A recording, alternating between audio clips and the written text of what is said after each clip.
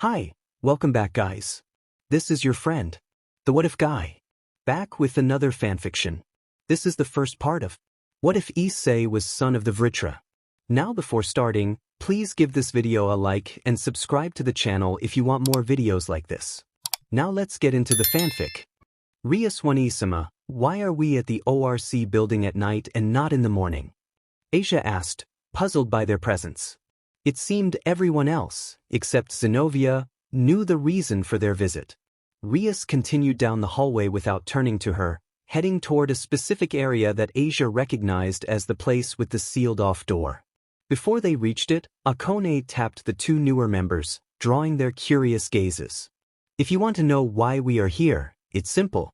Lord Lucifer allowed Rias to release her other bishop piece, who was sealed because he had more power than Rias could handle back then. Akone explained with a smirk directed at her king. The two girls nodded, now understanding more about their purpose, but they still wondered why it was happening at night. As they approached the door, they felt the faint presence of another devil inside, mixed with something else. Rias turned to them, her face showing signs of fatigue and concern. Okay everyone, a few things to know before we make sure we don't frighten him too much or vice versa, Rias began. She explained that he was likely her third strongest piece, a half-vampire named Gasper, who had a particular fondness for cross-dressing. Both Zenobia and Asia were slightly confused by the last part, but it distracted them from the fact that he was a vampire. When Rias destroyed the seals around his room and opened the door, Asia was met with an unexpectedly cute yelp from inside. Rias sighed in an older sister-like manner before fully opening the door, revealing a small boy no bigger than Kaneko, cowering in front of a coffin. It's just me, Gasper. Don't worry, Rias tried to reassure him, but he responded with panic. No. I don't want to go outside, it's scary outside. He screamed for the 15th time in the last 10 minutes. Rias attempted to calm him, but he kept trying to escape until he suddenly vanished, only for Kaneko to drag him back into the room, where he tried to crawl away with all his might. You should not run away from Rias, Gasper. It's not proper for a servant to run away from their emir, Kaneko said, her tone stoic yet firm. Gasper's mood didn't improve, but he stayed in the room this time. Rias held him gently, offering comfort. It's okay, Gasper. I just want you to join us and see the outside world again. Rias said calmly, and he nodded in response, which many in the room found adorable. I'll try, but I can't promise you won't be dis. Rias placed a finger on his mouth before he could finish. You could never disappoint me, okay Gasper? She assured him, and he smiled a bit more, nodding cutely. After a few more minutes of conversation, they moved to the main room of the ORC, where Rias sat at her table, observing the others as they interacted with Gasper. Akone stood by her side, noticing her serious posture and expression, prompting her to ask, Rias, is everything okay? Her voice was low enough for only Rias to hear, but it shook her from her thoughts. Rias looked at Akone, initially shocked, then shifted to a look of dread. Akone stepped closer, wanting to show her support. Rias sighed, closed her eyes for a moment, and then opened them again, focusing on the center of the room.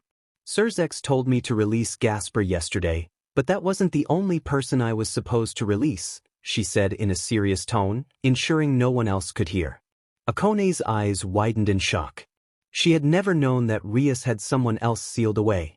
But why have you never told me about this person before? She asked, feeling hurt that her best friend hadn't trusted her with such a secret. Rias's next words made her regret asking.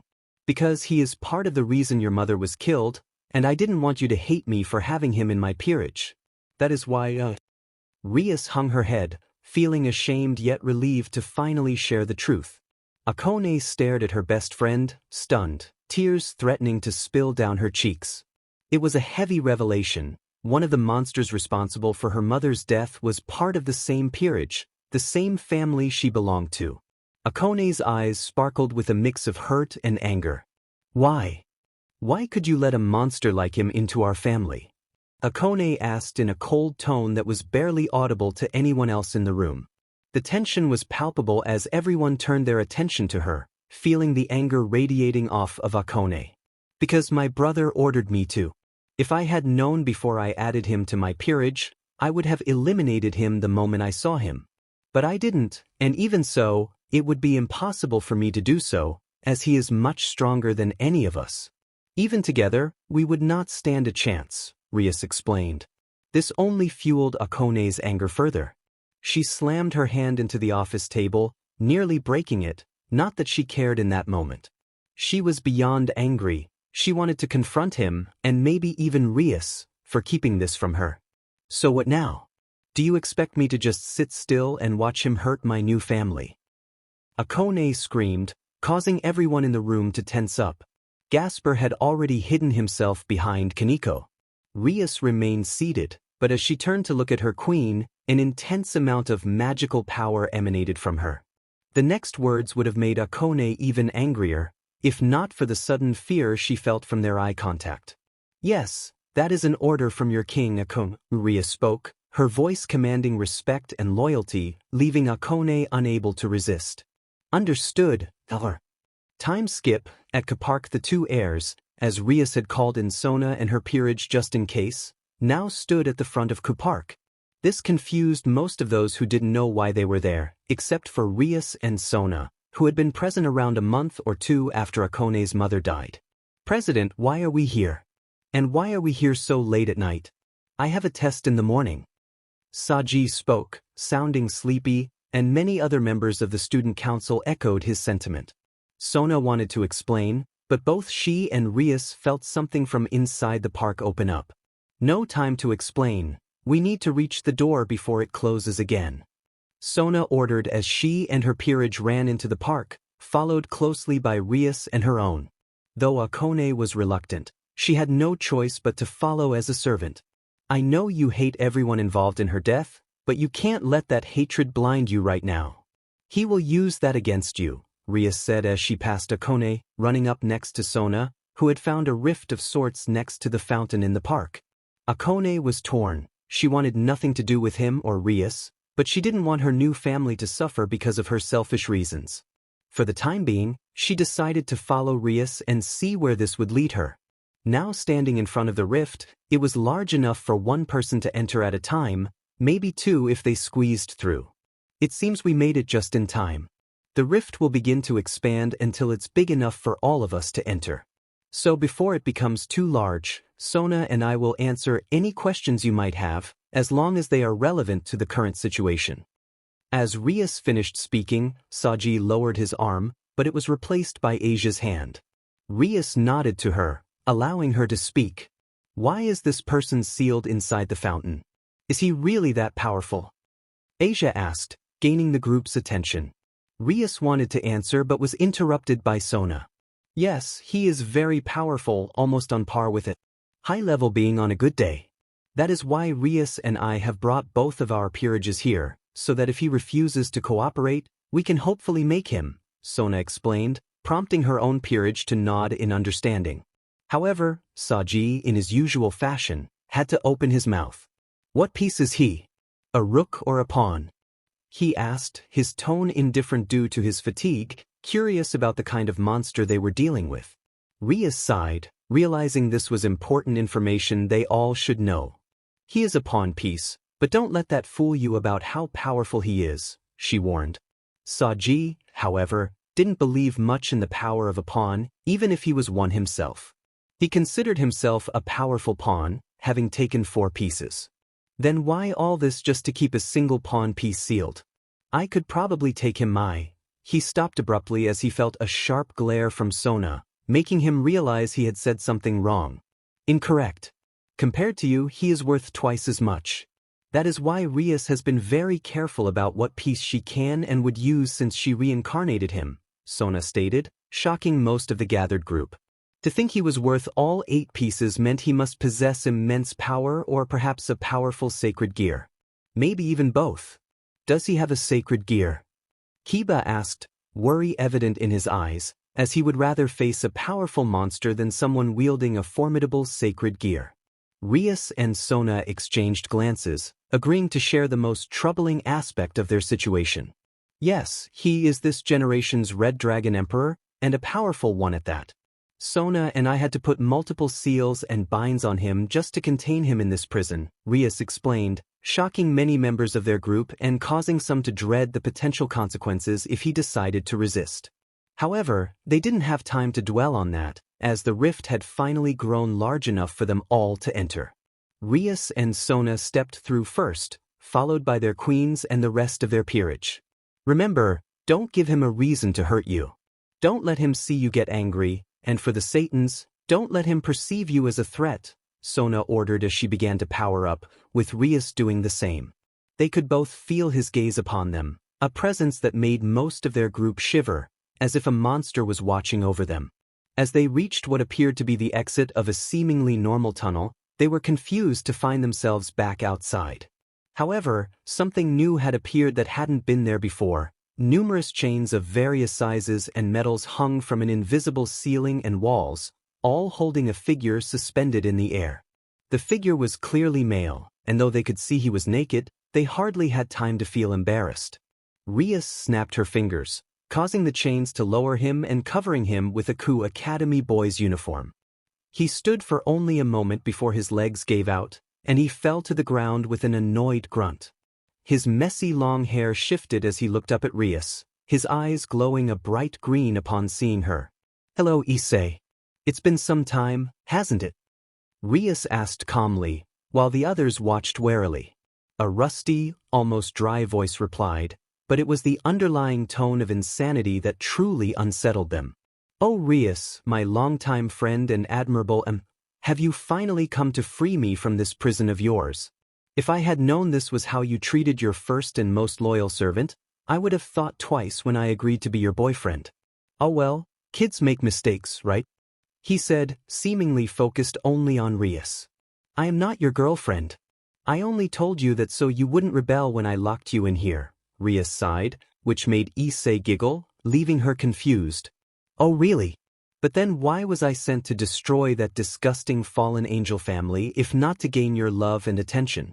Or did I misunderstand something?" he asked, a knowing smile hidden beneath his long brown hair, his narrowed green eyes visible. Akone's mind went blank at those words. She had just heard that the person she respected most might be connected to her mother's death. Rias and Sona knew Issei was lying, but there was some truth to his words, as Rias had once mentioned wanting the fallen angel who lived in Kugan. However, she never meant it that way and regretted ever making him part of her peerage. Akone began to walk slowly past Rias, drawing the attention of everyone behind Sona and Rias, including Issei, who saw an opportunity to create chaos. "But who knows, you still praised me when I returned, though I only managed to kill a few shrine warriors and an old fallen angel. Disgusting really if you ask me. But I guess I should say sorry, but there's no one left to apologize to, I suppose. Oh well." Rias and Sona recognized his manipulation, and he thrived on every word he spoke as Akone moved closer.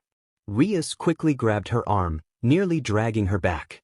Akone looked at her with pure anger, but Rias didn't let those emotions deter her. "Akone, listen to me. He's trying to get inside your head. If you do what you're about to do, he will win in this sick game of his," Rias urged, but Akone had already crossed a line, though not in the way either Rias or Issei expected. A sudden cloud of lightning appeared overhead, and just as quickly, it shot down a streak of lightning toward Issei. It struck him in a powerful display of blue and yellow light. He screamed in pain as it burned and electrocuted him, damaging his body inside and out. However, his cries of pain soon morphed into sounds of pleasure and enjoyment. Rias knew this was a bad situation, but she couldn't help but feel embarrassed by his reaction. What is wrong with this person? Is he getting off on this? Is he Rias? Yelled Akone, frustrated that she couldn't hurt him, as it seemed to be what he wanted. Rias nodded, causing Akone to halt her lightning attack. Issei lay on the ground, dissatisfied that his fun had ended so abruptly. "Oh come on. It was just getting to the good part. What do you want, Rias? Was it just to see me suffer, or is there a real reason?" This shocked everyone, as they had always seen him as a reckless individual, but now he sounded serious and even a bit respectful, despite his words. Rias sighed at his sudden change in demeanor. "You were never easy to deal with, always shifting your tone so quickly. But yes, I've come to let you out of here and rejoin me as my loyal pawn. Issei chuckled at the mention of loyalty. Oh, you know I always was, at least when you offered something, he retorted, causing emotions in the group to reach levels they typically wouldn't in a single day. But alright boss, I'll do as you ask. I Issei Hijishiki, the Red Dragon Emperor and slayer of this generation's White Dragon Emperor, swear to you with my newfound freedom to follow your orders and act in the interest of you and the Gremory clan. He managed to bow before her as he made his vow. No one could ignore the weight of his words, especially since the White Dragon Emperor had already met his end at Issei's hands. Good to have you back, Issei, Rias said, her tone cold, aware that he would try to find a way around her at the first sign of weakness. Meanwhile, Rias and Sona had gone to the Underworld after placing Akone and Tsubaki in charge, along with a literal leash on Issei. It contained woven destruction magic, ensuring he would be harmed if he tried to escape. While not as effective as the chains in his previous prison, it got the job done. Unfortunately, Akone was the one holding it and was rather trigger-happy, given her feelings about Issei's connection to her mother's death. Tsubaki had to remind her multiple times that Rias didn't free him to cause harm, but to increase security for the upcoming 3-faction meeting happening in less than a week. I understand you dislike him being here. I feel the same way, but it's a direct order from the Maos. We can't go against their wishes, Tsubaki said, earning a long sigh from Akone as she relaxed her grip but continued to glare at Issei. He was trying to engage with the others, but Kiba, Zenobia, and Kaneko stood between him and the rest of the group, leaving him ignored. Come on now, we're all part of this peerage. Can't I even talk to you new guys? I was the first piece, so I guess I'm kind of like a senpai. Shouldn't you treat your senpai with respect? Issei asked, smirking confidently. He wanted to have some fun until Rias returned. Saji stepped in front of the blockade of rooks and knights, extending a hand toward Issei. He was shaking but felt the need to lighten the mood. Issei took his hand, slowly applying pressure with his devil strength. Saji maintained a brave face, though he was inwardly panicking. Hello, I'm Saji. Pleasure to meet you, he said, his voice betraying his discomfort. Issei chuckled before adopting a friendlier smile. Issei Hijishiki, same goes for me, Saji. Many in the room blushed at the way Issei said Saji's name, even Saji himself, despite the pressure on his hand. You too, he whispered, feeling embarrassed, which only made Issei smirk more. But before he could celebrate making half of the people in the room rethink their love interests, Akone yanked him towards the table, slamming him into it with surprising force. As he got back up, he slammed his left hand on the table, his face showing no anger, only a fleeting moment of attraction towards Akone. Don't play with them, Akone commanded, her tone firm and demanding respect. The look she had received earlier only fueled her longing to protect her friends from any tricks he might pull. Don't worry, I don't just play, he smirked, both of them glaring at each other, Issei with confidence and pride, and Akone with determination. The others in the room felt uncertain, watching in silence as the tension built. The staring contest continued for a minute or two, with no one daring to interrupt. Then both Akone and Tsubaki's expressions shifted to confusion, mirrored by the others behind Issei as they heard a strange sound. Sniff, sniff. Akone looked at him, puzzled. Why did he just sniff the air? She wondered before he spoke again. So, Akone, right? What are you? He asked, his expression shifting from cocky to genuinely curious. I thought you already knew. What more do I need to reveal? Akone replied sharply, making him nod before turning to the others. True. I guess you were trying to hide that. But what about you, little kitty, and you there, dragon boy? I can already tell you two aren't devils, at least not like the others in this room. Issei's curious smile confused those who didn't know him, while those who did were amazed he could figure it out. Kaneko looked at him, shocked, her eyes wide in disbelief. Saji stood confused, unsure why he was singled out as Dragon Boy. Issei then shifted his gaze to the hidden Gasper in his box. What about you, BLD drinker? Want to discuss your race as well? Not that there is much to say, red eyes, small fangs, and even more attractive features than your average supernatural being. Clearly, a vampire, Issei smirked, pleased with his deduction, which everyone else already knew. Kiba grabbed him by the collar, pulling him close, his face angry. "What are you getting at? Are you just here to torture us?" he demanded, his grip tightening around his sword handle. No. I'm just curious about who my MSTR has added to her peerage in my absence, that's all. Former church members, all three of you, right?" Issei looked at Kiba, Asia, and Zenobia, their eyes widening in shock. Kiba shook Issei a bit. "So what? Then what about you? What are you?" Kiba yelled, his patience wearing thin. Issei smirked, revealing his sharp teeth, which startled a few. "Me? I'm a dragon, only 75% though." His revelation left the room speechless.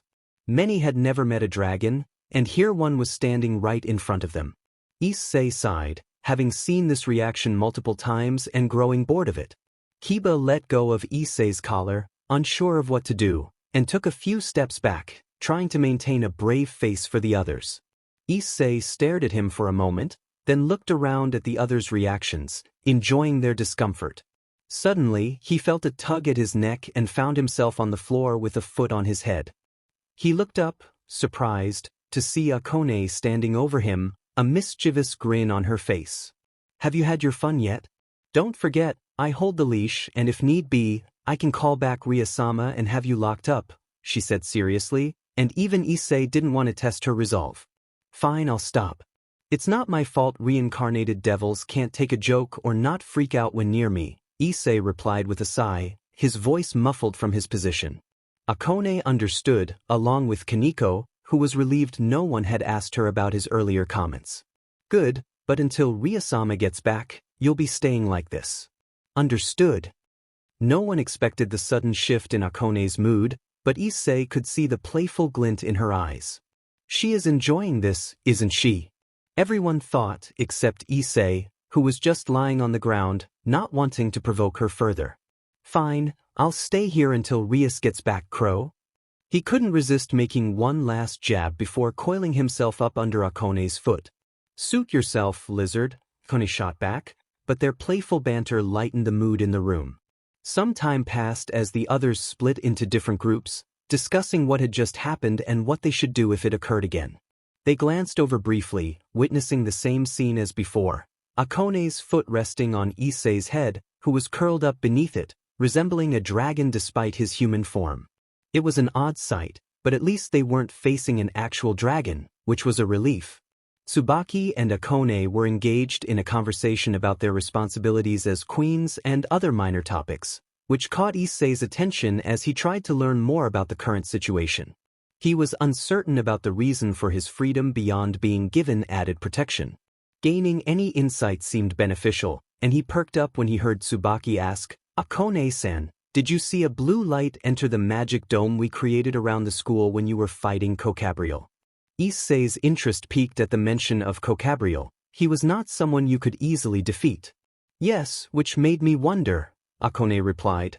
"Remember when Issei claimed he had killed this generation's White Dragon Emperor?" Tsubaki nodded, and Issei felt a surge of curiosity about where this conversation was heading. "Well, I think he might be lying because it was the White Dragon Emperor who stopped him and took him back," Akone explained. Tsubaki's expression turned shocked, while Issei's face flushed with anger. His pride wouldn't allow anyone to accuse him of lying, especially about something as significant as defeating a dragon emperor.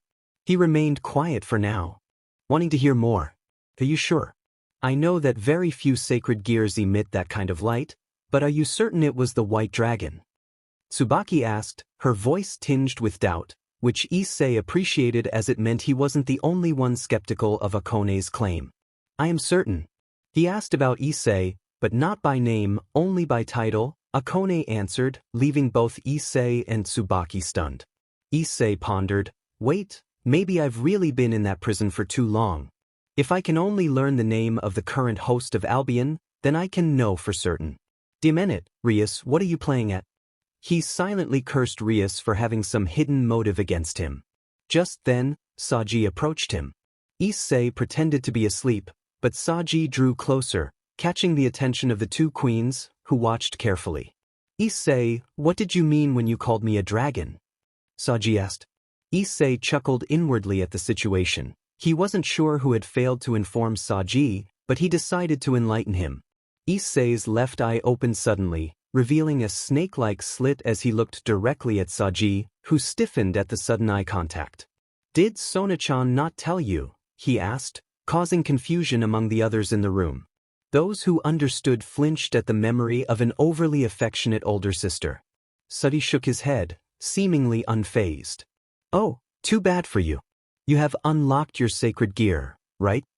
Issei inquired, receiving confirmation as Saji summoned a small black gauntlet around his left arm, resembling a frog with a hole where its mouth should have been.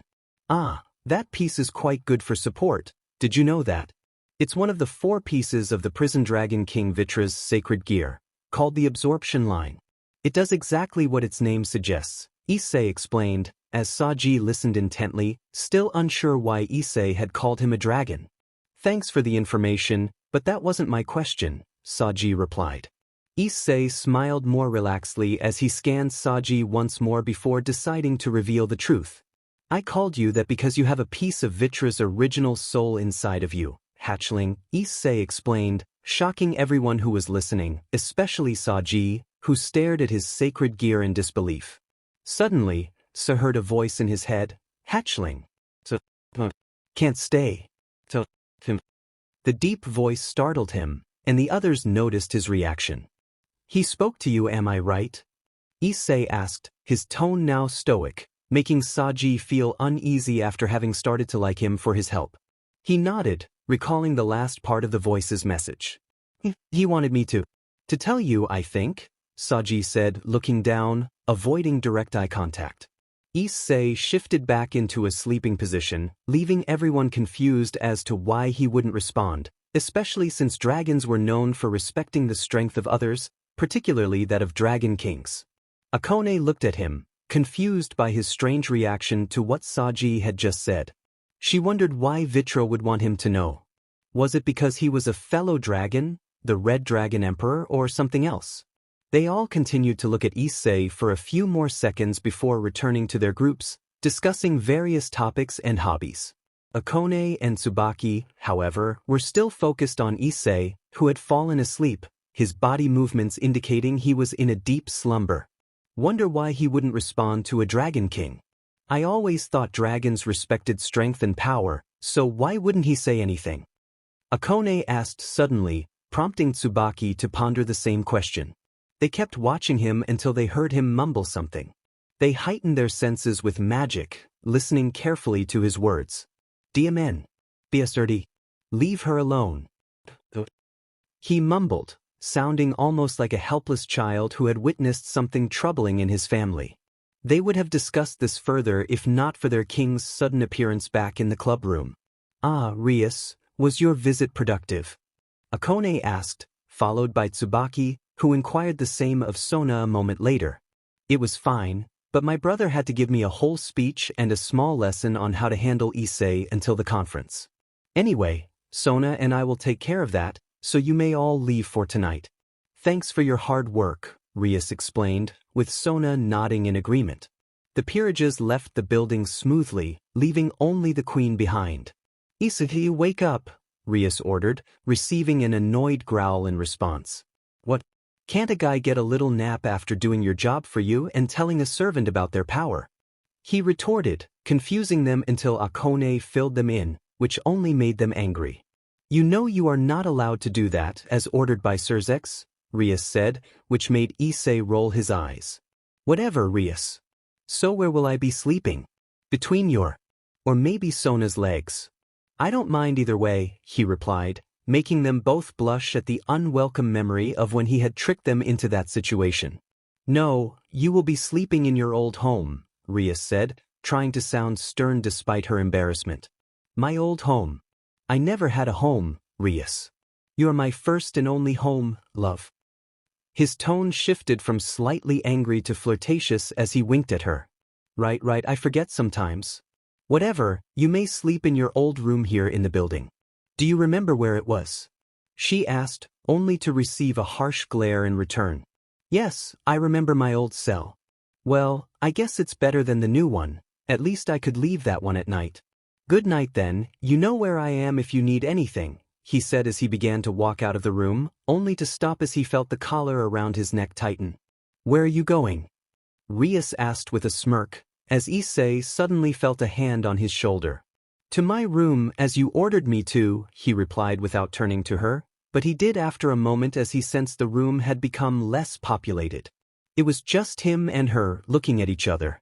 Issei's expression was annoyed but also a bit lustful because he was deeply in love with her. Rias looked at him with a cold stare and made a hand gesture he knew all too well. Sit, she commanded. A certain aspect people didn't know about Rias was that she was not a typical romantic. The things Issei had said and done were all things she had asked of him, as she was just as complicated as he was. Good dog, she said, her cold gaze becoming even more intense, leaving Issei both intimidated and incredibly drawn to her. Even Issei in some ways, but mostly because he had more or less thrown himself at her, giving her anything she wanted for just the smallest amount of love. So Issei, what happened while Sona and I were gone? Rias asked in a stoic voice, quite unlike the one she would use with her friends and classmates. Issei kept looking down, contemplating how to answer. He wanted to ask how long he had been locked away since it seemed like the White Dragon Emperor was back or maybe still around. Before he could continue his thoughts, he was pulled by his neck to look up at Rias's face, where he met a pair of piercing crimson-red eyes. I wanted to talk with them, but none of them wanted to talk to me, so I went on to reveal most of their species and former factions.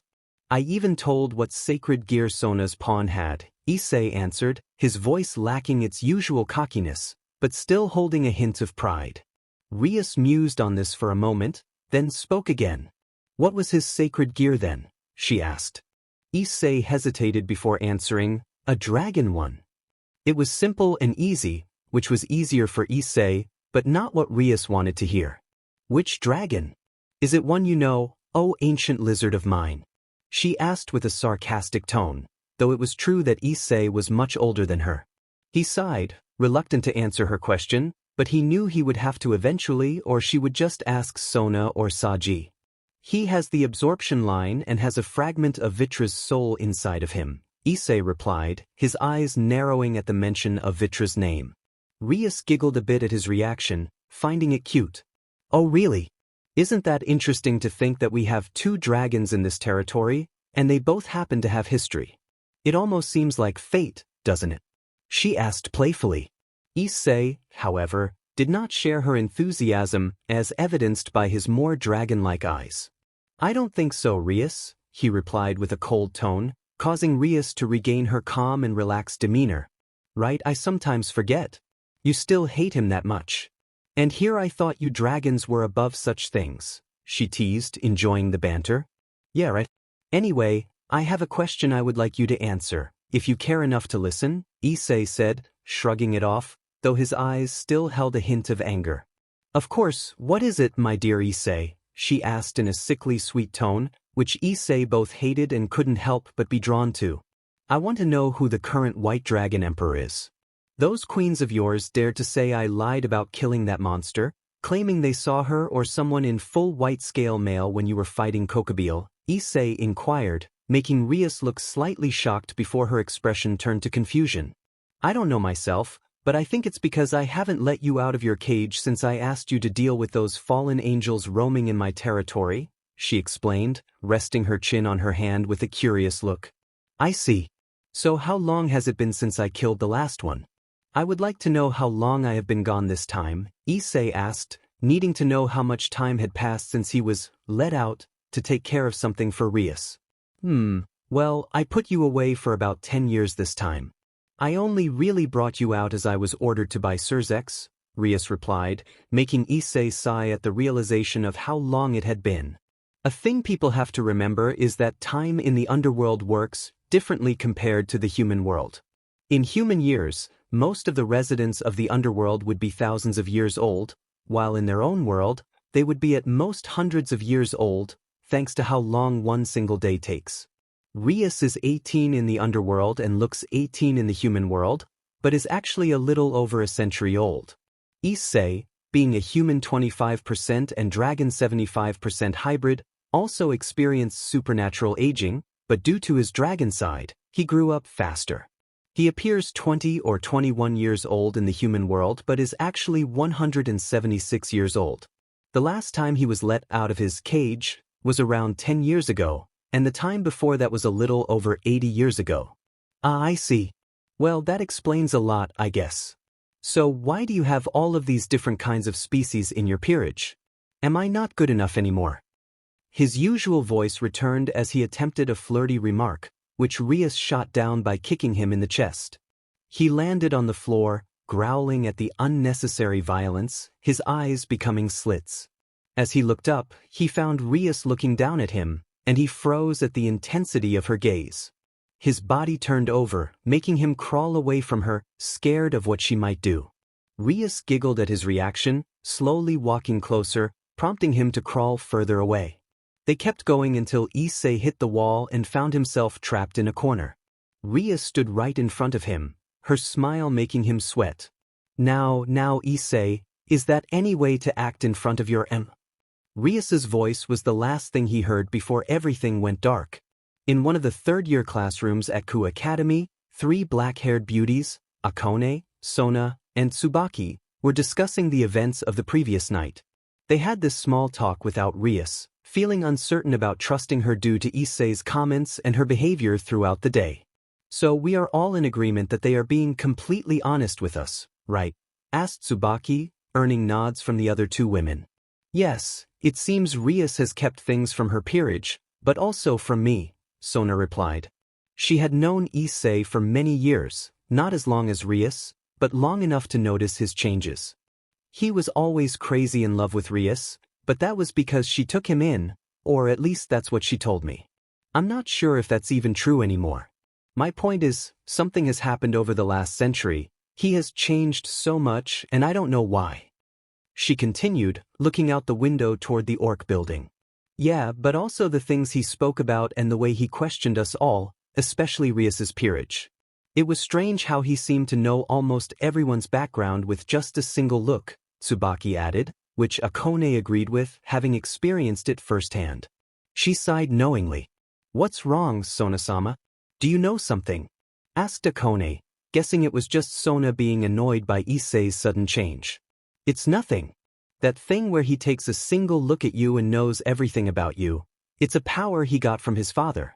One of the few things he likes about his family, Sona explained, which intrigued both queens, who wanted to know more about his father. Before they could ask, the door slid open, revealing a breathing and sweating Momo, who looked like she had just run a mile. Momo, what is it? Is there a problem? Sona asked, walking over to her servant. It's Kiba. He got into a fight with Issei. We gotta hurry and get Issei back in chains. Come on, President. Momo almost fell to her knees but was caught by Sona, who helped her to the ground before summoning a blue magic circle to teleport her home. You heard her, let's go now, ordered Sona, and the 3 rushed out of the room. A few minutes later, they arrived at the scene to find the front yard of the orc building destroyed. A giant red and black snake lay on the ruined ground. The 2 queens took a step back, recognizing its aura as that of a dragon, confirming it was Issei. Sona remained calm. She had seen his true form many times, and while it was powerful, it didn't frighten her. It seemed he had held back, as no one had been seriously harmed. She noticed Asia's unconscious body, wrapped in Issei's tail, as if he were protecting her. The 4 knights stood in defensive positions, surrounding Issei. Sona couldn't help but sigh at Rias's poor tactical skills. The rest of her peerage and Rias were behind the line of knights, with Rias shouting orders while trying to get Issei to transform back. Sona took a second glance at the situation before turning to the 2 behind her, who had calmed down a bit. Akone, charge up lightning but only use it if I give the word. Tsubaki, follow me, we have a dragon to calm down. They both nodded, as Sona's authoritative tone made it easy for them to fall in line. Akone summoned her priestess attire and flew into the air, beginning to charge lightning as instructed. Sona and Tsubaki approached Issei, who noticed them and turned his attention toward them. Rias noticed as well, but before she could speak, Sona yelled, "Issei, what is the meaning of this?" Her tone stunned Issei for a moment before he growled in annoyance. "What am I doing?" "Ask Prince Charming over there. He started this." Sona turned her head to Kiba, who was visibly angry. She couldn't understand why he was upset, aside from the fact that Issei had Asia wrapped in his tail. Even Rias seemed shocked, looking at Kiba, who now had everyone's attention. "Don't listen to him. He attacked Asia, so I tried to save her," Kiba retorted, his calm demeanor gone. It reminded most of them of how he acted when Zenobia and Irenia had a meeting with Rias a week ago. Sona looked back at Issei with a questioning look as she studied Asia's body. She didn't seem hurt, maybe just tired. "So did you attack her?" Sona asked in a calm voice, and Issei shook his head. "No, I was helping her inside as she told me she was really tired.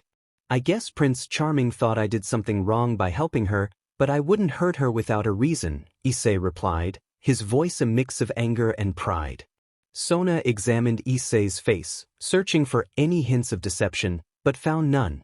She then looked to Kiba to see if he would react nervously, but he didn't. This left Sona puzzled, as neither of them seemed to be lying, at least not entirely. She let out a heavy sigh and spoke, "Both of you seem to have misunderstood each other's actions. Issei, you might have gone too far by revealing your true form. There are still humans around the school, and if they had seen you, only Satan knows what would have happened. And Kiba, I had hoped that after your last emotional journey, you would have learned to calm down and think before acting rashly." The tension broke, and both parties felt like children under Sona's gaze as she scolded them for taking sides instead of stopping the conflict. "Anyways, I think today and the previous incident have been rather tiresome, so you all may go home for the day," Rias said after Sona finished her scolding, and the two peerages returned to their respective bases. Issei continued to hold Asia, who had been put on a leash again, which Akone held. The room soon emptied, leaving only 4 people, Akone, Asia, Rias, and Issei. After a tired sigh, Rias looked up from her desk at the now sleeping Asia, then turned to Issei. "What happened to her that made her need your help?" she asked curiously.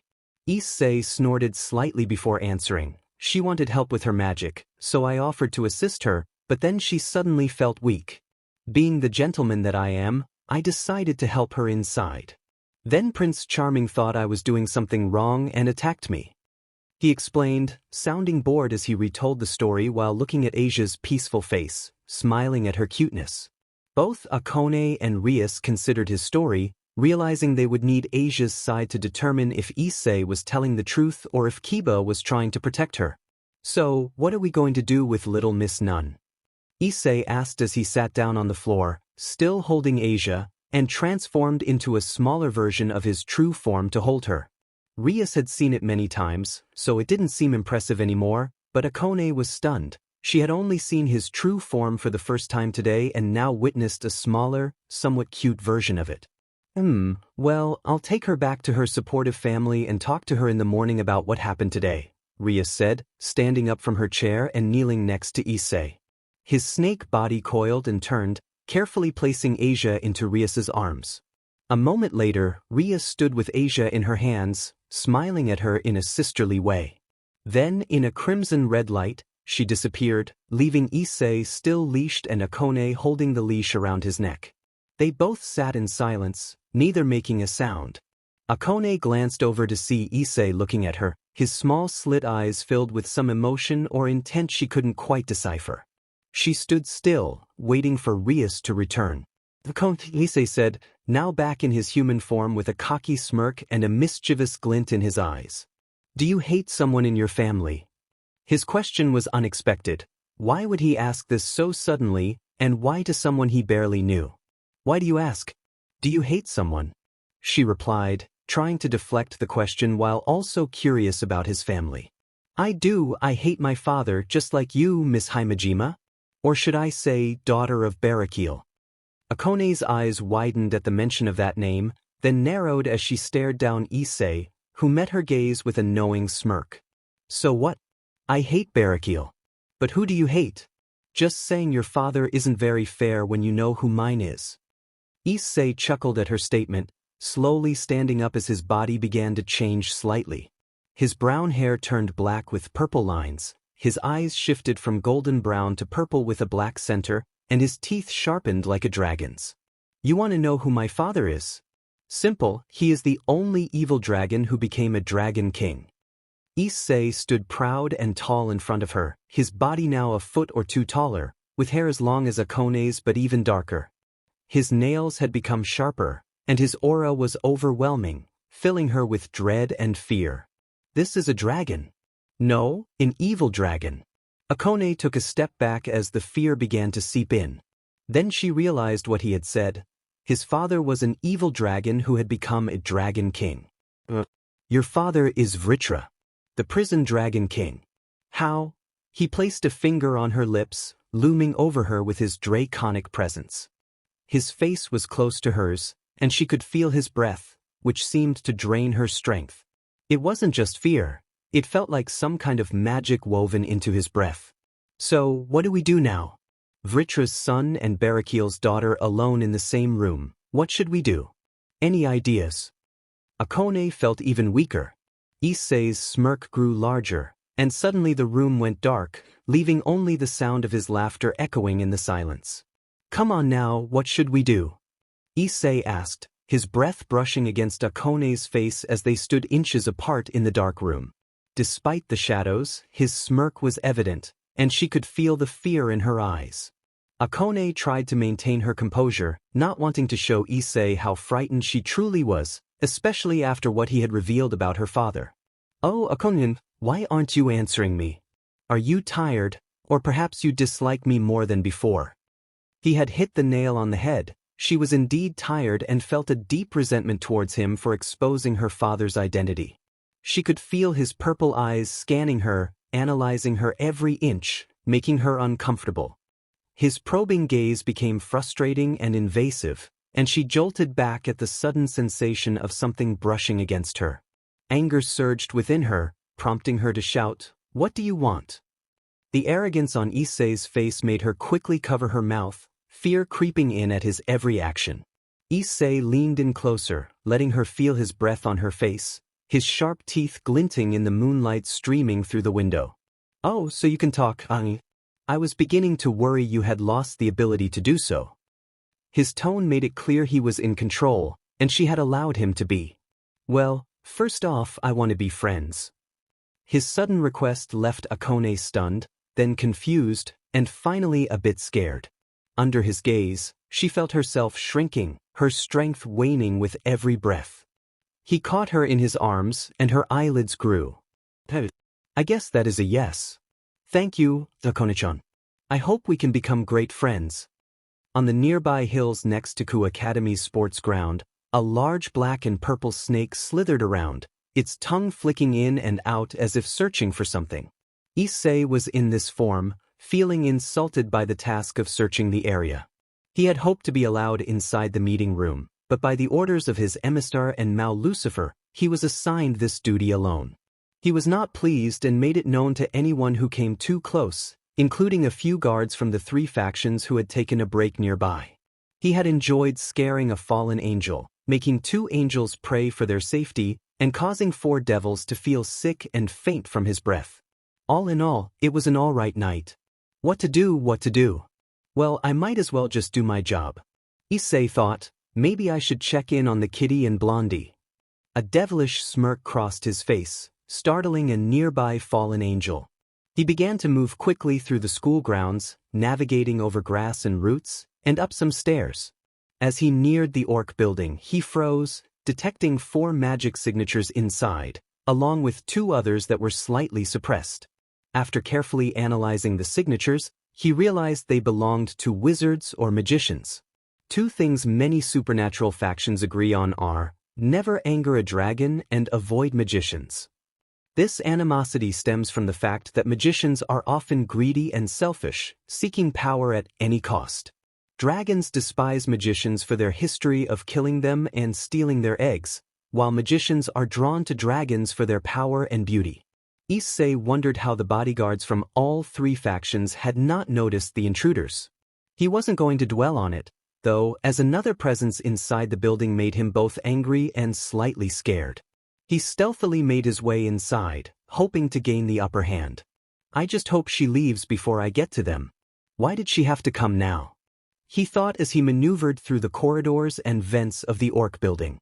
He could hear female voices nearby, and the other presence had vanished, which eased his worries. Just as he was about to enter another vent leading to the room with the magicians and his teammates, he felt something pressing down on him, immobilizing him completely. A voice froze him in place. "Issei, how are you doing?" asked Ophis in her stoic tone. If Issei had a human face, he would have been sweating with fear. Ophis was standing over him outside the room with the magicians and his teammates. He slowly turned his head to meet her gaze, knowing better than to disrespect her. To his shock, she was not in her usual little girl form but appeared more mature, though still covered in bandages. "Hello, Ophis, what a surprise to see you here." He managed, his usual pride replaced by a weaker, more respectful tone. Ophis looked at him with her cold eyes and then smirked unervingly. "I would say so too. It's not every day I meet an evil dragon playing friends with devils. So how are you, hatchling of Vritra and godchild of mine?" Her tone, though emotionless, felt teasing to Issei, which he disliked. "Don't say his name and don't call yourself my godmother," he hissed back. Ophis's eyes flickered with a hint of life before returning to their dull state. She chuckled softly, covering her mouth, then lowered her hand slightly, revealing a small smile. "Why not? I thought you liked me, as you used to ask me to adopt you all the time when you were younger. So why not just be your godmother?" Issei grew more frustrated as her gaze felt heavy, as if she wanted him to concede. After a few moments, he lowered his head in SBMSN. "Good boy. I can't wait to tell your uncle, he'll be happy for you." She lifted her foot off him, and he instinctively coiled his body around it, creating a small hill to lie on. Issei stared at the dragon goddess, trying to gauge her intentions. "What do you want from me, mother?" he asked, his tone a mix of anger and a slight hiss. Ophis smiled, though her eyes remained cold. She turned towards a nearby window, gazing out.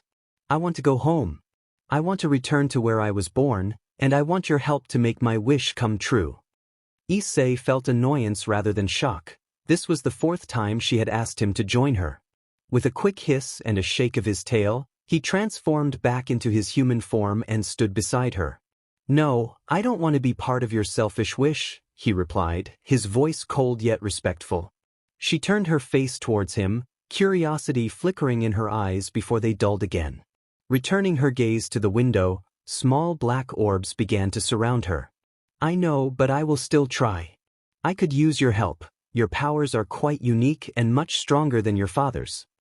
"Oh well, I'll take my leave then, goodbye Issei." In an instant, the many black orbs transformed into snakes, lunging at her and coiling around her before vanishing along with Ophis. "I didn't think I would meet her here of all places. Well, I guess being the Red Dragon Emperor has its perks, but being my dad's kid is just an added curse or bonus. What do you think, Drake?" A red glow enveloped his left arm as a crimson-red gauntlet appeared. It resembled a dragon's hand, complete with sharp claws and scarlet-like metal pieces, featuring a large green gem in the center. There was a moment of silence before Issei began chuckling a little. "Oh right. I forget, you don't want to talk to me. Geez, Drake, one time I go berserk and you never talk to me again. Oh well, I have better things to do than talking to an old lizard." Issei recalled the gauntlet, revealing that his hand had taken on a more dragon-like appearance, with sharper nails and stronger-looking fingers.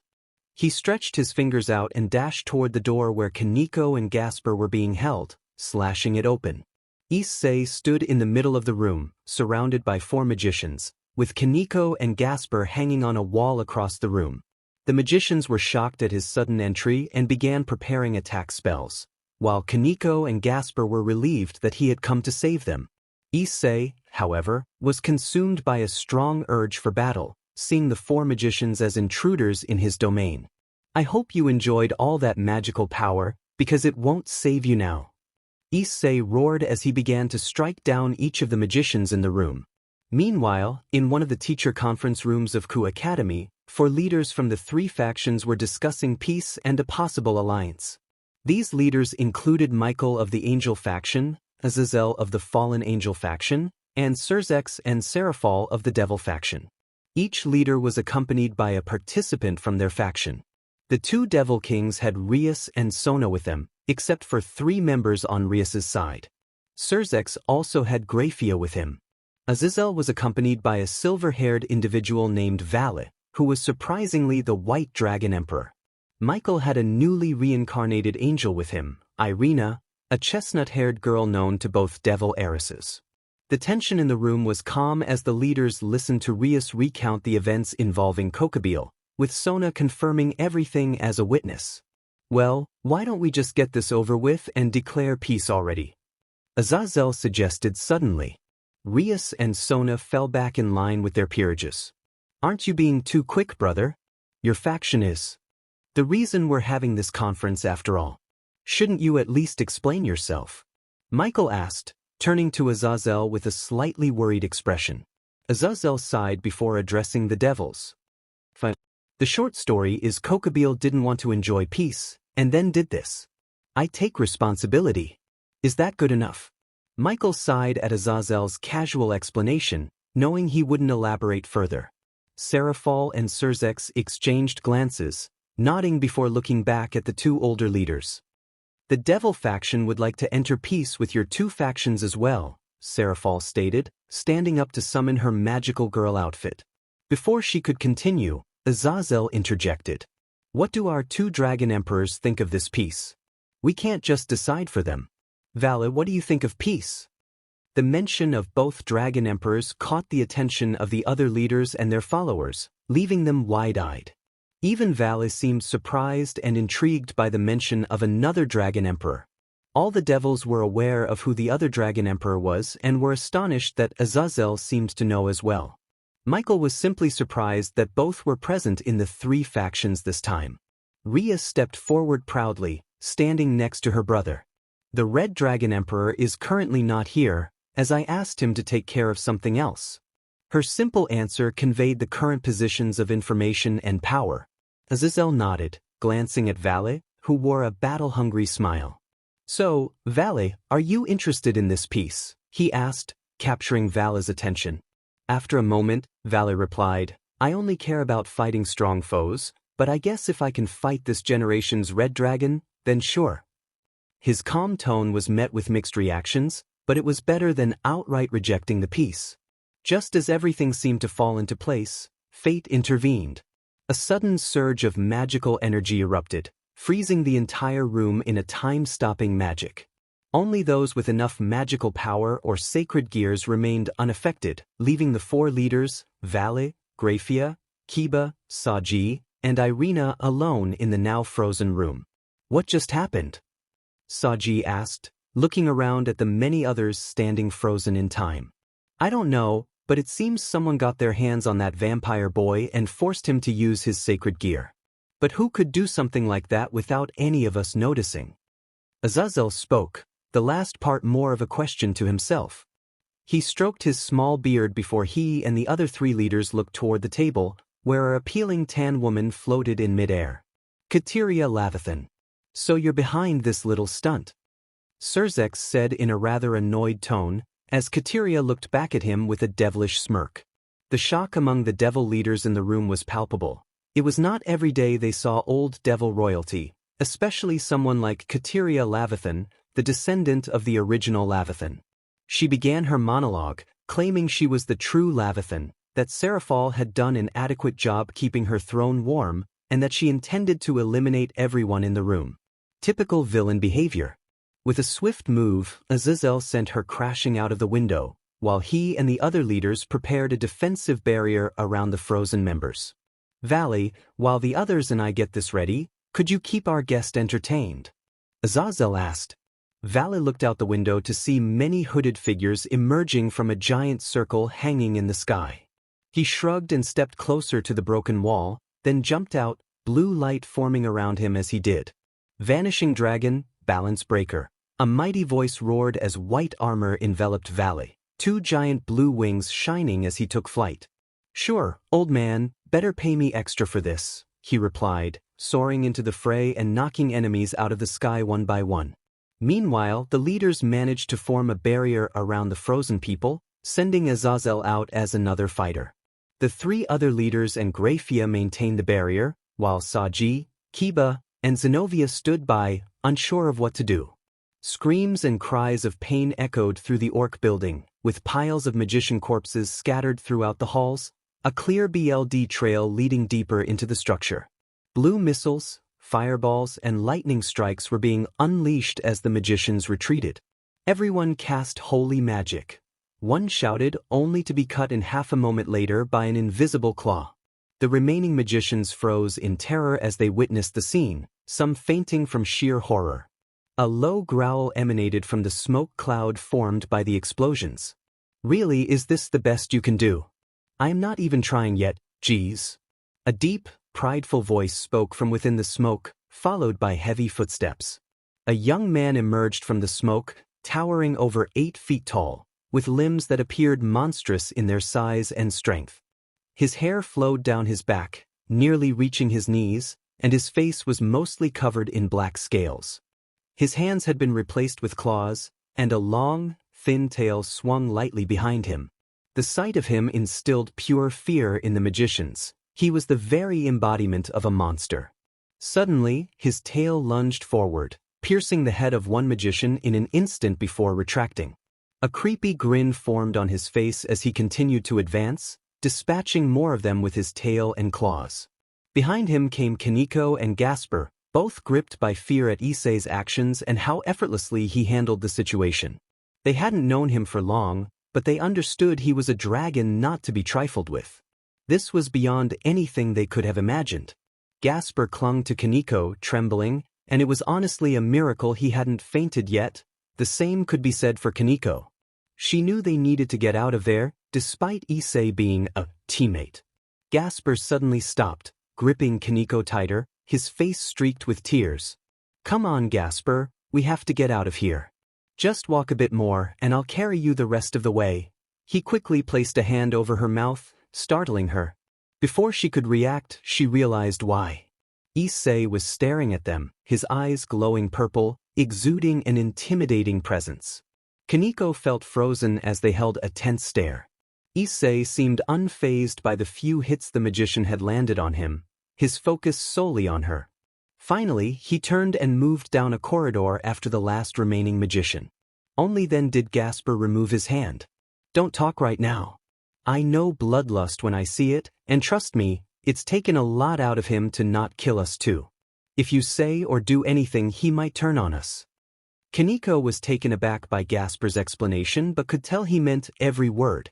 She nodded, and they continued searching for an exit. Meanwhile, Issei was dealing with the last magician inside the building. He tossed the defeated foe into the hallway, BLD spilling across the floor.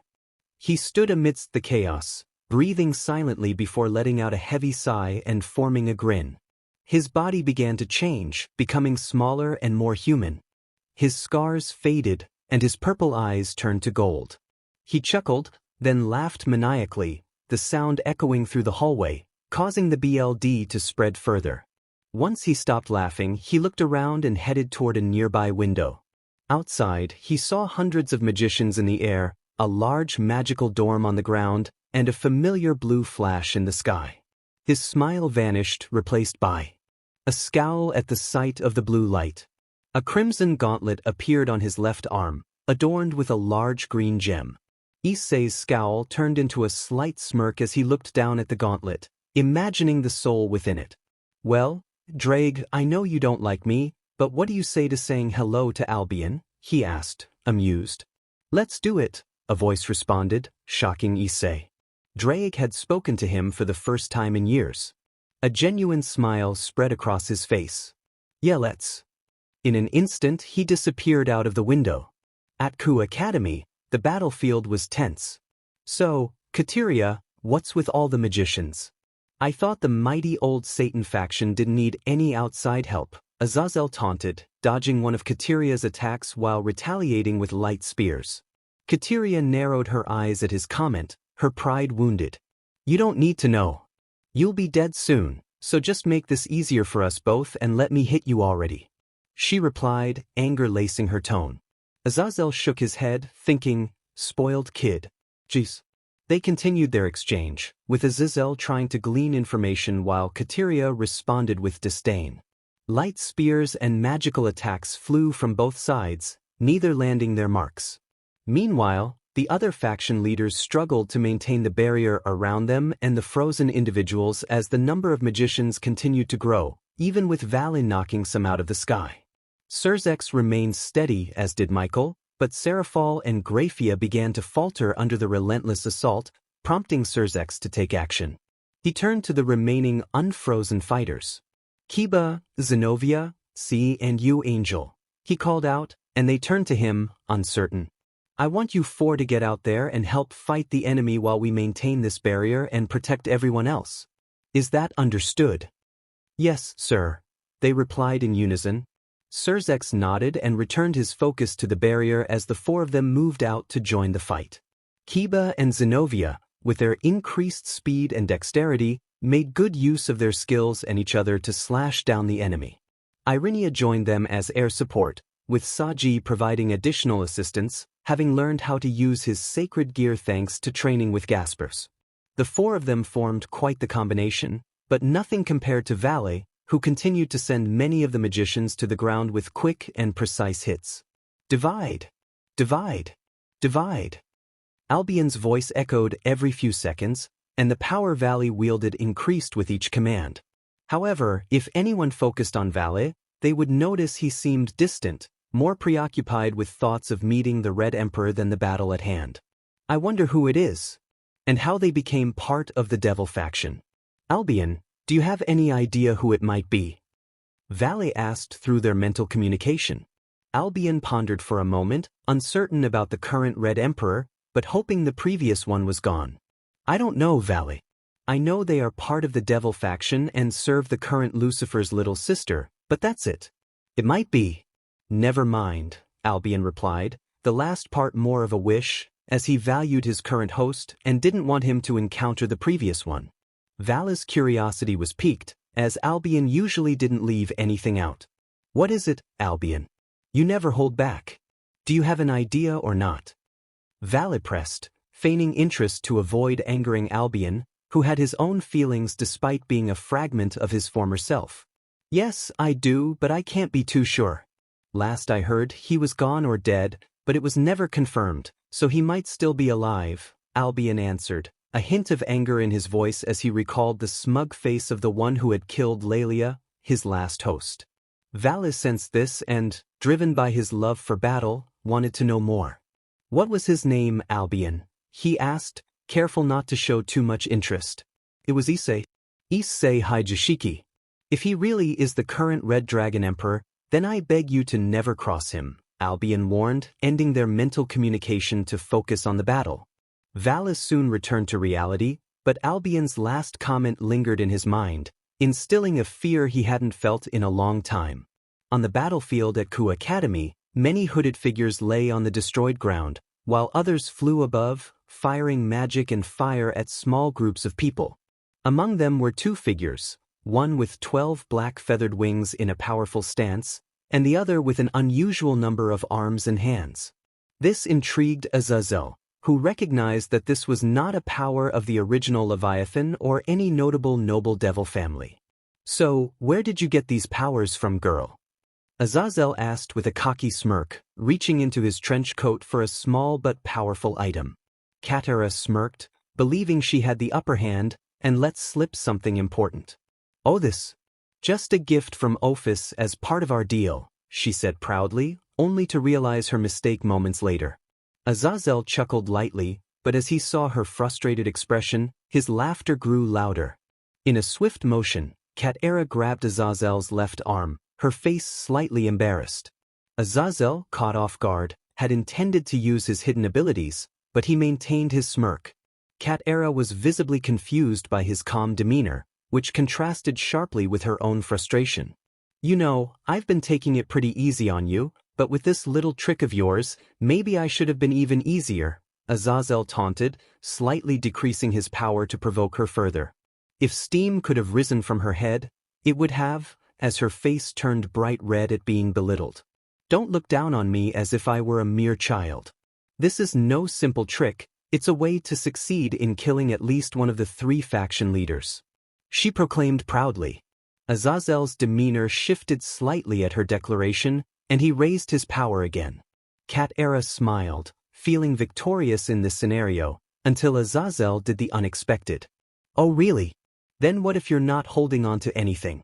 He asked, clutching his freshly severed arm with his remaining one. Kateria stared at him, stunned by his sheer determination, even if it was masked by laziness and a lack of seriousness. Her smile faded into a frown, then twisted into an angry sneer. Even so, I will take at least one of you down today. For I am the true. Billy sprayed as a golden spear of light pierced her stomach. Her eyes widened, then lost their color as she collapsed. While Azazel tended to his injured arm and kept an eye on Kateria's motionless body, Kaneko and Gasper reached the defense barrier. Sirzechs noticed them as they dashed across the battlefield, dodging magic and debris. They jumped into the barrier and fell to the ground, exhausted.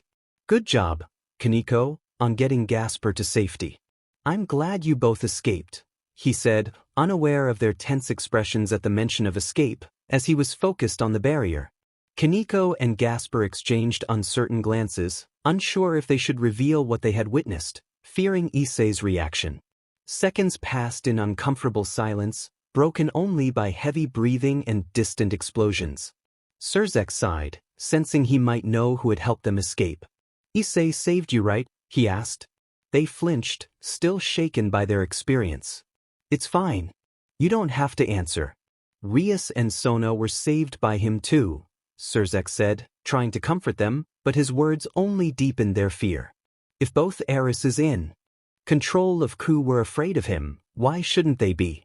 Just as they began to sink deeper into despair, Azazel descended from his earlier battle and landed in front of Gasper. Gasper was still too shaken to notice, something Azazel quickly picked up on. He placed a hand on Gasper's shoulder, causing him to jump. Calm down, kid, it's just me. You know, the guy who helped you train your sacred gear, he explained, helping Gasper relax a little, though he still trembled. Azazel reached into his pocket for a special item he had brought as a gesture of goodwill. Here, kid, put on this bracelet. It will limit your sacred gear's power and should unfreeze everyone here. He handed the bracelet to Gasper, who accepted it and put it on his arm. For a moment, nothing happened, then suddenly the magical circles from which the magicians had emerged vanished. The frozen individuals began to thaw, some collapsing from exhaustion. Rias, Sona, and Tsubaki managed to stay upright, albeit unsteadily. What happened? Wait, why am I outside the school building? And are those magicians? Rias asked, confusion growing with every direction she looked. Sona and Tsubaki shared her bewilderment, their eyes widening at the chaos around them. Gasper approached Rias, keeping his head down before kneeling. Rias-sama, I'm so sorry. I'm responsible for all this. I shouldn't have been left alone. He was interrupted as Rias hugged him tightly, comforting him. It's okay, Gasper. As long as no one was seriously hurt, everything will be all right, she said soothingly, and he cried into her chest like a child seeking solace. She gently stroked his hair as the battle drew to a close, the last of the magicians dealt with. Azazel and the other leaders lowered the defensive barrier and began discussing the potential causes of the chaos. Shortly after, they returned to the younger group, though Azazel chose to fly up to meet Valle, who was still hovering in the air. It seems that other factions, namely the Old Devil faction, are very keen on preventing this peace from ever seeing the light of day, Sirzechs explained, as the younger ones listened intently. We believe that a simple peace may no longer be sufficient, and we have come to the conclusion that a sudden explosion interrupted him, and a dark figure crashed to the ground in front of Sirzechs. Emerging from the small crater was Azazel, smirking as he looked up at the sky, prompting everyone else to do the same. They saw a white-armored figure hovering above, his 2 massive blue wings shining down on them.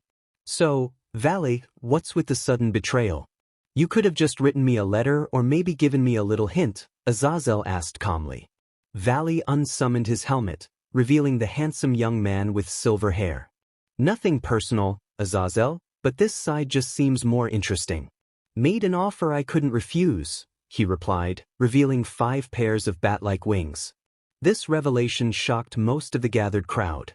Valley wore a small, confident smile as he resummoned his helmet and stretched out his armor's wings, enhancing his powerful presence with this simple change in pose. I am Valley Lucifer, the White Dragon Emperor and a member of the Chaos Brigade, right? Interrupted another voice from above. The crowd looked up to see another armored figure, clad in crimson red, with a long tail instead of 2 giant wings. Valley recognized him immediately as his rival, the Red Dragon Emperor. The onlookers, including Rias, Sona, and Sirzechs, were surprised to see him in his balance breaker. The crowd felt the weight of his power, realizing this was their first encounter with the last generation's Red Dragon Emperor. Azazel smirked, curiosity lighting up his eyes. Those who had fought Issei less than a week ago gulped at the realization that he hadn't taken them seriously then.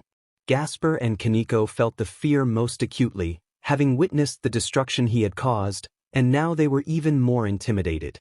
The sealed dragon within Vala's sacred gear, Albion, felt the most fear, wishing he could express it at the sight of his previous host's killer. Vala found himself unable to move under Issei's gaze, feeling trapped in time. Each second stretched painfully as Issei descended to his level, relinquishing the advantage of the high ground. It was a clear indication of his confidence that Valley couldn't defeat him. Issei floated right in front of Valley, who could barely inhale, his breaths weak and shallow. Issei's tail began to coil around Valley, trapping him effortlessly. With a heavy sigh, Issei rested his head on his arm, almost appearing bored. Valley barely registered being ensnared by the tail, but when he did, a wave of weakness washed over him. How is it that I can't do anything right now?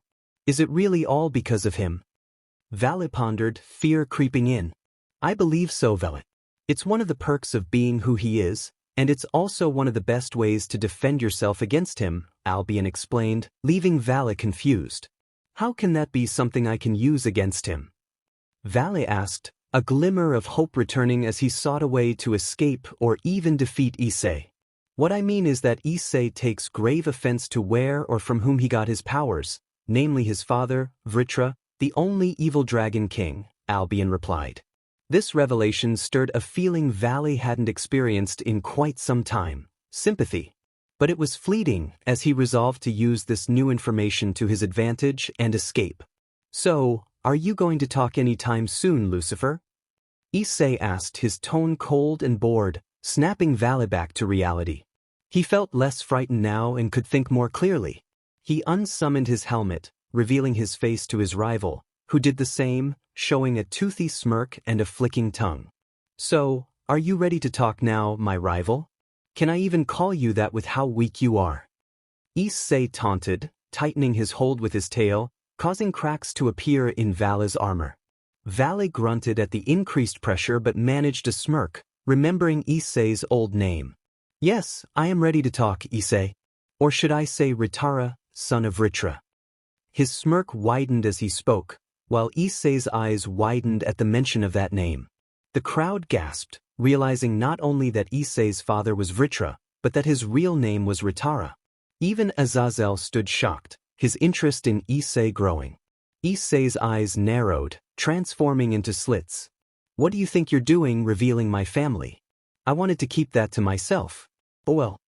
He released Valley, surprising the gathered crowd, except for Rias and Sirzechs, who sighed at their brother's antics. They knew they couldn't intervene. Issei was stubborn when it came to these matters. Dragons were prideful and would not let go of their targets once they had set their sights on them. As expected, Issei lunged at the unprepared Valley, forcing him onto the defensive. Issei's relentless attacks grew faster, making it increasingly difficult for Valley to defend himself. The toll on Vala's armor became evident as pieces began to shatter and fly off with each strike, until finally his armor broke completely, sending him crashing to the ground with a powerful tail WHP from Issei. He hit the ground in mere seconds, creating a deep crater and a massive cloud of dust.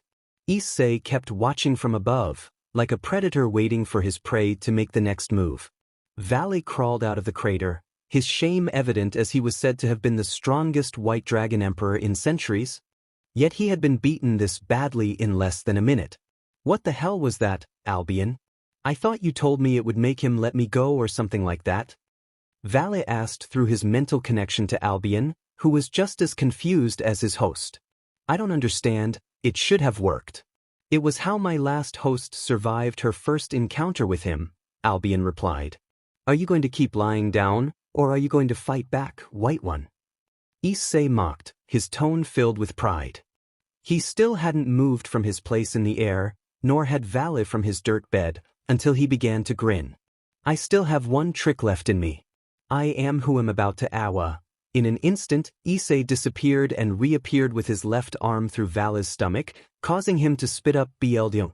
It's no fun if I just fight a mindless beast, Issei said coldly, pulling his arm out of Valle and standing over him. Valle couldn't feel anything throughout his whole body, except for an unnatural breeze that seemed to pass through him. He felt his strength waning with each passing second. His eyes slowly began to close, and he barely noticed as he thought, is this really it? His eyes closed completely, as did his breathing. Issei, you have just killed your second White Dragon Emperor, my second host to die at your hands. I will have my revenge, mark my words, Albion spoke in a nearly lifeless voice.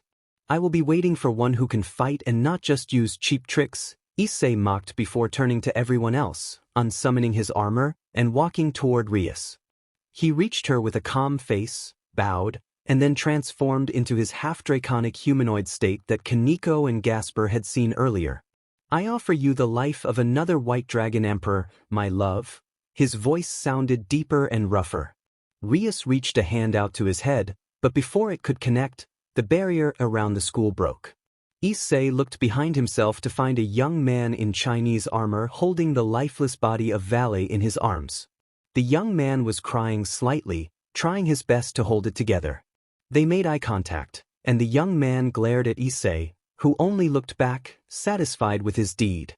The young man didn't say anything, nor did many of the others, and just teleported away. Issei looked back at Rias, waiting for her to continue, hopefully with his reward, only to be met with a sudden slap across his face. Confused, he wondered why he didn't receive a reward but instead a punishment. Later, Rias had sent everyone home after the night's events. At least the three factions reached a peace agreement, especially with the discovery of a new faction called the Chaos Brigade. Rias ordered Issei to stay, as he was to be imprisoned again per the orders of the three factions for his aggressive handling of Valle. Issei, I hope you know that I am proud of what you did and very happy that you've killed 2 White Dragon Emperors for me. But next time, wait until everyone else is gone. I have an image I must uphold, Rias explained to Issei, who had been put on a leash again, kneeling before her. I understand, I was just caught in the moment and thought I should do it right there and then. It wouldn't have felt as right or important if I did it afterward, you know. He replied with a friendly tone, trying to ease her anger. Rias sighed, raised her left leg, and kicked him in the face before placing her foot on his lap. Fine, you make a good point, but even so, don't ever do something like that in front of everyone again. They continued this banter throughout the night until they both went into the bedroom in the Orc building and slept together. The next morning, Rias, Sona, and Issei went to the park, locking up Issei for who knows how long this time. When Sona and Rias returned to the school, they were unprepared for who was waiting for them. In Rias's chair in the Orc room sat none other than Azazel, the general governor of the Fallen Angels. Hey there, I have some announcements that I believe you would like to know about before your peerage is due. Care to take a seat? Azazel asked with a cocky grin. As they prepared for the next arc, they wondered what Azazel had planned for them, and more importantly, what he had in store for Issei. His name is Issei Hijashiki, the strongest Red Dragon Emperor in history, having defeated 2 White Dragon Emperors, a feat only one other Red Dragon Emperor could claim. This made Issei the strongest of them all, second only to Draig in his prime, the first Red Dragon Emperor. However, that was not what mattered now. What mattered was that Issei was once again bound in chains and magical seals to prevent his escape and suppress his evil dragon urges. He hung there, feeling the uncomfortable pressure on his limbs, making it hard to relax. Why do they keep messing this up every time I'm put in here? Now I'll have to wait for who knows how long to find a way to escape. Such a pain, he muttered to the empty room. This room was invisible to anyone outside, only visible during specific times at night or on a full BLD moon, which was the worst time for any dragon. If they bathed in the BLD moon's light, they would become irritable, and an evil dragon would lose all reason and go on a rampage. So, if anyone were to pass by, they wouldn't see him hanging over the fountain, nor would they see him when the room became visible, as it only revealed itself to those with demonic magic. It was a clever way to hide him from both former and new enemies. I wonder how much time has passed. Maybe a year or two. How would I know? Rias seems to only let me out when Sirzechs orders her to. Issei continued, mumbling about random thoughts until he noticed two figures approaching the fountain. He focused on them, confirming they were indeed Rias and Sona, standing in the middle of the day, looking toward where they thought he was hanging. Issei was surprised. He hadn't expected them to visit like this, as they had never done so before. As Sona and Rias turned to leave, Rias waved to him discreetly, trying not to draw attention from the small children nearby. Issei wanted to wave back, but his chained hands made it difficult. Would you look at that? They visited me, even if it wasn't face to face. Gotta say, devils are so strange. It makes me wonder why I fell for one sometimes. Oh well, I'm sure it's just this once. His voice softened, lacking its usual pride and roughness, sounding more like a love-struck teenager. He smiled a little, attempting to get comfortable for the next few years. Time skipped night, day, and again night. Issei had been staring off into the distance, beyond his invisible walls, watching the days go by and people come and go. He had lost track of time, feeling like he had been there for years, perhaps centuries. The uncertainty of what awaited him outside kept him from relaxing. He worried about Rias falling in love with someone else, his adoptive family, or even the desecration of his mother's grave. Everything outside seemed to move in an instant. Then it suddenly became dark, not just for a few seconds but for hours. He noticed three figures approaching the fountain. Two were female and one was male. The two females opened the seal on his prison and vanished into the corridor between the outside and his confinement. The male stood quietly outside, waiting for them, perhaps even for Issei to emerge. He felt the chains loosening on his wrists and ankles. His demonic and draconic powers were still suppressed, but it was a relief not to have constant pain. Soon, the two females entered his space, and he recognized them immediately, Rias and Sona, both in their school uniforms, as if they had just come from club activities. They looked tired, but Rias smiled warmly when she made eye contact with him. Issei, feeling insecure about the man outside, decided to be blunt. So, who's the new guy? Your new boyfriend? He asked, cutting straight to the point. Rias and Sona exchanged glances, knowing bringing him here might not have been the best idea, as Issei could be very territorial about Rias. He is neither mine nor Sona's boyfriend. In fact, he is our new club guidance teacher, part of a show of goodwill from the fallen angels, Rias explained tiredly, not wanting to start a confrontation with Issei right away. Okay then, so who is he? Issei asked impatiently, but the man of the hour quickly responded. Azazel, the Governor-General of the Fallen Angels, at your service. Azazel joked in his smooth voice as he entered through the corridor that the girls had come through earlier. I see a crow. You dare bring a crow into my den. Issei yelled at the two girls, who both knew he wasn't truly angry. He was just playing it up for effect. It wasn't like he was going to attack him. Issei unleashed a stream of purplish flames toward Azazel, who took it head-on without dodging or defending himself. Rias and Sona watched worriedly, having thought all his powers were sealed in those chains. How is this possible? I thought all his magical powers were sealed. Sona asked Rias, who was just as surprised. Oh, it's simple. A dragon's breath weapon is part of them. It can't be sealed with magical binding chains. It's a physical trait. Much like swordsmanship or martial arts, you need to restrict certain parts of his body to prevent him from using it. The voice came from within the flames. It was Azazel. Upon hearing his voice, Issei stopped his attack, astonished that someone could withstand it and emerge unscathed. Azazel stood in the same spot, his clothes singed, but he simply patted out the flames, smirking all the while. It's an honor to meet you, Issei Hijashiki, son of Vritra. You may not remember me, but I witnessed your fight with Valet, Azazel said, looking calmly at the chained young man. So what? What do you want from me, Crow? Revenge for killing your comrade? Or maybe you just wanted to chat? Issei asked, cutting straight to the point.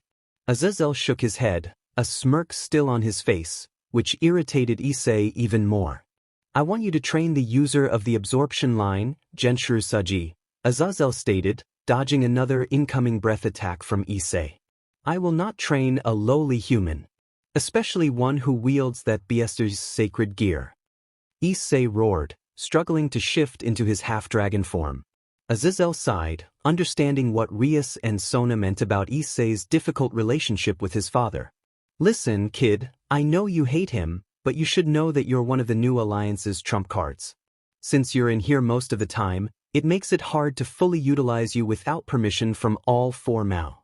I want you to train Dragon-type sacred gear users, not just Saji, so we can have more trump cards ready, Azazel explained. This seemed to make Issei relax a bit, as he stopped breathing fire. Issei closed his eyes, contemplating what Azazel had said. Do you think he will do it? He seems very stubborn about not wanting to train his father's host, Azazel murmured to the two heirs, who exchanged glances. I believe if you offer him something in exchange, he would likely agree, Sona suggested, looking back at Issei, who was still deep in thought. Azazel began to think about what he could use as bait until an idea struck him. Oi Issei, if you say yes, then I'll let you do something fun. What do you say? Azazel asked mischievously, smirking in a way that made both heiresses wary of what he might propose. Issei opened one eye, revealing a slit pupil, and smirked back, sensing that whatever Azazel was going to suggest might be entertaining. What is it then, Crow? I don't have all day, so just spill it, Issei replied, his tone playful, which made the two heiresses anxious about what might unfold. As a result, Issei and Azazel seemed to become a bit more friendly after this exchange. Time skip, train to the Underworld. Oh, I can't believe I'm going to the Underworld. As a former member of the church, this feels oddly sinful. Zenobia mused, lost in her thoughts about the situation. Everyone else was enjoying themselves in their train car, playing cards, eating snacks, and chatting comfortably. This entire car was reserved for them, the Gremory group. Interestingly, the next car over belonged to the Citri group, filled with Sona Citri and her peerage, along with a hidden passenger. It was Issei who was hiding in plain sight as a sculptor of a giant sea serpent, which had been placed there as an honoring piece to Seraphal Leviathan, a Mao and former heiress to the Citri. The Leviathan was a massive and powerful serpent. Issei was cursing Azazel for putting him in this position. Why couldn't he have just sent me to the place in advance? He thought, beginning to develop back problems from the uncomfortable position he was in. At least it gave him a chance to spy on his victims and gather information on them for the upcoming battle. As he had been told by both Azazel and Sona, unlike Rias's peerage, which focuses on power types, my peerage emphasizes ability and strategy. So I want you to spy on them and learn their powers and weaknesses. So far, he had learned that they all seemed rather intelligent, which was something. But how is knowing they're smart supposed to help me against them? What if No, right, I am not allowed to go over 10%, at least not until they become troublesome, Issei thought, sighing quietly since a white-haired girl was standing right in front of him, watching him intently. Hey Momo-chan, what are you looking at? Asked Saji, surprising the girl who had been absorbed by the fine craftsmanship of Issei's sculpted form. She turned to face Saji, a blush on her face. Oh, nothing, it's really nothing. I'm just rather interested in this sculpture. It's really appealing, Momo explained. Saji looked at Issei for a moment, then back to Momo. Yeah, it sure is, but I don't know about calling it appealing. It feels more masculine, so wouldn't it be more right to call it handsome? Saji asked, making Issei silently praise him. He didn't mind being called appealing, but he was happier that someone would call him handsome. Really? But isn't it supposed to represent Seraphal Leviathan-sama? Shouldn't it also be female like her? Momo asked thoughtfully, prompting Saji to put a hand to his chin as he considered the same question. I guess you might be right about that, so then I guess I should call her appealing. Saji said with a grin, which made Momo frown and walk away a bit angrily, leaving behind an internally laughing Issei who had let the comment about him being female slip, along with a confused Saji. Later on, Sona and Azazel entered the cart, both looking over Issei to see if anything had happened. Something had happened. Saji was praying to the sculpture, worried about having called it appealing. Issei was enjoying the humor of the situation, so much so that he decided to go easy on Saji, even though he had called him Serapha-sama for the last half hour. I see everyone is doing well. Good, for we will be entering Citri territory soon, so I would like you all to prepare for departure, Sona said, and her peerage began to move like a well-oiled machine to prepare for leaving the train. Issei did the same, but differently, as he slipped off the sculptor pedestal and into one of the nearby rooms. There, he could change his form into a slightly larger version of himself, as it took time to fully grow into his true size. Saji and Momo noticed the sculpture had disappeared and were confused about how it had gone unnoticed. Has anyone seen the sculpture that was? Saji started, but was interrupted as the train suddenly stopped violently. Many people in the cart fell to the ground. As they regained their composure, the door opened, and Azazel and Sona rushed inside, both looking worried. Is everyone okay? Sona asked, receiving many affirmations as nothing major had happened. Ah, that's good to hear. I will go ask about what happened. You will all stay here and wait for me. Understood, she said, receiving a chorus of, yes, President, from her peerage members. She exited the door, with Azazel following behind her. Saji and Momo then began to look around for the sculpture again. I wonder who or what took it, Saji said as they sat down on one of the couches, realizing there was no need to search since they would be off the train in a few minutes anyway. I don't know either, but I guess it's not really our problem.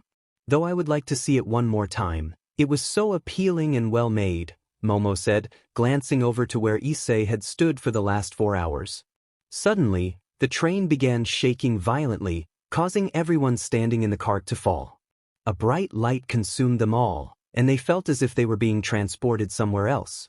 Outside of Citri domain, dragon territory, they all opened their eyes to find themselves in a different location. No well-designed cart, no comfortable couches, but worst of all, their king was nowhere to be found. Where are we? Screamed Saji as he stood up to get a better look around. What he saw surprised and confused him even more. They were in a wide, rocky cavern, and their peerage wasn't the only one there. Rias's peerage was also present. But just like their peerage, Rias was also nowhere to be found. Hey, do you guys know what's going on? Asked Akino as the two groups gathered together. Tsubaki shook her head. No, we are as much in the dark as you are. If only Sona or Rias were here. Tsubaki said in a worried tone. I am sure they're okay, so let's focus on getting out of here and finding them, suggested Akino as she began to look around the place they had all been transported to. Tsubaki nodded in agreement and did the same. But before they could move, they felt giant shakes throughout the whole area. They all looked toward the direction of the tremors and, to their horror, saw two massive horns attached to the head of a purple dragon approaching them. It was walking through the high walls of rock, and when it finally came into sight, they all began to worry as they saw its strong, humanoid body. A dragon? What is going on? Screamed Saji. The dragon stood still as it looked behind the group, who followed its gaze and saw a rather large forest behind them. But then they noticed some of the trees were falling over, and they were hit with an overwhelming wave of bloodlust. You've got to be kidding me. 2 dragons at once. She exclaimed as the head and neck of a giant black serpent-like dragon rose out of the treetops. The 2 dragons stood still, as did the 2 peerages, paralyzed by fear. Until Akino came up with a plan. Tsubaki and the rest of Sona's peerage take on the serpent-like dragon, while I and Rias's peerage take on the purple one, Akino suggested. Tsubaki quickly agreed. Each of the peerages turned toward their respective dragons, who both reacted by moving closer to them. Then they both reeled their heads back, a signal both peerages had learned meant danger. "Everyone, get to safety," yelled both Aquino and Tsubaki at the same time. Moments later, deep orange and purple flames shot toward the two groups, who luckily dodged out of the way. But they all knew this was only the beginning, and both groups began their counterattack as soon as the dragons stopped their breath weapons. "Attack!" The fight had begun. "I'll command since Sona is not here. Tsubasa and Tomo, attack it from the front.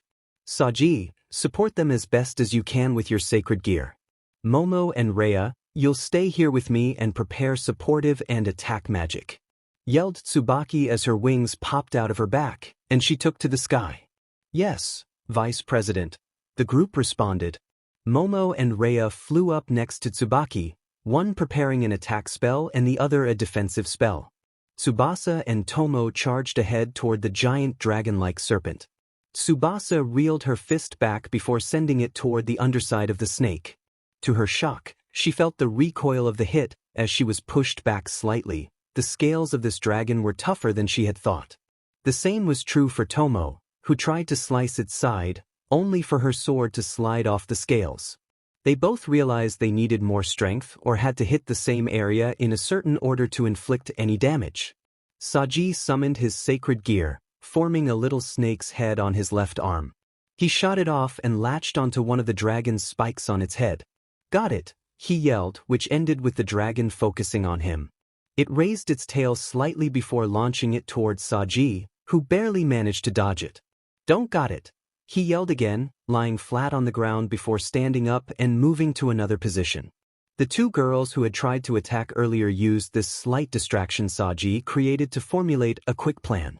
They agreed that Tsubasa should try to break its underside scales, as they should be softer. She got about 3 hits in, using full power for each one, her arm going numb for a split second with the amount of recoil she felt. She had just landed the third hit, which seemed to bend the scales a bit inward, but she failed to notice the 1-meter-thick tail that swatted her away to the side. Tomo had luckily dodged out of the way and proceeded to attack with a piercing strike, which not only slid off but also pierced the creature's armor by at least half of her sword's length. "Fire here!" she yelled out to Tsubaki as she withdrew her sword from the wound and ran off to help Tsubasa. "Good job, you two. Now Momo. Rhea. Fire everything you have," Tsubaki commanded as she unleashed a massive streak of lightning. Momo and Rhea followed suit with their own explosion magic. All 3 attacks hit their target, causing the ground to erupt and inflicting more damage. They could even hear a roar of pain. Suddenly, an overwhelming sense of dread washed over them. The dragon they had just attacked seemed to be gathering power. Tsubaki realized they wouldn't stand a chance without their other teammates. She looked back, hoping to see them rushing to help, but instead found them all on the ground, while the other dragon remained unscathed. Weakness washed over her as she landed on the ground, feeling the tremors from the approaching giants. The purple dragon and a massive serpentine dragon prepared another breath attack, but then a figure swooped down from above. "Okay, that's enough, you two," a commanding voice called out, sounding somewhat disappointed. Tsubaki looked up to see Azazel hovering in the air, speaking with the purple dragon. Rias and Sona flew down to their respective peerages, both looking worried. "Tsubaki, can you hear me? Are you okay?" Sona shouted, shaking Tsubaki, who barely reacted, unlike her other teammates, except for Tsubasa and Saji. "President, what is going on? Why were we sent here, and why aren't these dragons attacking us?" Tsubasa asked, helping Tomo over to the other members of Team Citri. Before Sona could respond, Azazel landed between both peerages, the two dragons moving closer together. "Well, I have to say, this was a clear demonstration of how easy your MSTers have been with your training. I was surprised that Team Rias lasted that long and that Team Citri didn't do more planning beyond the basics," Azazel remarked, shifting focus from the dragons to his comments about their training. This was training. What kind of training involves near-death experiences? Sadi yelled angrily, prompting deep laughs from the dragons behind him. He turned to face them, frustration evident on his face. "What do you two find so funny?" he shouted, unaware of his rudeness. Fortunately, the dragons didn't take offense. It's just that you believe training to become stronger comes with pain, suffering, and sacrifice. That's not a good mindset for someone with a dragon-type sacred gear, the Serpentine Dragon explained, his voice oddly familiar to Saji. And so what if I do? Saji retorted, only to receive a wise response from the older purple dragon. Then your next month or so with the hatchling here will be pure hell. The dragon's tone suggested a mix of jest and seriousness. Before Saji could ask more questions, Kiba spoke up. Who are these two dragons? Normally, no dragon would ever help with training devils or any race other than their own. Both Azazel and the Serpentine dragons smirked at the question. Azazel flew up into the sky, hovering near the heads of the dragons. Good question. Allow me to introduce you to Tanin, the blazing meteor dragon king, and his best pupil to date, your very own Issei Hijishiki. Azazel announced, shocking everyone except Sona and Rias, who had approved of this plan. The peerages stood in stunned silence, mouths agape and eyes wide. Issei flicked out his forked tongue, grinning mischievously, while Tanin observed the devils with an air of superiority. Do you mean to tell us we just fought a dragon king and survived? Aquino asked, astonished. Why would you not be alive? I was only allowed to use 10%, while Issei could only use 20% at most, even though you did fail to do that, Tanin replied, casting an annoyed glance at Issei, who bent back, looking a bit intimidated. Oh. They became just a bit too much, so I thought, why not give them more of a fight? Besides, they almost broke one of my scales. That must speak for how much of a... Tanin hit him on the head, making Issei look down as he whimpered a bit. Sorry, it won't happen again, he said, keeping his head down. Tanin just kept looking angrily at him. The many people on the ground and Azazel found this interaction quite entertaining, but before any of them could speak or gossip about it, Issei sent them all a death glare. Anyways, let's pack this whole thing up for now and get you kids back home. Training will begin tomorrow. Azazel said, as the two peerages and dragons all nodded. Time skip, Underworld, Citri territory inside the main mansion of the Citri family. In one of the many guest rooms that had been prepared for the youngest daughter, Saji lay on an emperor-sized bed.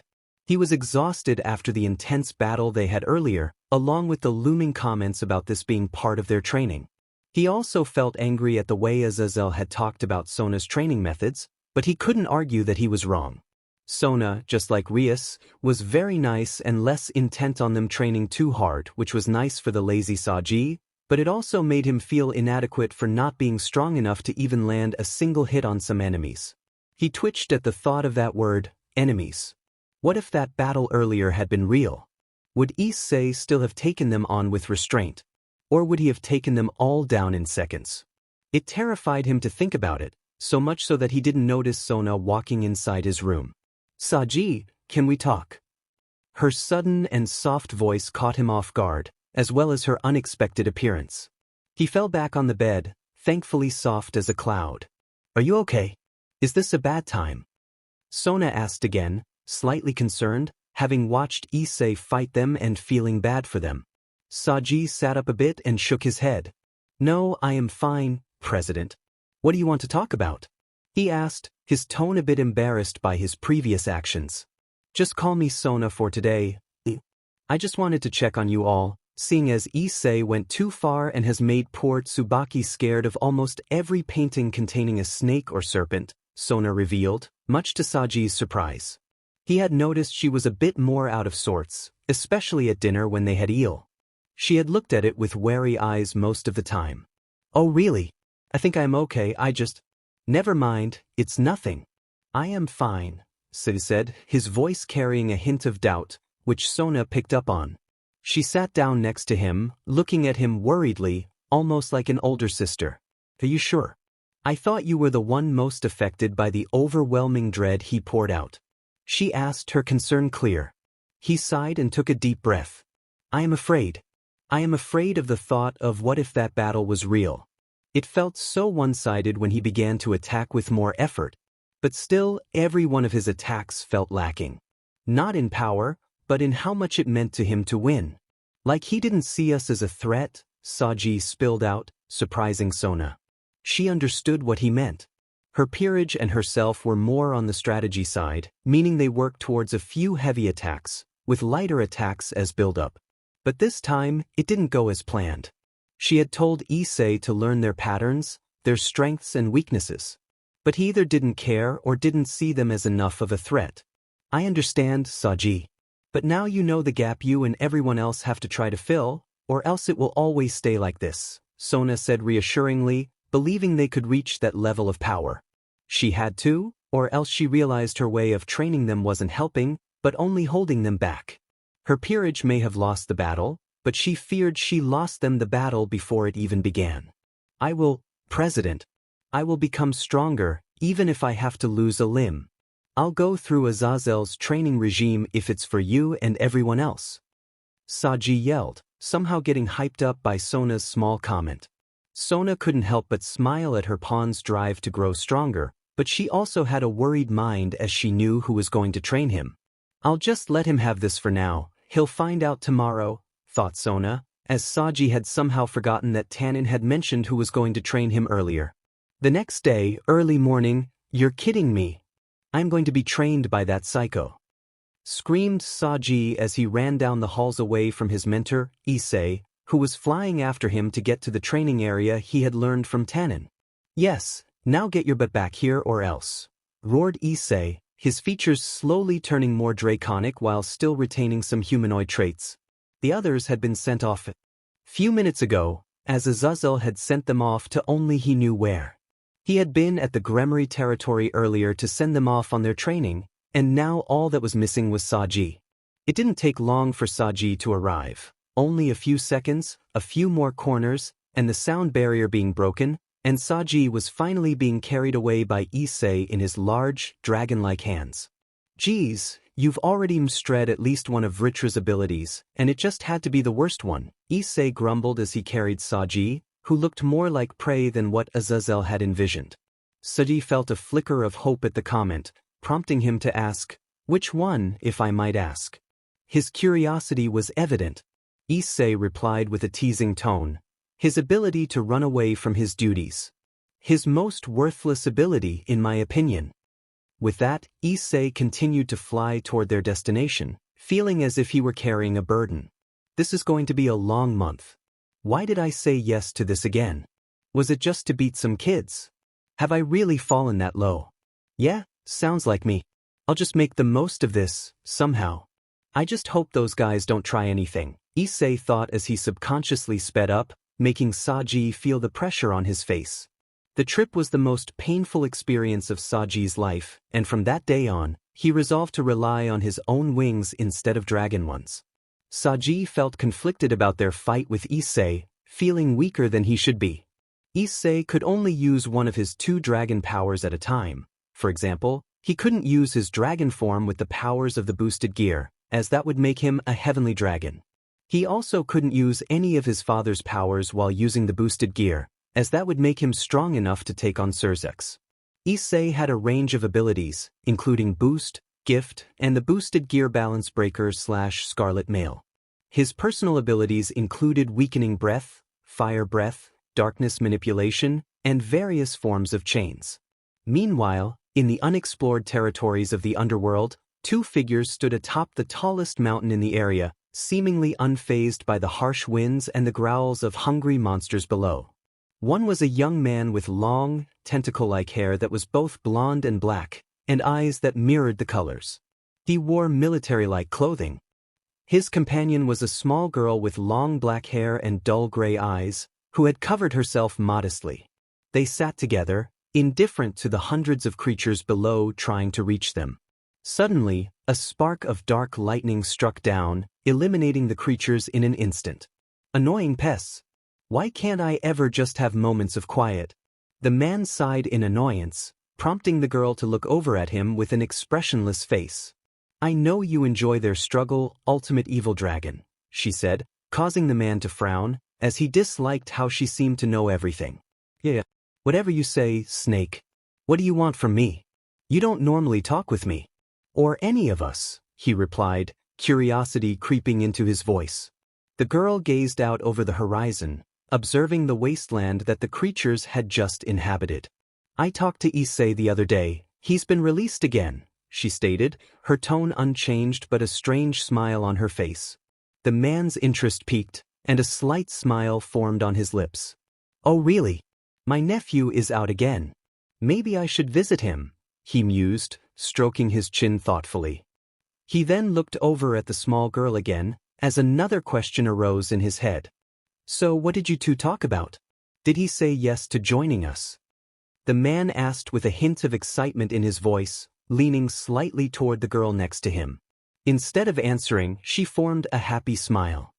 He finally let me become his godmother, she said with joy, much to the man's dismay. His expression froze, as he had hoped for something more significant. A thought sprang to life in his mind. Who said you could be my nephew's godmother? He turned his whole body toward her, a surge of protective anger building inside him. Who said you could be his godmother? I am the only family he needs. The man yelled, his voice echoing through the air. The force of his shout seemed to still the winds for a moment, even pushing the little girl back slightly.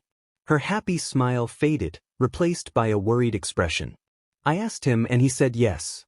So your input is invalid.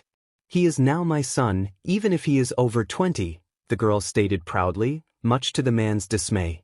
His form began to shift slightly, growing in ways that made him appear less human and more dragon-like. He stood proudly over 30 meters tall but was halted by a familiar presence. They both turned toward the direction of the power they sensed. The man gradually returned to his more human form and stood beside the girl, who transformed into a young woman. It seems he is back in the Underworld. What's it been, like over a century? The man asked, and the woman nodded in agreement. Shouldn't we go see him? I haven't seen him in ages. I want to see my nephew. The man attempted to leap over the cliffside, but the woman caught him by his hair, making him yelp in surprise. No, don't go yet. I can feel he is surrounded by devils. Let's wait for now, she advised. The man sensed the same danger and stood calmly next to her again. Fine, but I will try to see him at least once in the following month. I'm sure he has missed me, he said, crossing his arms as he gazed in the direction where Issei was. I understand, I want to see him too, Crom, the woman replied. They stood together for a moment longer before both of them teleported away to an unknown location. Underground in the dragon territory lies an extensive network of mining systems, remnants from when devils still own the area. Some of the mines are still in use, but they are under strict observation by the underground dwelling dragons and Tannin. In a much tighter space, where only smaller dragons or devils could navigate, screams of fear echoed. A young blonde-haired reincarnated devil was running for his life, darting past torches, tunnels, railroads, and old signs. He was being chased by a large snake that had been pursuing him for about an hour, occasionally spitting fire, forcing him to dodge and turn corners in hopes of losing it. Saji was sweating profusely, his face turning bright red from the exertion. He had his sacred gear ready but hadn't found a way to use it in the cramped space. Glancing behind him, he noticed the tunnel was empty. Slowing down, he thought it was a good chance to catch his breath. However, he soon felt a wet sensation on the back of his neck. Turning slowly and fearfully, he was met with the giant face of a black snake, its purple-slit eyes locking onto him. Accepting his fate, he closed his eyes and opened his arms in surrender. The snake began to expand its mouth, preparing to swallow him whole, but instead, it spat out a gallon of toxic spit on him. You failed, the giant snake said, as Saji felt the toxins enter his body. I know. But why did you have to poison me? Not everyone has as high poison resistance. Saji stumbled over his words before collapsing. Fortunately, Issei had transformed back to his human form and caught him, gently placing him against the wall. I know, but it's part of the training I planned for you, Issei said quietly, sitting down next to him. Saji stared down the long, maze-like tunnels, wondering what the devils could have possibly found here as the entire place was nothing but dirt. His sacred gear unsummoned itself, catching Issei's attention. He noticed a mark where it had been moments before, something he had hoped for. It had a faint black mark in the shape of a circle, with a droplet of water inside it. It seems like it's working faster than I expected. Maybe that Beaky got himself a compatible host this time, Issei muttered, noticing another black mark faintly forming on the side of Saji's head. It resembled a heart but had a small ripple running through it, making it look like a broken heart. Issei's faint smile turned to a frown at the sight. Really compatible, he said angrily as he stood up and walked down one of the tunnels, leaving Saji by himself. I just hope the kid is going to be all right with that mark, he added, releasing a powerful wind that extinguished all the torches, plunging the cave into darkness. Strangely enough, only Issei emitted a bit of light from his back, a purple glow coming from several marks on his skin. He pulled off his shirt, revealing not just his muscular build but also the other marks on his stomach. They didn't shine as brightly, but they were still visible. As he walked deeper into the tunnel, his vision adjusted, and the marks began to glow more intensely. His body started to grow in size as he transformed into a more draconic and humanoid form. The lights from his marks dimmed, replaced by the purple glow of his eyes. He continued walking until only his eyes illuminated the darkness. Suddenly, he heard the sound of chains clinking. He looked around but saw nothing. As he walked forward again, he felt something holding him back. Looking down, he noticed chains binding his arms and legs, preventing him from moving. Surprisingly, he felt no fear. He had faced this before long ago. Then he heard footsteps approaching from behind. He didn't want to look back. He knew this feeling all too well, even if he had only experienced it once. It haunted him every time he thought of her, his mother. He felt a warm and cold touch on each shoulder. On his right was a cold, dark hand resembling a claw, while on his left was a warm, gentle hand that looked like a woman's. Can't we do this another time? I'm really not in the mood for this, he said quietly as the scene unfolded. The two figures he both loved and hated appeared beside him. One was a tall, dark figure with draconic features, his father, Vritra, in human form. The other was an appealing woman with fair skin and blonde hair, his mother. He didn't know her name, just that she was appealing. Then a black and purple egg appeared before him, and both figures moved closer, placing their hands on it and smiling lovingly. I don't want this right now. Can't we just do this another time? Please? Issei pleaded, sensing what would happen next. The scene continued, with the two figures standing together, radiating love. Suddenly, a sharp scream pierced the air. Issei closed his eyes, not wanting to relive that moment. Screams, BLD, and the sound of broken bones echoed around him. The worst was hearing his father consuming his mother's broken body. Then came the words he dreaded the most from his father, "We love you so much, our little Ritara." Issei's eyes shot open as he fell to the ground, realizing he was back in the tunnel. No chains, no BLD, and his parents were gone. He sighed weakly, knowing he would face a tough time ahead. "Issei, where are you?"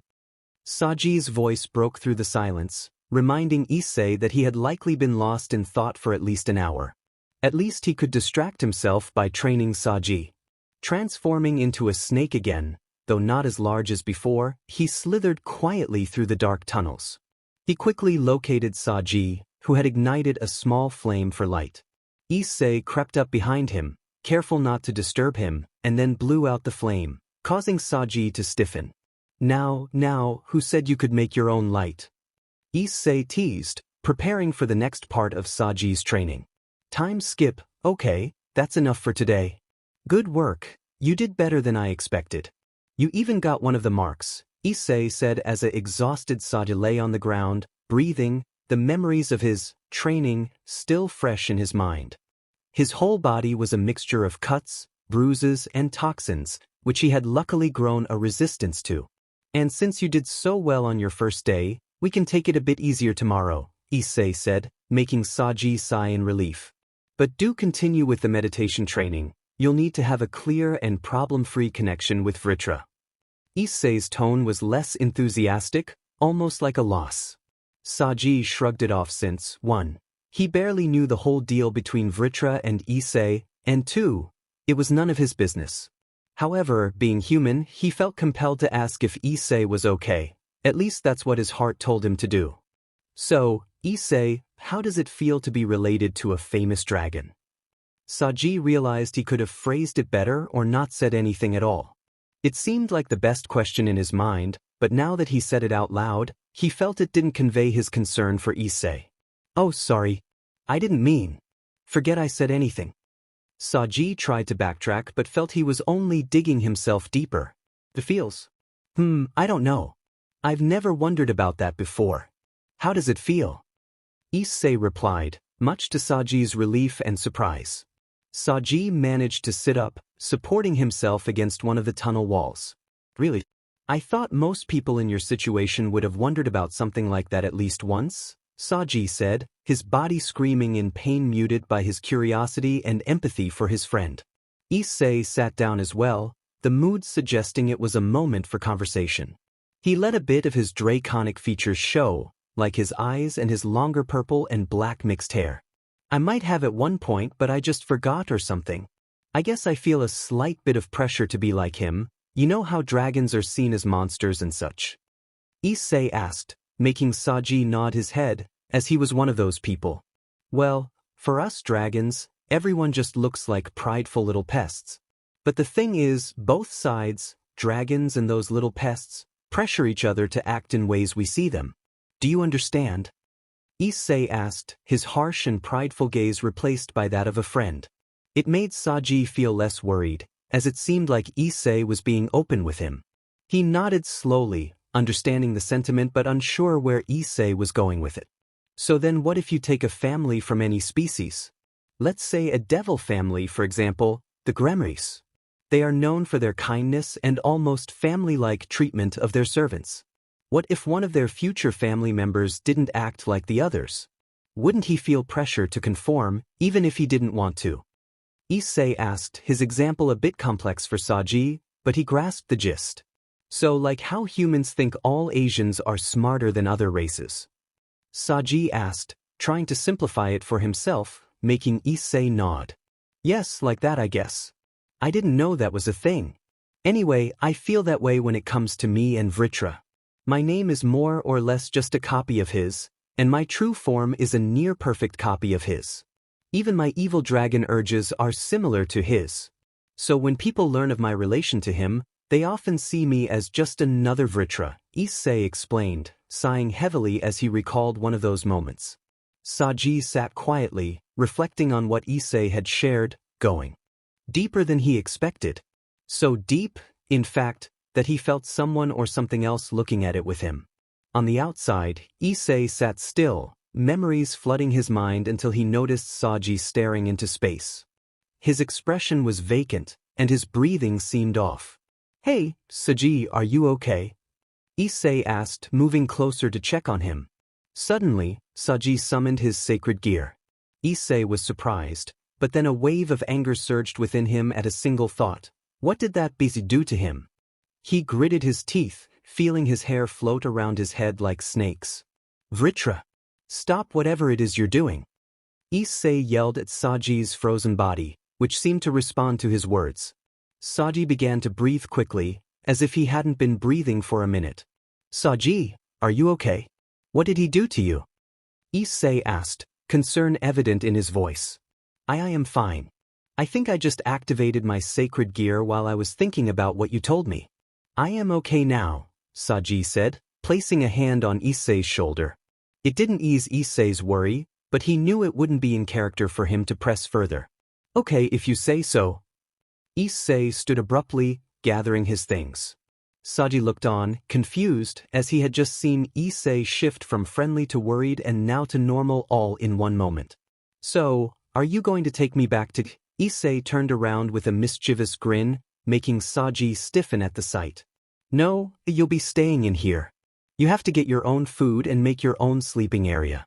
As part of dragon training, this is mandatory," Issei said as he left, before Saji could get another word in or see how worried Issei still was. It had been half a week, with Issei training Saji mostly in running away and building some muscle, as well as improving his ability to use his sacred gear.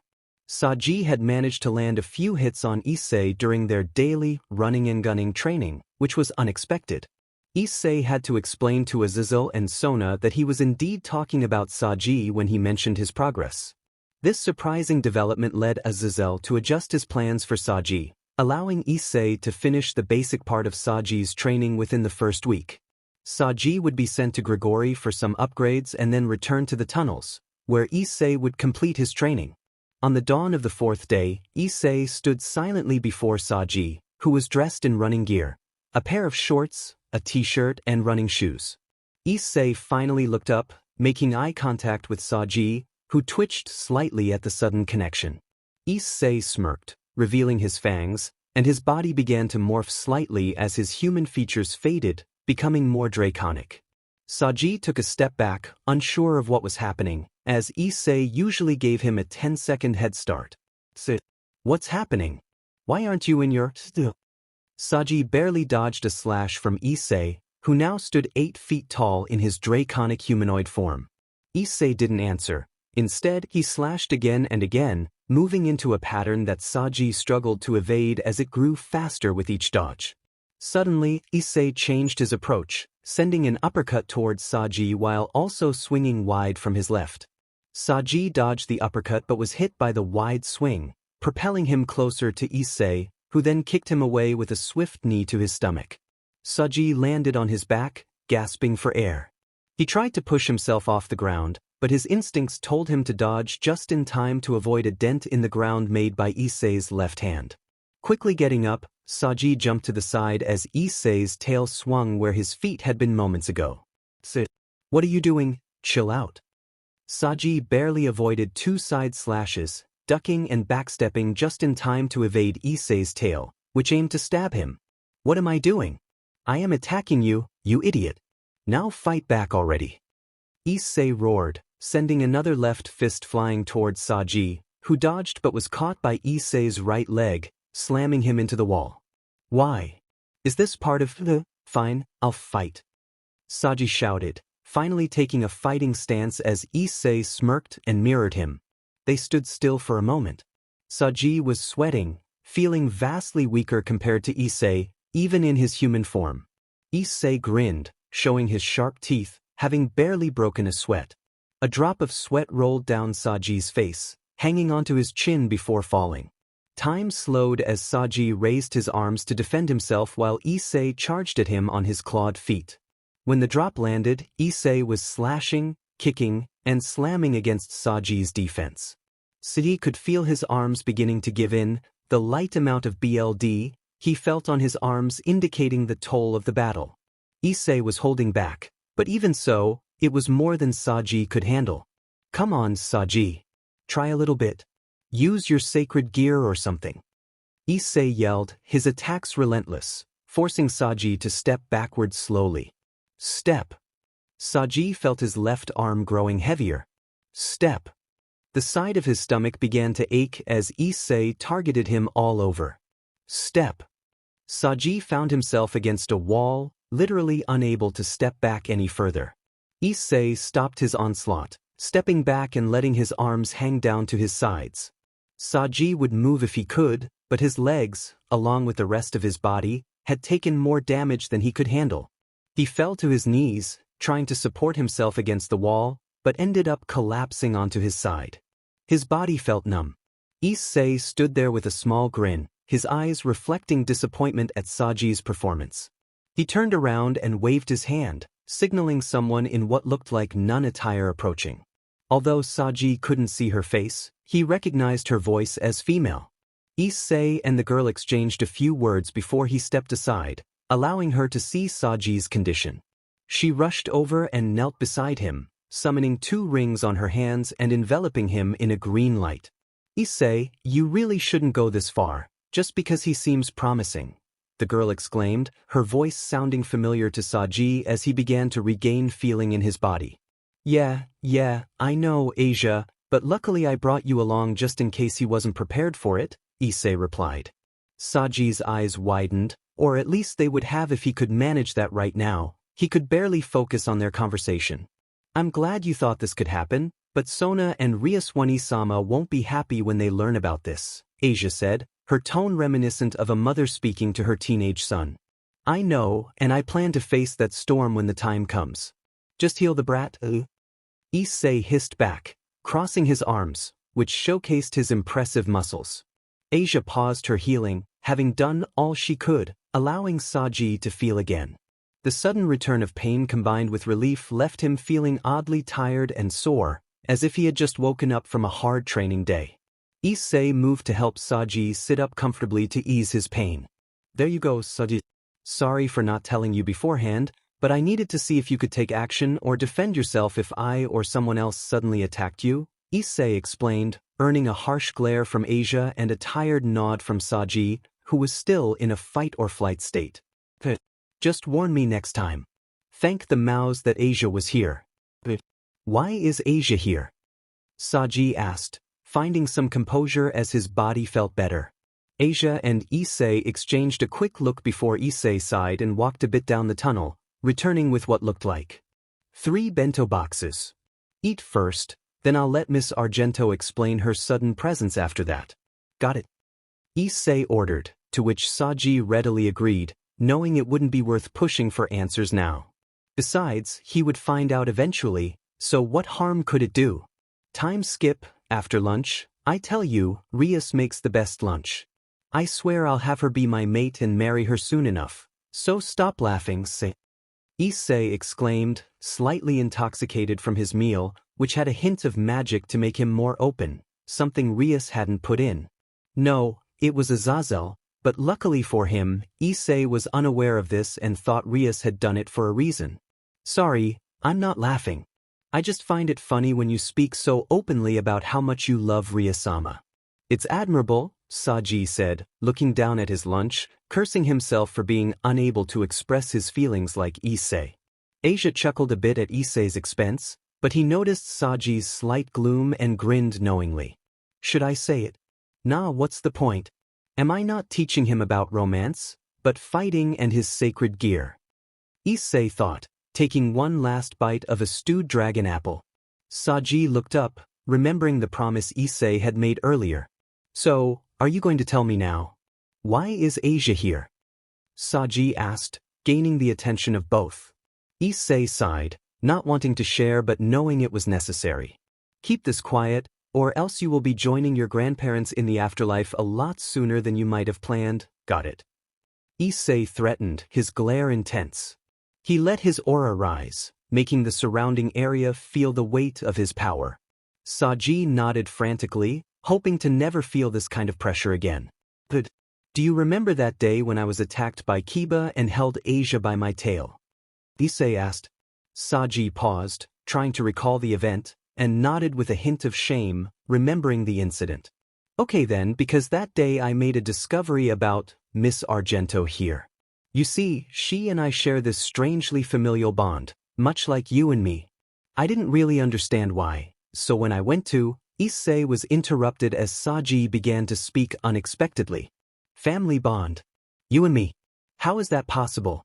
Aren't you from the Underworld and a mix between a devil and a dragon? Saji asked, surprised and intrigued by the family bond Issei felt towards him.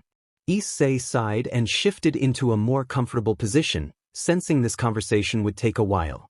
Yes, I feel a family bond to you. But there is an obvious reason why. You are the host of Vritra, who is my father, so I would feel this way towards any host of his, especially if they also house his soul, Issei explained, prompting Saji to nod. Also, I am not a devil-dragon hybrid. I am a mix between a dragon and a half-dragon human. I became a devil because of Rias. I was born on Earth in India, in one of Vritra's most well-guarded prisons. Issei paused, realizing he was revealing too much about himself. Luckily, Saji asked another question, which Issei found somewhat amusing. Oh, so you're from India? Then I guess you must love curry. Issei sighed even louder. This was the 500th time someone had made that comment. He decided to steer the conversation back on track before Saji could lead him down a long line of silly questions. Anyways, I felt this family bond with Asia for a reason I didn't understand at the time and decided to investigate, albeit a bit roughly, as I did knock her out to look inside her soul. Issei was interrupted by a swift chop to his head from Asia, who glared at him, clearly unaware of his actions. What? You should know that I am not really interested in consent and such, Issei said nonchalantly. Saji chose to remain silent, waiting for Issei to continue, which he did shortly after. Anyway, when I looked inside Asia's soul, I found a remnant of another soul inside her, or more like another part of her soul.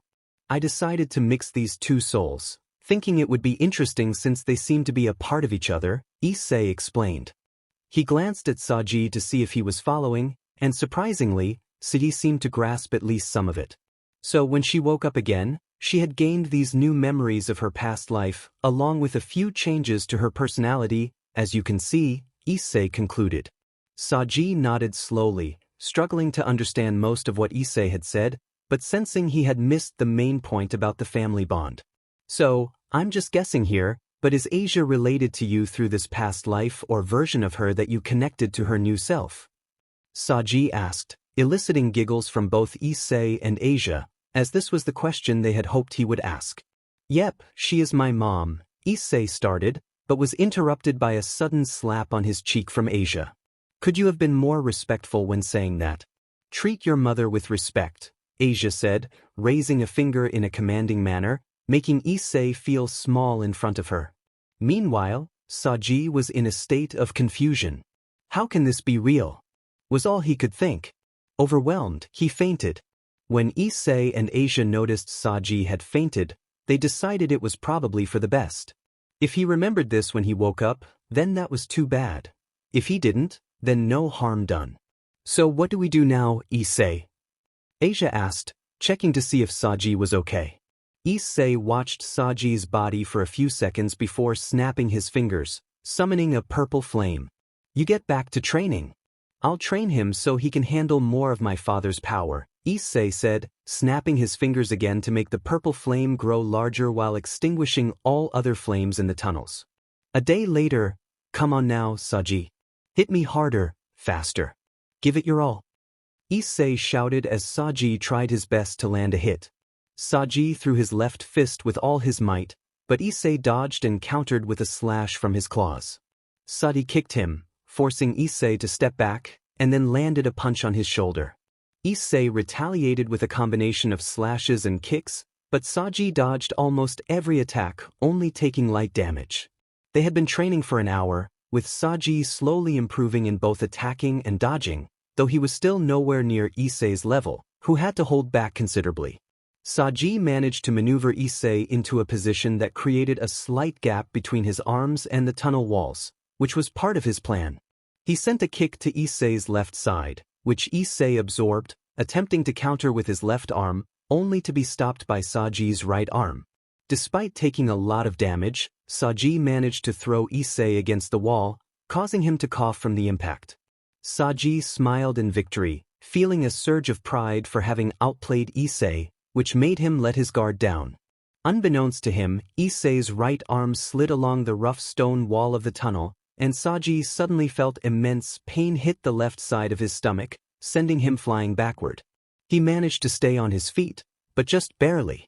His left arm had a nasty scratch across it from sliding against the wall. Issei stepped into the middle of the tunnel, his body becoming a dark silhouette for Saji as the lights behind him were obscured by his sheer size. Well done, Saji. I guess I'll have to kick it up a notch. Full scale on. Issei spoke as his entire body became covered in scales, with only the inner parts of his body remaining normal. He began to walk slowly towards Saji, who struggled to rise to his feet. Saji could feel his legs shaking as fear. And fatigue began to seep in. So, are you ready for this, Saji? Or are you going to quit now? Issei mocked, purposely stomping on the ground hard enough to crack it beneath his feet. Saji swallowed and let out a tired sigh before getting his arms into a fighting stance. He glared at Issei, who looked back with joy until he noticed something new about Saji. His eyes had a slight hint of purple, along with a change in his aura that felt reminiscent of a young dragon. Issei grinned, recognizing how much Saji had grown in such a short time. I won't give up, not yet at least. Not until I have learned all I can from you, lizard, Saji declared, his determined tone surprising Issei. He hadn't expected Saji to take this so seriously or to mock him with that nickname. It thrilled the battle-hungry part of him that Saji had essentially given consent to push him to his limits. Yet, it also stung his pride as a strong dragon, and now he felt compelled to respond to the challenge. Suit yourself, but don't say I didn't give you a chance. Issei said as he suddenly leaped at Saji, who barely managed to block his attack with his arms.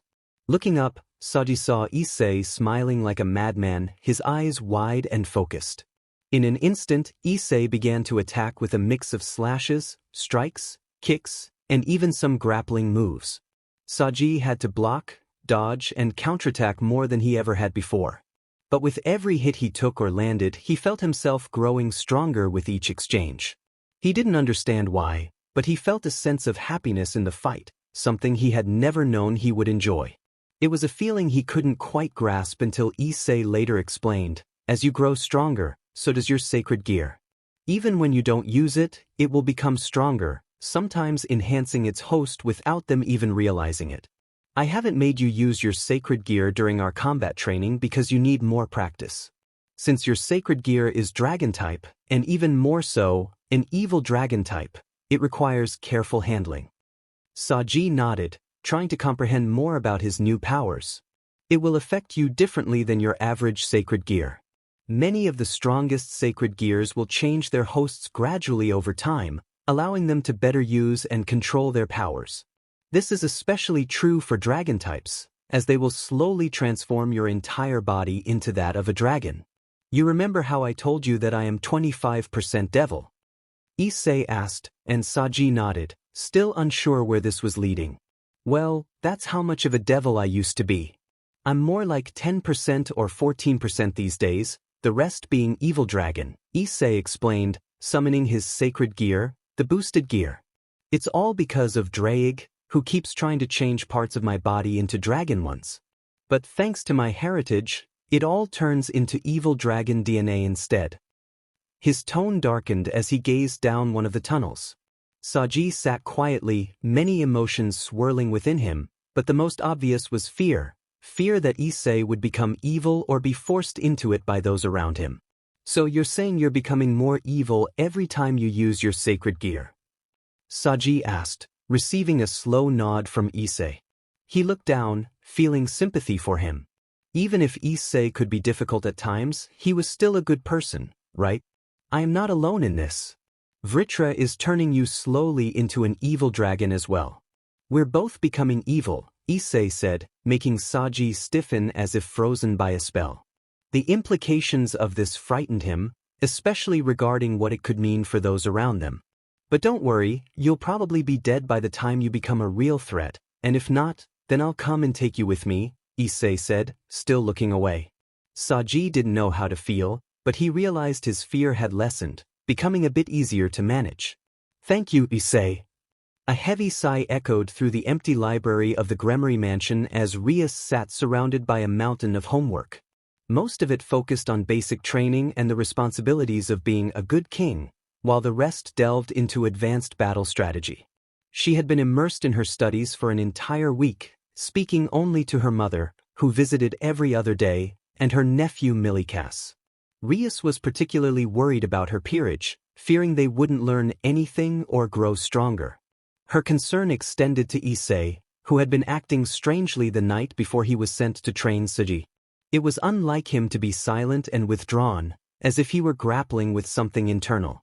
Even when she tried to get him to open up, he provided little information and skillfully redirected the conversation, boosting her ego by letting her take the lead. Rias felt a mix of annoyance and happiness. While she wished he would share his troubles, she also appreciated his playful resistance, which made their interactions more enjoyable. If anyone had been in the room, they might have noticed the slightly mischievous smile on Rias's face and the blush that accompanied her thoughts about Issei. Hopefully, he will tell me when he's done with that idiot, she mused, but her expression shifted back to one of boredom as she heard faint footsteps approaching through the library halls. Taking a deep breath, she turned back to her work, attempting to appear focused. Listening closely, she deduced that the visitor was likely there to speak with her. I can hear that they're wearing shoes, so it's probably a man. They sound a bit heavy, so it could be my father or maybe Azazel. I guess I'll find out soon enough, Rias thought, concentrating on her studies while still paying attention to the footsteps. The person walked quickly, taking a step every second, unlike the slower pace of most visitors. This led her to consider that it might be her brother.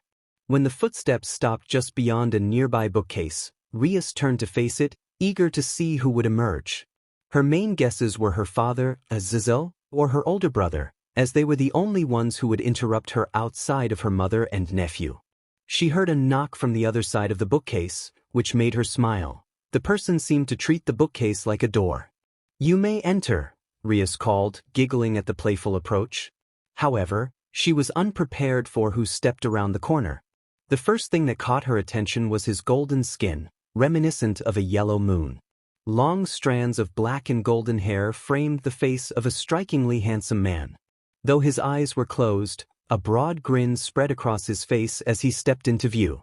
Rias felt a surge of fear at his presence, sensing an overwhelming power radiating from him, more than Issei or Sirzechs combined. She sat frozen in her chair as he leaned against the bookcase, blocking the only exit from the small room. "Hello, Lady Rias. It has been a while, hasn't it?" he said, leaving Rias confused about how he knew her, as she had no memory of him. Noticing her fearful expression, the man's face shifted to one of mild concern. "Oh, Rias, don't worry. I'm not here to hurt you. I just wanted to talk to you about my nephew, Issei, that's all," he reassured her, raising his hands in a peaceful gesture. This helped Rias calm down a bit, though she still felt apprehensive with every word he spoke. "Is he Issei's uncle? Then why don't I remember him?" It took considerable effort for her to nod and sit attentively, aware that he could overpower her and everyone in the room in an instant if he chose to. Good.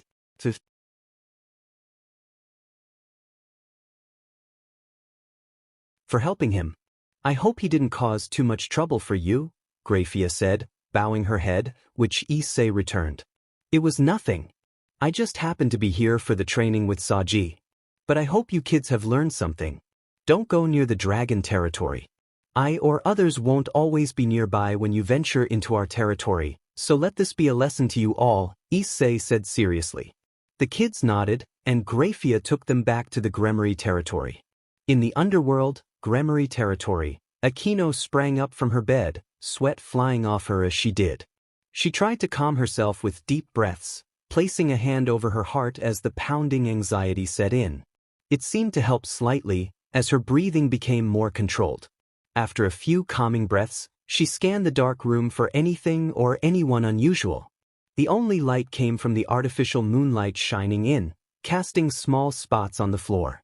Feeling a bit safer, she stood up and moved to the kitchen area, peering inside while remaining in the doorway. Everything seemed normal, with only the soft sound of the refrigerator breaking the silence. She then headed to the bathroom, but before opening the door, she noticed the lights were on inside. She wouldn't have seen it if not for stepping on something wet, revealing a small wave of light under the door. On high alert, she prepared a silent ice spell and reached for the doorknob. After taking a few quick breaths, she opened the door and pointed her hand toward the room. No one was inside. The light had been on because she had forgotten to turn it off. She shut the door and returned to her bed, picking up her watch from the nightstand to check the time. It was a little past midnight, just like before. With a heavy sigh, she lay back down, trying to get a bit more sleep. This had become part of her routine during the training camp, always the same nightmare that grew longer each night, waking her up at midnight. Needless to say, she wasn't getting much sleep these days. In the dragon territory, below the cold and rocky terrain, a blue circle appeared in the tunnels of Old Devil mining operations. It bore the Citri family crest, but with slight differences indicating it was a teleportation circle for a peerage member. Saji, the pawn of Sona Citri, emerged from the blue light with a bag slung over his shoulder. He looked around the tunnel, a small smile on his face as he had missed this place, despite the near-death experience during training with Issei. Now back, he felt a few upgrades from Azazel and could sense he was stronger, even if just a little more than before. He knew he would become even stronger, as Azazel had told him the next part of his training with Issei would focus on mastering his newfound strength. Speaking of Issei, where was he? Saji had hoped he would be waiting nearby or at least left a note. Then he spotted a statue of Rias and was stunned. It was a beautifully crafted statue, but he quickly realized it was not made of sandstone. She was depicted without clothing. Nope, I know this is a trap, he thought, shaking his head. Just come out already, Issei. Saji yelled, blushing slightly for letting his guard down. But he still received no sign that Issei was there. He felt physically alone as he let down his bag and began to walk down the tunnels, searching for Issei with his heightened senses. However, he hadn't yet adjusted to them. Suddenly, he felt a wave of nausea wash over him as he turned a corner. As he rounded the bend, he discovered the source of his discomfort. His foot had hit a thick liquid, and the smell that filled the air was unmistakable. He hesitated, reaching down to touch the liquid before pulling his hand back in horror. It was BLD, an alarming amount of it. The scent intensified as he ventured further down the tunnel, freezing in place as questions flooded his mind. Why was there BLD here? Whose BLD was it? Did Issei have something to do with it? Had he been attacked or had he attacked someone? A strange instinct urged him to move forward, compelling him to find the source of the BLD. With hesitant steps, Saji walked along the side of the Crimson Trail, feeling as if he were merely an observer in his own body. As he turned another corner, a stronger, more pungent odor hit him, decay and rot. He tried to regain control, hoping that Issei would explain everything, that it was a monster Issei had defeated or someone he had tried to save. But the pull toward the source of the BLD and the intoxicating smell was overwhelming.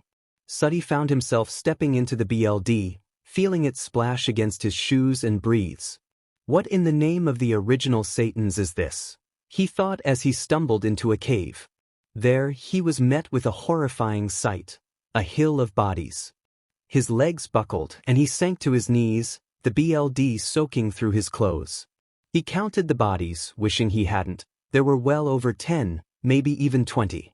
As his eyes adjusted to the darkness, he recognized the faces of young people, some older, and even a child among them. The sight of their maimed bodies, missing limbs, and severed heads left him stunned. He was so absorbed in the horror that he didn't notice footsteps approaching from behind until they stopped nearby. You found your legacy, kid.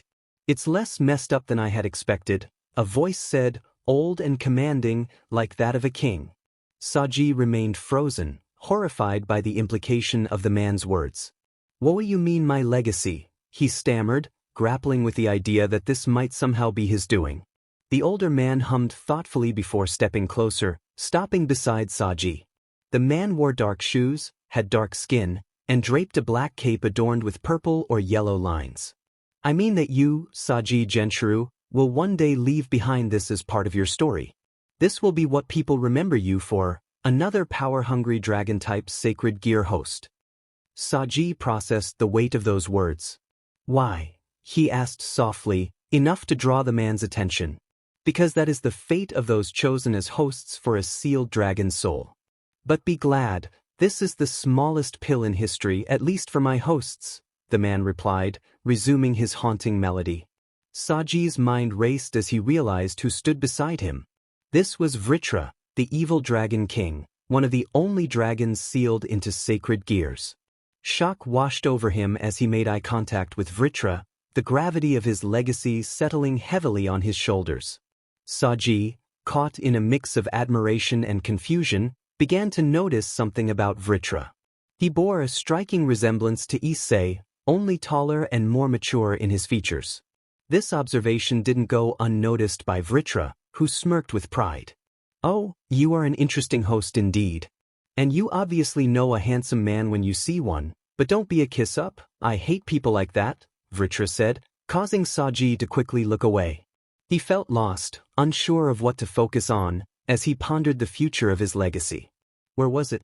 The pile of bodies, the BLD, it was all gone.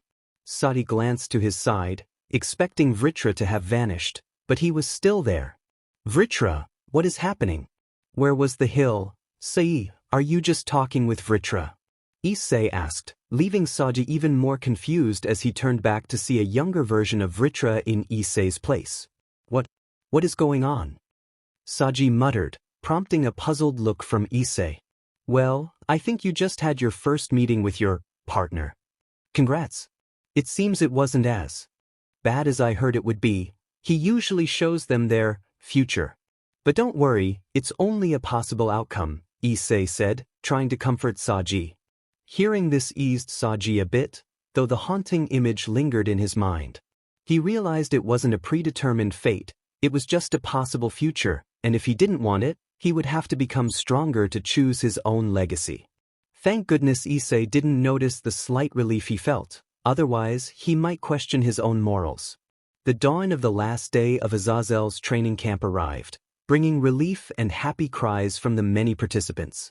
Saji was especially relieved to finally emerge from the tunnels after being stuck there for over half a month with Issei. While the experience had been tough and sometimes life-threatening, he had grown stronger, faster, and improved in using his sacred gear. Thanks to Azazel, he was now equipped with all the pieces of Vritra's sacred gear. Waking up that morning, Saji felt excitement about what Sona would say regarding his progress, rather than the usual apprehension about Issei's expectations. He hoped Issei would praise him again, just as he had a few weeks prior.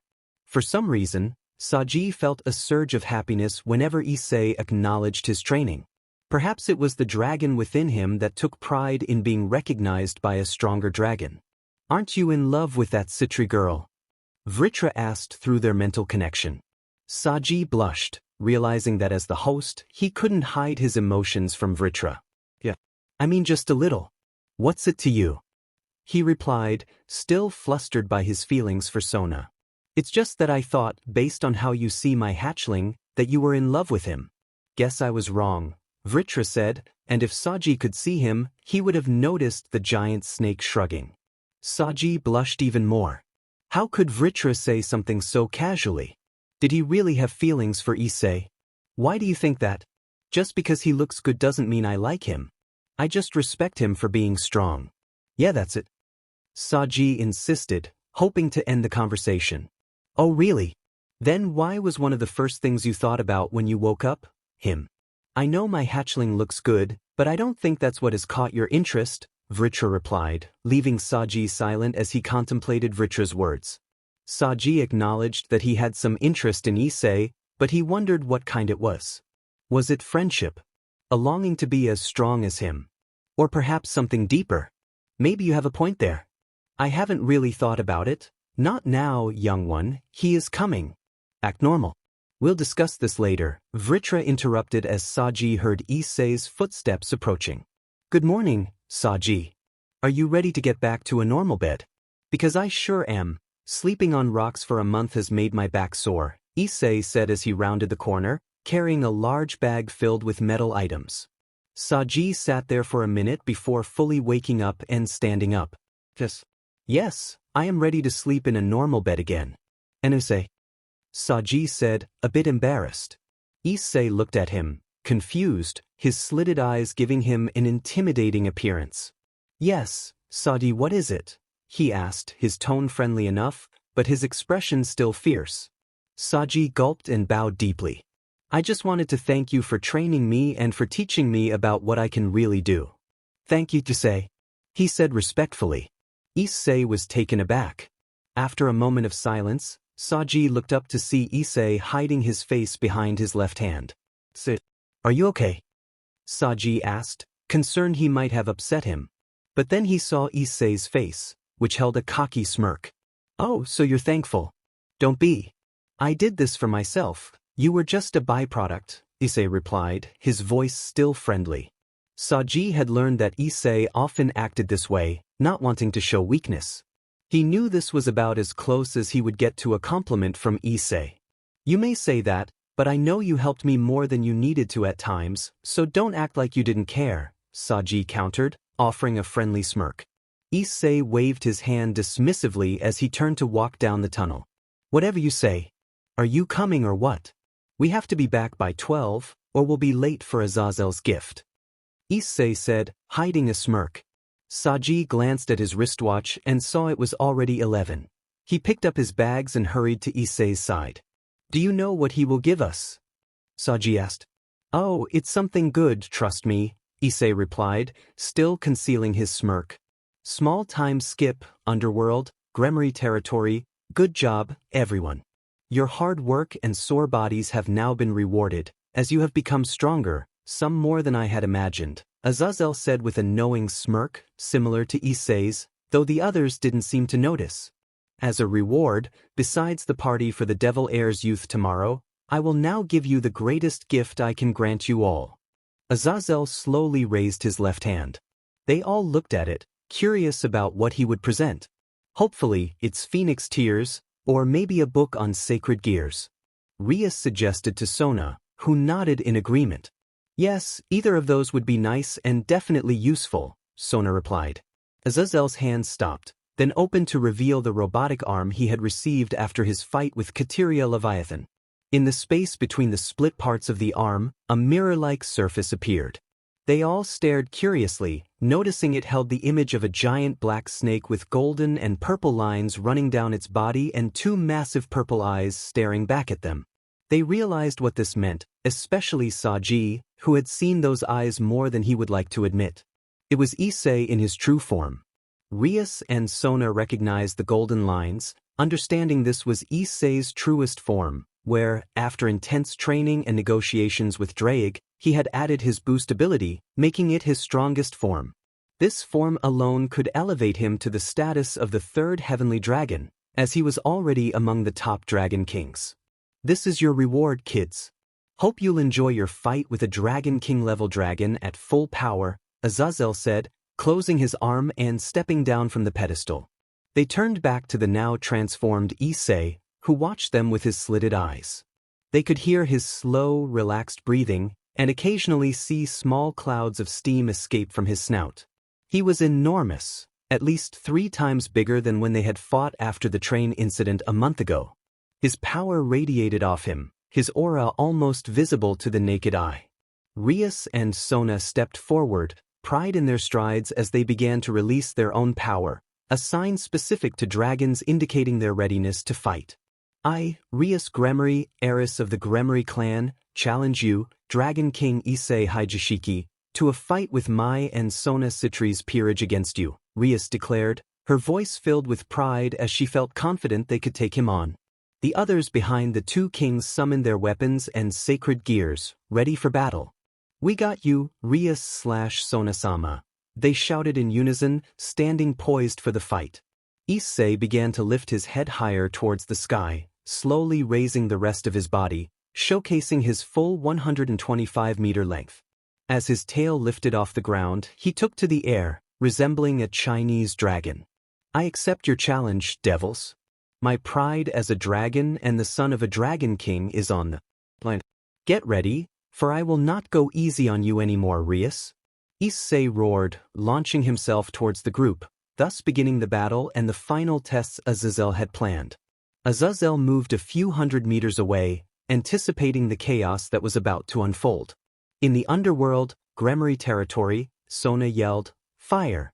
as various ice, fire, and wind magics were unleashed at Issei, now in his gigantic snake form. They had been fighting for just under 2 minutes, and Issei had yet to retaliate since flying towards them and destroying an old tower. The attack struck him, but his scales proved much tougher this time. Although the attacks didn't damage him, they created a cloud of smoke around him, allowing the 2 devil peerages to prepare their next move. Using Rias's brute force tactics and Sona's strategic planning, Kiba, Zenobia, Kaneko, Meguri, Yura, and Saji launched themselves at Issei at top speed. Kiba and Zenobia positioned their swords for a combined slash attack, while Kaneko readied her fist to strike a hopefully vulnerable area. They slashed with all their strength, leaving a dent in his scales, but Kaneko could only deepen it by a millimeter. Saji, Yura, and Meguri attempted a similar approach, with Saji as the primary attacker. Meguri's heavy overhead slash with her samurai sword created a deeper dent than the previous group. Yura then used all her strength in her left arm, turning the dent into a tiny hole. Sei felt the moment was right and unleashed his power, sending his fist flying towards Issei. He felt it connect, sensing the scale give way slightly, revealing softer skin beneath. As the cloud of smoke lingered, the 2 groups landed beside their respective leaders, their expressions contrasting. The orc group felt disheartened that they couldn't inflict a real wound on Issei, while the Citri group celebrated their success in breaching his armor. Saji exclaimed, "I finally got him. I wounded Issei Hijishiki." His pride was evident, marking a significant achievement for both peerages. However, their joy was short-lived. Emerging from the smoke, Issei's massive head appeared, mouth wide open and ready to engulf them. They managed to dodge, making brief eye contact with his giant slitted eyes. He bit down on a small hill of stones, then turned towards the orcs, slithering and spitting medium-sized rocks at them. Aquino, Rias, and Asia easily evaded, but Gasper, Kiba, Zenobia, and Kaneko had to run to avoid being hit. Sona and her peerage attempted to assist by firing magic at Issei, but it only generated more clouds of smoke and dust, obscuring their view of his giant tail as it swept towards them, sending them crashing into the ruins of the old tower. Damn it, why is he so tough? I thought for sure we would have been able to hurt him a bit with that attack. Aquino lamented, surveying the chaotic battlefield, with Issei occupying at least a fourth of it. I don't know, but it seems his scales are much tougher than when Sona fought him last time, Rias replied, aiming her arms at Issei and charging a ball of destruction. Will that even work? If none of our other magic? It has to work, it always does. His leash made use of this power, so it must be able to hurt him, Rias insisted, cutting off Aquino. Rias fired her power of destruction towards Issei's head. Fortunately for her, he was focused on her other peerage members, but unfortunately, they had been hurt by his attacks. Her ball of destruction hit him cleanly, eliciting a roar from him. Yes, bullseye. I told you it would work, Rias said, feeling a bit more at ease, knowing she could still inflict some damage. She and her two servants then met up with Sona and her half-bruised peerage. Oh my Satan, Sona, are you okay? Asia helped them hurry. Rias urged. Asia nodded and began to heal them, though it was challenging since they were still airborne. I'm fine, but that single attack he landed on us was really strong. He isn't the same Issei we played with when we were younger, Rias. He is a dragon now, Sona said seriously. Rias could see the truth in her words. Issei was much stronger than she remembered. With all the recent surprises, it was starting to feel overwhelming. First Azazel's proposal, then that monster, and now Issei's unknown strength. Why are all these things happening? Rias wondered, but she barely had time to ponder before Aquino pushed her out of the way of a giant spiraling purple flame. They crashed to the ground below. Saji was the first to stand up and began helping his team. Rias was helped up by Aquino shortly after. They assessed the damage and saw that only they, Sona, Saji, Tsubaki, and Momo were still standing. Asia had been taken away by the same kind of magic used in a raiding game. Rias noticed green particles rising from where Kiba, Zenobia, Gasper, and Kaneko had been. He defeated them all. So easily. Tsubaki remarked, staring at Issei's display of power. Most of the girls were frightened, especially as they saw him slowly slithering towards them, his giant purple eyes fixed on them. Rias, Sona, Aquino, and Saji were less affected. Rias and Sona were aware of his strength, though they were shocked by how much he had grown. Aquino felt a mix of shock and anger, believing he was responsible for her nightmares and her mother's death. It fueled her determination to stand firm, even if she felt like buckling. Saji was terrified but also admired Issei's strength, feeling conflicted. Rias, what do we do? Aquino asked, her fear evident. Rias stepped forward, stopping at the front of the group, her expression serious. We fight or else we lose completely. Issei doesn't care if you're scared or weak. He only cares if he can fight you. So stop being afraid and face him, Rias declared, though her voice lacked conviction. She too felt fear. The thought of losing control over Issei was daunting. She closed her eyes, grappling with the fear of what it would mean if he won. Just then, she felt his breath on her face and opened her eyes to meet his purple gaze. Rias, surrender now while I still feel like it, he said, his voice bored and unimpressed. The only thing he acknowledged was Saji's punch. Rias summoned her powers, hoping they would work, but in his current state, they only caused him slight discomfort. Never. On my name as the Gremory heiress, I will defeat Yo. Before she could finish, Issei sent her flying across the group with a powerful gust of wind from his snout. Give up now, or you'll lose more dignity than you already have, Issei taunted, enjoying the defeated expressions around him. Yet one face still showed determination, Sirzechs. So my own rival can still stand and fight. I expected nothing less. Let's see what you do if I do this, Issei thought, releasing a mist from his body, transforming into his half-dragon, half-humanoid form. He spread his arms in an almost welcoming manner, but before he could speak, a crimson-red star shot towards him. He barely got out before being knocked back a meter or two. Confused, he looked around, feeling an unmistakable pain as the attack took effect. He cried out as the star-shaped wound on his chest began to throb painfully. It wasn't very deep, but it had made him bleed a little. Sona wanted to make an attack now with the remaining people here, but before she could speak, Aquino and Saji had already launched their assault. Aquino summoned as much holy lightning as she could, while Saji charged in, using all of his sacred gear pieces to strike at Issei's wounded body. Strike, high knee, left swing, double-handed hammer slam, and knockback kicks. Amidst this chaos, Rias managed to crawl out from the wall she had been shot into. Did it work? She asked Sona, who was still processing what she was witnessing. I think so. But I can't believe you had that kind of attack, or how we've turned a sure loss into a possible win, Sona replied, moving to Rias's side to support her. Yeah, me neither, but don't let your guard down yet. Begin attacking before he gets a chance to counterattack, Rias instructed. Tsubaki and Momo finally snapped out of their daze and began firing magic at Issei from the sides. The barrage of strikes and magical attacks took its toll, preventing Issei from regaining his footing or catching his breath. He was under constant bombardment, leading him toward defeat. He was shocked by how this had happened. He understood why he was losing, but he couldn't fully grasp it. Rias had an attack that was more powerful than the normal power of destruction he had faced before. It was so potent that he was certain it could even hurt him in his true form. He was grateful that his instincts had kicked in, allowing him to grow scales on his chest quickly. Otherwise, he would have suffered a much worse injury. These thoughts made him admire his mate, but they also drove him to frustration.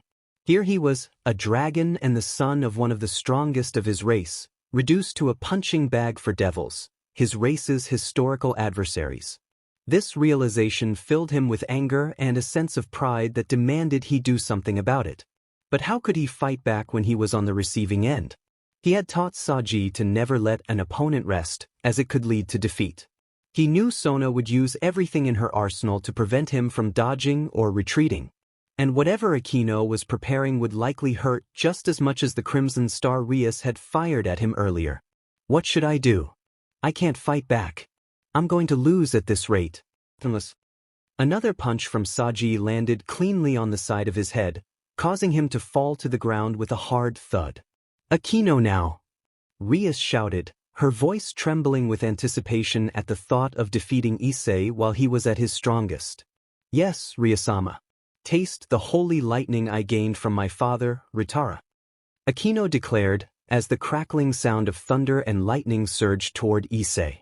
But the only thing Issei focused on was the use of his real name, a name he associated with a being he considered a mindless monster. Hearing that name was the most hated reminder of his lineage as the son of Vritra. Before the lightning struck, his aura surged as he roared, Aquino Himajema. The lightning drowned out his voice, and soon all sight of him was obscured by massive bolts of lightning dancing in the air. Rias, Sona, Tsubaki, and Momo all breathed a sigh of relief as the fight came to an end. Aquino looked at her handiwork with pride, crossing her arms in satisfaction. But Saji remained on guard. He had learned through his challenging weeks with Issei that calling him by that name was a mistake. It would lead to a terrible outcome, even if it didn't show in his fight with Valle. In a single moment, he felt a punch of steel hit his chest, a blow that would have been fatal if not for the protective magic Azazel had placed for this test. The others stood silently, watching as, from the dust and green particles that had once been Saji, emerged a fully scaled Issei. His hair was long, longer than Aquino's, with purple and black strands. His eyes glowed like crystals in the dark, but instead of a cheerful purple, they radiated a sinister hue. His arms and legs were longer, with a more beast-like build. His hands had transformed into claws, sharper than swords and stronger than any hammer. A tail swayed behind him, adorned with spikes that moved like feathers, and at its end was a deadly spearhead. This was the creature they had feared, a human-sized monster with dragon-like strength. Yet, it was not his true form, a gigantic snake with powers beyond their comprehension.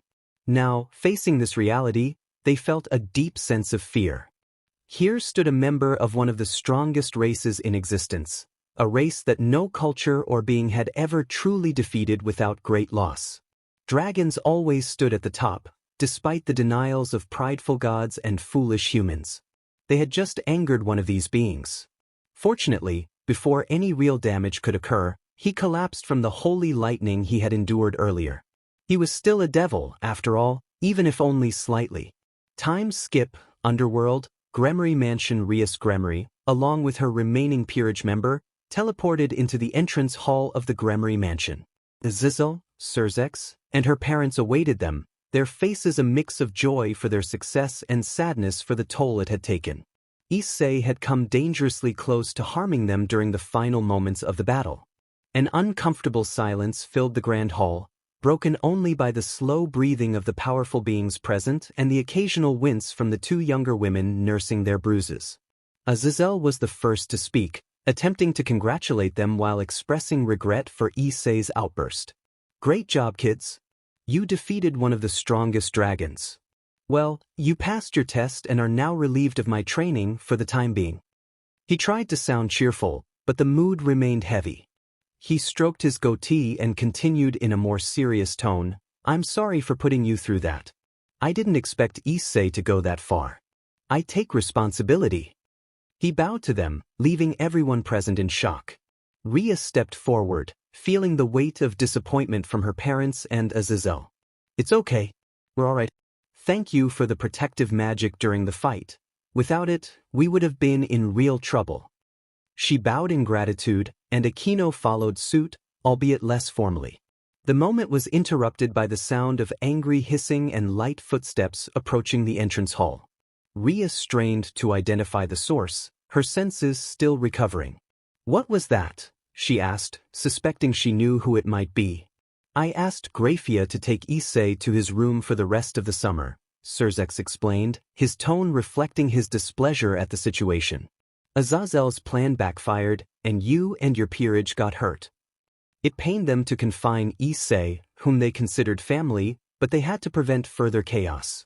I understand, Lord Lucifer-sama. May Aquino and I see my peerage?" Rias asked, her voice tinged with sadness, masking her inner relief at their victory. Sirzechs nodded, stepping aside as he still had matters to discuss with Issei. Rias, Aquino, and Rias' parents moved past him and down the hallway toward the medical wing of the mansion, leaving Sirzechs and Issei behind. The mood was somber, as both men had not anticipated this outcome. They had expected Issei to win without causing serious harm, but his attack on Saji had nearly been fatal without Azazel's quick intervention. "What happened out there, Azazel?" Sirzechs inquired, concern etched on his face. "I thought you said he was able to do this and not cause this kind of mess." Sirzechs asked, his friendly tone replaced by the voice of an angry older brother. Azazel could already tell where this was going and knew he couldn't talk himself out of it with a new promise or deal like before. He had made a deal with Sirzechs, or rather the Lord and Lady of the Gremory household, to allow Issei to spend longer periods outside of his chains and prison. Sirzechs had agreed after discussing it with his parents. Azazel planned to use Issei as a training instructor for Saji, placing him underground far from devil or dragon settlements to minimize potential harm during any outbursts. If everything worked out, Issei could spend more time with his adoptive family, something Sirzechs, Rias, and their parents wanted. It was a perfect deal for all parties, but Sirzechs had one condition. If Issei went too far just once, the deal would be off. "I don't know, Sirzechs. He had behaved himself, followed the rules we set, and didn't hurt anyone more than necessary. But it seems he wasn't ready to let go of his hatred for his father, which likely led to this whole mess, Azazel replied, looking away to avoid eye contact and to process what he had seen through his monitor. Sirzechs sighed heavily before speaking. I see. Well, I guess I can't fault you for not knowing how deep his hatred goes. Azazel looked back at Sirzechs, confused. He thought he understood. It was pretty obvious to anyone who spent more than a day with Issei. I don't follow what you're saying. I've seen how deep this hatred goes, and I just witnessed another display of it. Sirzechs let out a sad chuckle as he walked to the center of the vast room, stopping beneath a appealing chandelier made of gold and rubies. No, you don't, Azazel. Not fully, at least. What you've seen is only the part he shows when consumed by anger, which happens too easily. His real hatred stems from his name, his beard name, and what it signifies to him and those around him. As he spoke, Sirzechs raised his left hand, forming a crimson ball in the air between his fingers. You see, just as my family is recognized as the Gremory because of our crimson hair, he is seen as the son of Vritra due to his Brdh name, which carries that meaning in both the new Dragonic and Satan's tongue. He uses a different name to hide this from the world and a different last name to distance himself from us. The ball in his hand morphed into the shape of a young man. He hides from these connections because, on one hand, he believes it is bad for us, and on the other, he resents being seen merely as the son of Vritra for reasons my family and I have yet to uncover. The small replica of Issei smiled back at Sirzechs, who returned the gesture. Azazel was stunned by this revelation. He had thought Issei's hatred for Vritra stemmed from other reasons, or simply from being viewed as another Vritra. He had even chosen to hide his real name at one point after being cast out, only to reclaim it after his father's death. He is quite like Rias in that way, wanting people to see him as an individual rather than just a part of something, Sirzechs said, closing his hand and making the small Issei disappear. Looking back at Azazel, Sirzechs noted, I see this little history lesson was too much for you, old man. But I felt you needed to know it as you'll undoubtedly try to bring him out of his current prison, his past. With that, Sirzechs walked out of the room, wearing a friendlier smile than before. Once the door closed, Azazel shook off his stunned state and looked around the room, noticing a red glow from the chandelier above. In one of the largest rubies stood the form of Issei, looking happy and free of anger toward his father. Azazel smirked at this, recognizing it as an obvious request from Lucifer to help save his little brother from self-destruction due to his inner turmoil. You cheeky brats, making an old man like me work so hard. Don't worry, I will find a way to help him. I promise on my father's soul. Below the beautifully decorated halls and luxurious rooms of the Gremory mansion lies a dungeon of sorts. With its long, narrow hallways, hopeless cells, and fear-inducing rooms, it was certainly not the most welcoming place in this mansion of glamour and beauty. Built a little over 150 years ago, it served as a prison and a role for one of the children of the Gremory house, Rias Gremory, also known as Issei Hijashiki. He was given the title of Dungeon Keeper because, as a non-full-blooded devil, he could not attain a peerage or become the heir to the Gremory family. His adoptive parents and older brother recognized his abilities from a young age, believing they perfectly matched the role. When he was about 6 years old by human standards, he was granted full rights and authority in the dungeon. However, when the next heir, Rias, was born, his role shifted from dungeon keeper to guardian dragon for her. Initially, his feelings for Rias mirrored that of an older brother, but over time, they evolved into something deeper. When Rias received her evil pieces, Issei offered himself as her first piece, leaving behind his other responsibilities. But what became of his dungeon? It transformed into his personal prison after a significant change in his personality and behavior. He was often chained there, only released with the approval of Sirzechs or Lord and Lady Gremory. His time in confinement did not halt his increasingly aggressive demeanor. Instead, each release seemed to amplify it. After a particularly violent incident orchestrated by Azazel, where Issei nearly harmed Saji, he found himself chained once more.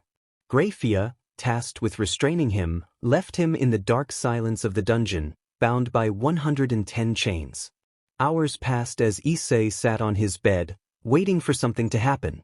His body had been forcibly reverted to his human form, making him vulnerable to the magic within the chains. Oh, I guess I should have seen this coming. I really am an idiot if all it takes to make me angry is for someone to say my name, he thought, hanging his head in defeat. I'm pathetic. Wouldn't you say so too, Drake? Me, the strongest hatchling of all time, and I can't even hold back my own anger. He spoke aloud, hoping for a response from Drake, but received none. As he sat there, he heard footsteps approaching but could neither smell nor sense who it was due to the stench of the dungeon and the magical restraints. Who's there? Is that you, Azazel? Sirzechs. Then, before he could finish, a voice called out to him. Issei, my dear sweet boy, are you okay? Asia's voice was filled with concern as she hurried toward him. Issei felt a flicker of gratitude that his mother had come to see him, mixed with frustration for her witnessing him in such a state. I am fine, mother. Just got a bit beat up after I hope I didn't burn you too much, he replied, attempting to keep his tone neutral, though he knew he had messed up this time. Asia approached, searching for any visible wounds, but found none. Issei was only suffering emotional damage. I'm fine, I am a dragon too, at least not as much as you or your father, she said sweetly, unaware that her words stung him. She moved closer, gently lifting his chin to meet her gaze. His eyes widened at the sight of her face, partially covered in bandages, prompting him to close his eyes almost immediately. What's wrong, Ritara? Oh, I know I am a little bit hurt, but I am okay. You could never hurt me, you're just like your father in that way. She spoke with a soothing tone, but it wasn't enough for Issei. But he did hurt you. And I did too. He whispered. Asia only caught a few words but could tell he was aware of something she didn't understand. What do you mean by that, dear? Please tell me so I can help you, she urged. Issei turned to her, his eyes narrowing as he felt the weight of his emotions. But he did. How don't you remember this? He killed you before I was born. Issei yelled, his voice filled with pain. Asia looked at him, confused and shocked by his words. She wanted to help him, even if it meant confronting the painful truth about her husband. I don't think you're thinking clearly, sweetie. I want to help you, so please try to explain. What did you mean by your father killing me before you were born? Asia asked gently. Issei stared at her, realizing she had forgotten, or perhaps never knew. He took a deep breath, trying to find the right words. When I first became aware of my sacred gear, I had a vision. It felt like a memory. I saw you and Dad standing in front of my egg on the day I was supposed to be born. His voice trembled as he continued, you both were showing affection and discussing something, maybe my name. But before I could be born, that monster killed you right in front of my egg. I was waking up at that moment, but I hadn't yet left my egg. Asia listened, tears welling in her eyes as memories began to surface. She fell to her knees, overwhelmed by emotion. Issei, make me into Asia Argento. I don't want to be. I don't want you two monsters in my head, she cried, fear and anger etched on her face. Issei was stunned. His own mother saw him as a monster. His eyes dulled, the vibrant purple fading. Asia, desperate for a response, stood and slapped him with all her strength. It didn't hurt him physically, but it struck deep inside. Do one good thing in your life, you monster. I never wanted this, so you better clean up this mess. Asia screamed, slapping him again. Issei looked at her, feeling the weight of her rage. Do it, Ritara. At least then you'll be less like your father. She shouted, kicking him. His body shook as emotions bubbled up inside him. He slowly stood, chains rattling as Asia stepped back, fear in her eyes. Issei grasped one of the chains around his neck, clenching it tightly. His body began to transform, pain coursing through him. Asia stepped back, terrified of what might happen. Issei's face was emotionless, but sadness filled his eyes. The chains broke, triggering alarms throughout the mansion. He stood still for a moment, staring at Asia, before looking up at the dungeon ceiling. His body transformed into his true form, his aura exploding outward and destroying the walls. He grew larger, roaring with rage, sadness, and hate. The mansion shook under the force of his presence. He glanced at Asia one last time, her body frozen in fear, before he flew upward, breaking through the ground and the entrance hall. Servants scattered as the massive dragon soared into the sky, leaving the guards helpless as he vanished into the distance. Rias, Aquino, Azazel, Graphia, Lord Ziaticus, and Lady Venelana stood together, observing the chaos from a distance. The only sounds were the distant roars of Issei and the cries of the servants. The silence was broken when Venelana fell to her knees, sobbing. Ziaticus tried to comfort her as best he could. Graphia, without waiting for approval, rushed off to find her son, hoping he hadn't been caught in the turmoil. Rias felt a deep sadness over losing her strongest piece, her plaything, and her older brother, though the latter was a more muted feeling. Aquino struggled with her emotions, unsure whether to feel happy, angry, or sad, and maintained a neutral expression. Azazel moved closer to the window, inspecting Issei's body and sensing his power. He was uncertain about how to proceed with his secret deal with Sirzechs, especially considering Issei's current trajectory. A red magical circle, bearing the new Lucifer emblem, formed behind them, and invisibly angry Sirzechs emerged, his aura powerful enough to distort the air around him. "What happened here?" he demanded, shifting from brother to leader. His parents were too stunned to respond, and Rias and Aquino were lost in their own thoughts, leaving Azazel as the only one who could answer. Time skip, Underworld Devil territory. In a grand building on the outskirts of Lilith, the Devil capital, a lavish party was underway. This gathering was for the young heirs and heiresses to express their desires before the Devil Kings and Council, followed by a tournament to determine the strongest youth. Before the tournament rankings were announced, the party featured tables laden with high-class food and drinks, all set in a luxuriously decorated hall. The grand windows offered a view of the surrounding forest, adorned with curtains displaying the emblems of the 4 Devil Kings and various families. Among those families were the Gremorys, though only Lord Ziaticus and Rias attended, as Lady Venelana was unwell, a cover for the recent disaster. Rias and her peerage stood at one of the tables, their expressions somber. Rias forced a smile most of the time, but anger flickered beneath the surface. Aquino remained unsure of her feelings, masking them with a polite smile. Kiba, Zenobia, Kaneko, and Gasper appeared unaffected, even relieved by Issei's absence. Asia, however, was different. She often looked horrified whenever Issei was mentioned, though they were unaware of her connection to the events that transpired. Rias sighed and turned to her peerage, her smile replaced by fatigue. "I wish we could leave soon. My face hurts from smiling so much." "Are you okay, Asia?" she asked, noticing Asia staring blankly. Gasper and Kaneko exchanged worried glances, having seen the fear on Asia's face. Kaneko followed Asia's gaze and spotted Sona and her peerage approaching, her confusion growing. As Sona, Tsubaki, and Saji drew closer, Asia instinctively backed away behind Zenobia. Both Sona and Rias noticed her behavior and exchanged concerned looks. "Rias," Sona began, attempting to maintain a courteous demeanor before addressing Asia's fear. "Interesting dream you have, to become the champion of the raiding games. Though it might be a bit childish, wouldn't you say?" Sona tried to lighten the mood, but the lack of laughter indicated it wasn't the right time. "Sorry, I wanted to liven things up. You all seem a bit off tonight," Sona observed. "Yes, well when—" "Wait, has Serafal-sama told you?" Rias asked, to which Sona nodded. "Okay, then I don't know what to tell you as it should be pretty obvious," Rias replied.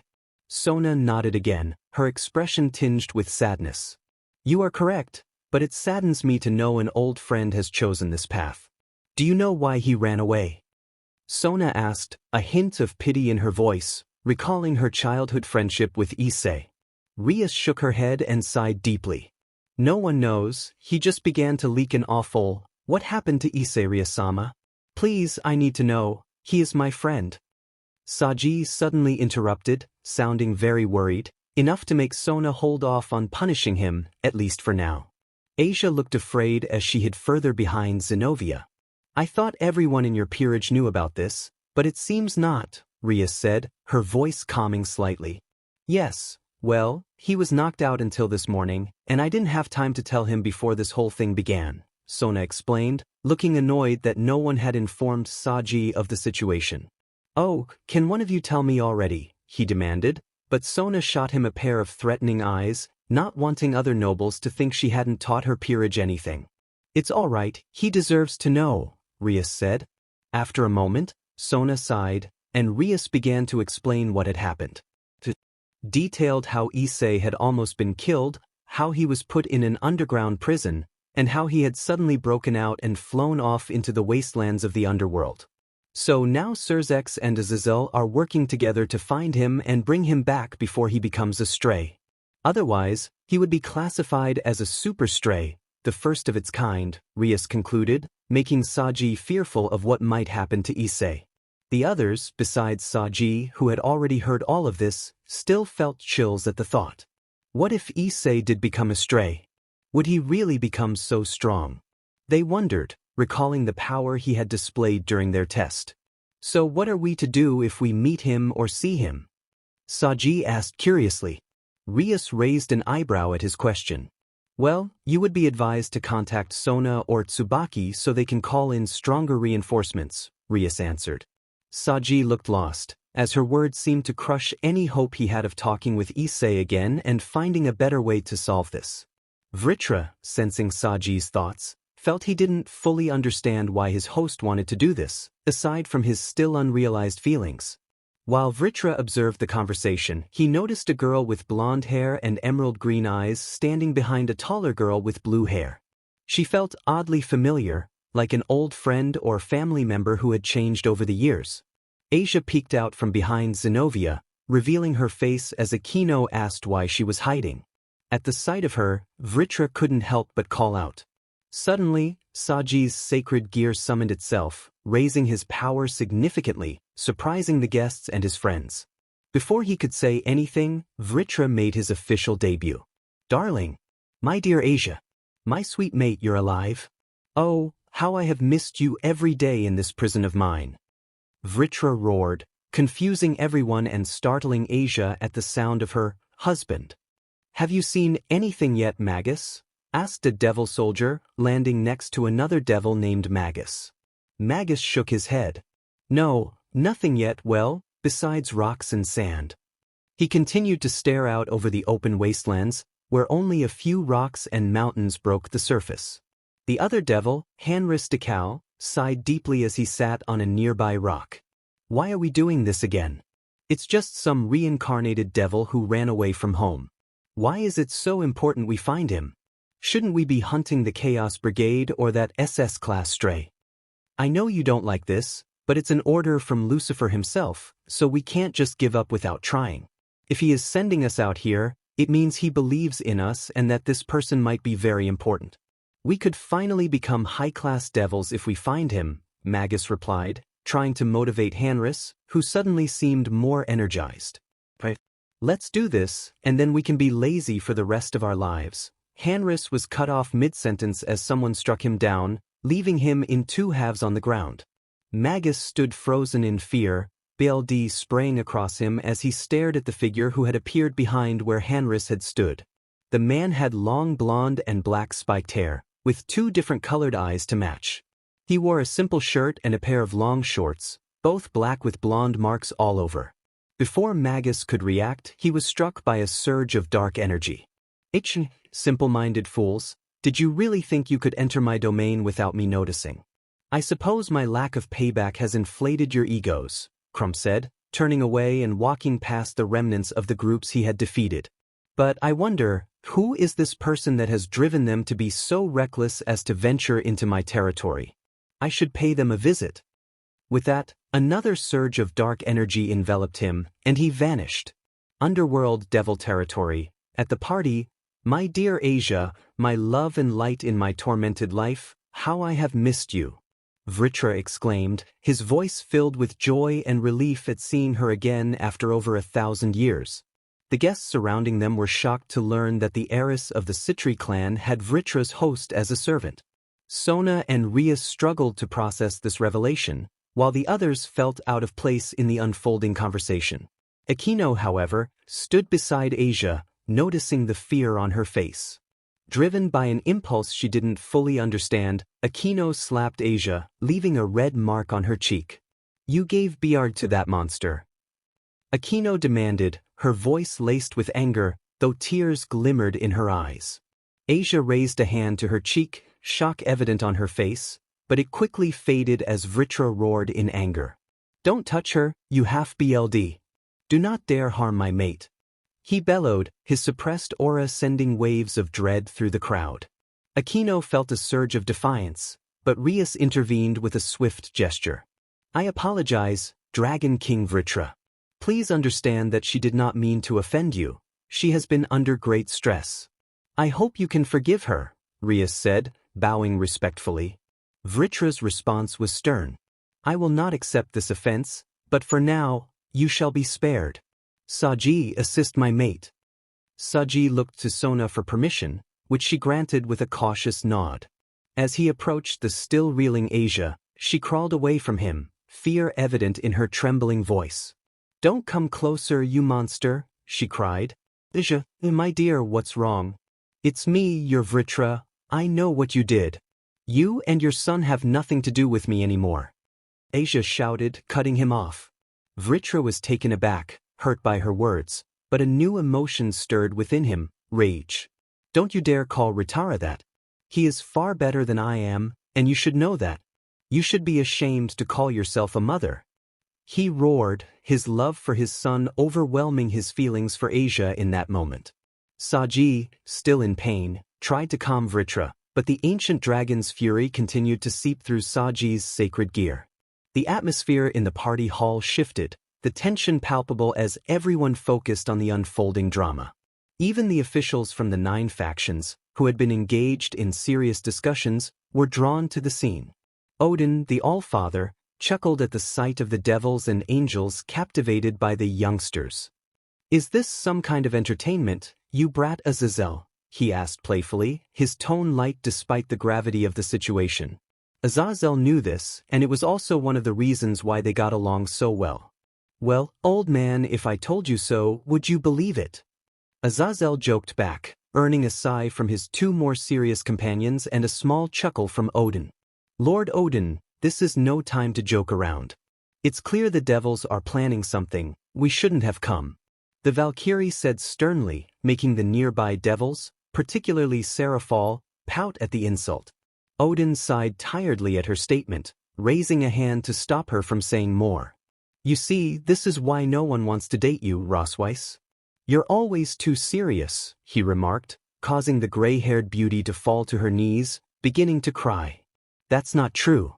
I just don't have enough time for relationships." Rosweiss sobbed, prompting another sigh from Odin. "I apologize for the young woman here. She just gets really upset about these things." "It's fine, Lord Odin. Now, if you'll excuse me, I have a party and heiresses to save," Sirzechs said before heading off stage, with Grafia following after him. Azazel trailed behind, eager to see what all the fuss was about and perhaps gather clues about Issei's whereabouts. As the 3 powerful beings approached the crowd, they witnessed Saji being restrained by Kaneko, Kiba, Zenobia, Yor, and Meguri, who were trying to prevent him from reaching Asia. Sirzechs' presence didn't seem to deter Saji, even when he attempted to leak some of his aura. So he resorted to the tried-and-true method. "Stop this instant," he shouted at the top of his lungs, which effectively redirected Saji's attention. For a brief moment, Sirzechs noticed Saji's eyes shift from gray to bright purple before they returned to their original color, causing him and the group holding him back to tumble over. Sirzechs sighed, already anticipating the headache that would come from the Devil Council using this incident against him and the other Devil Kings. "Rias, Sona. Follow me and bring your peerages. We need to discuss this," Sirzechs instructed, feeling the weight of the other guests' silent judgment. Rias and Sona agreed, and as a precaution, Grafia magically bound Saji. They made their way out of the main hall toward a side room intended for discussions between the 3 biblical factions and Norse mythology. Azazel followed closely, curious about Saji's sudden eye color change. However, before they could enter, a sudden wave of magic surged through the room. "What is it now?" Sirzechs asked, slightly annoyed.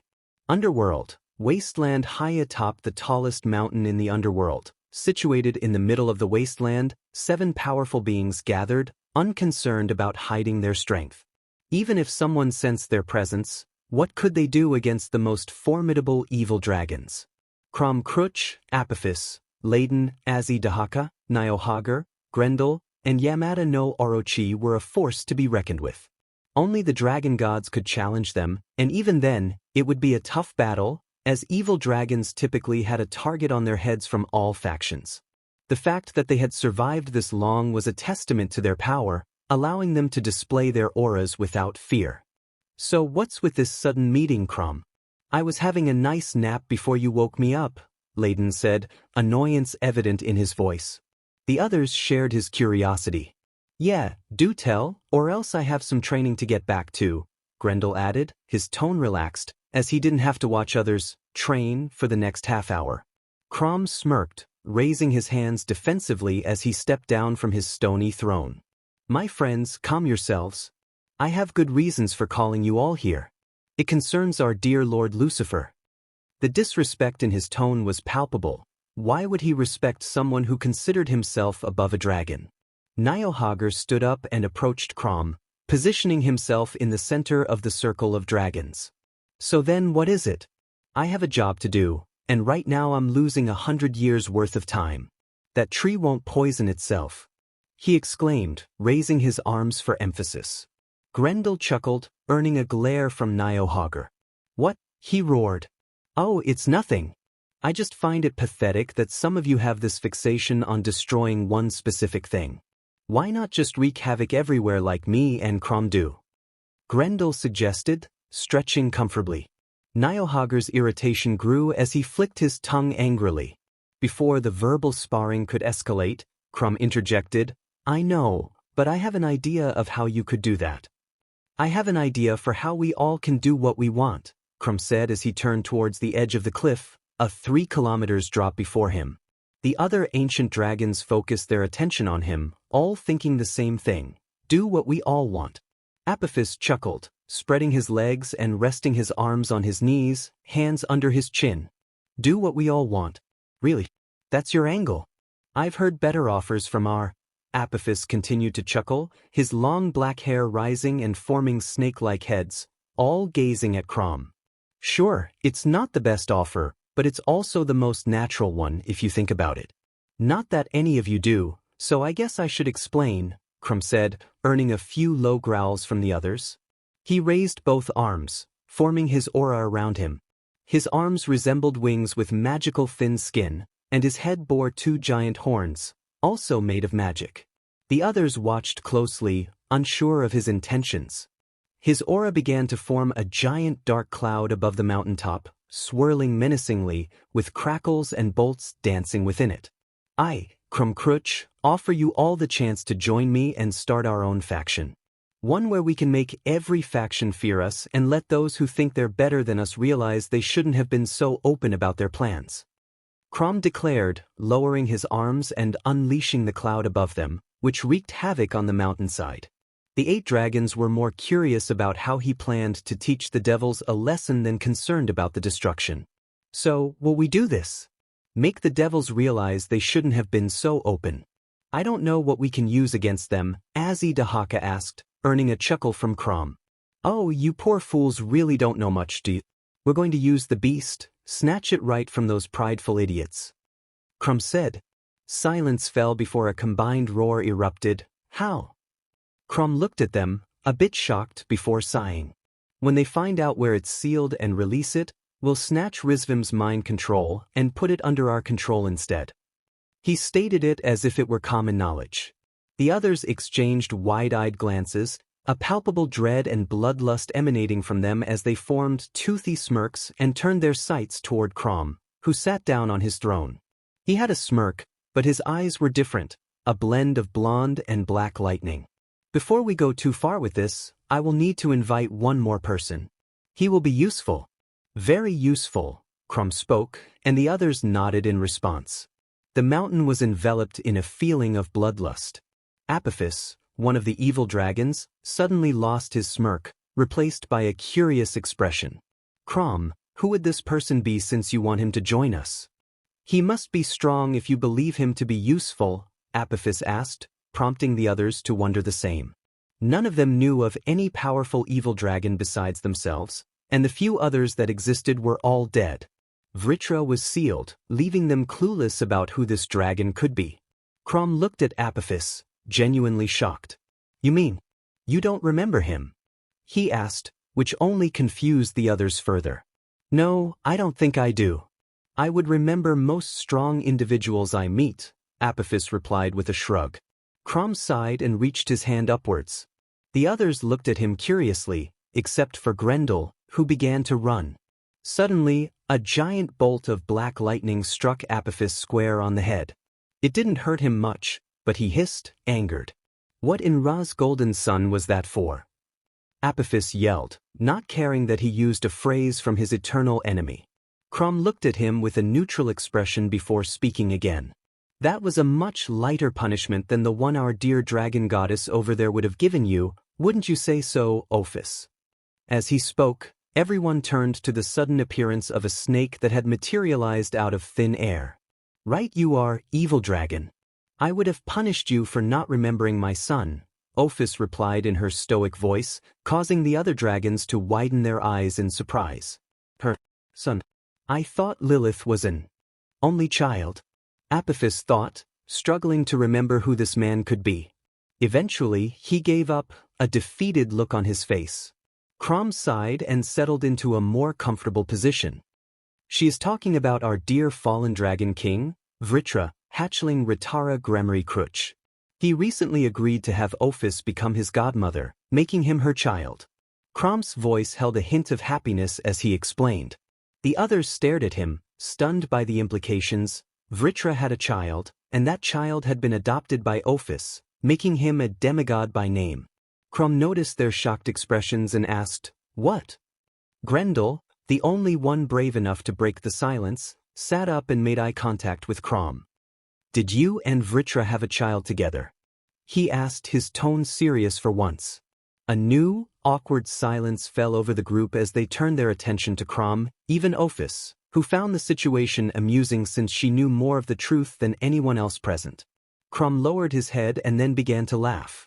The others, except Ophis, felt uneasy as his laughter grew more intense.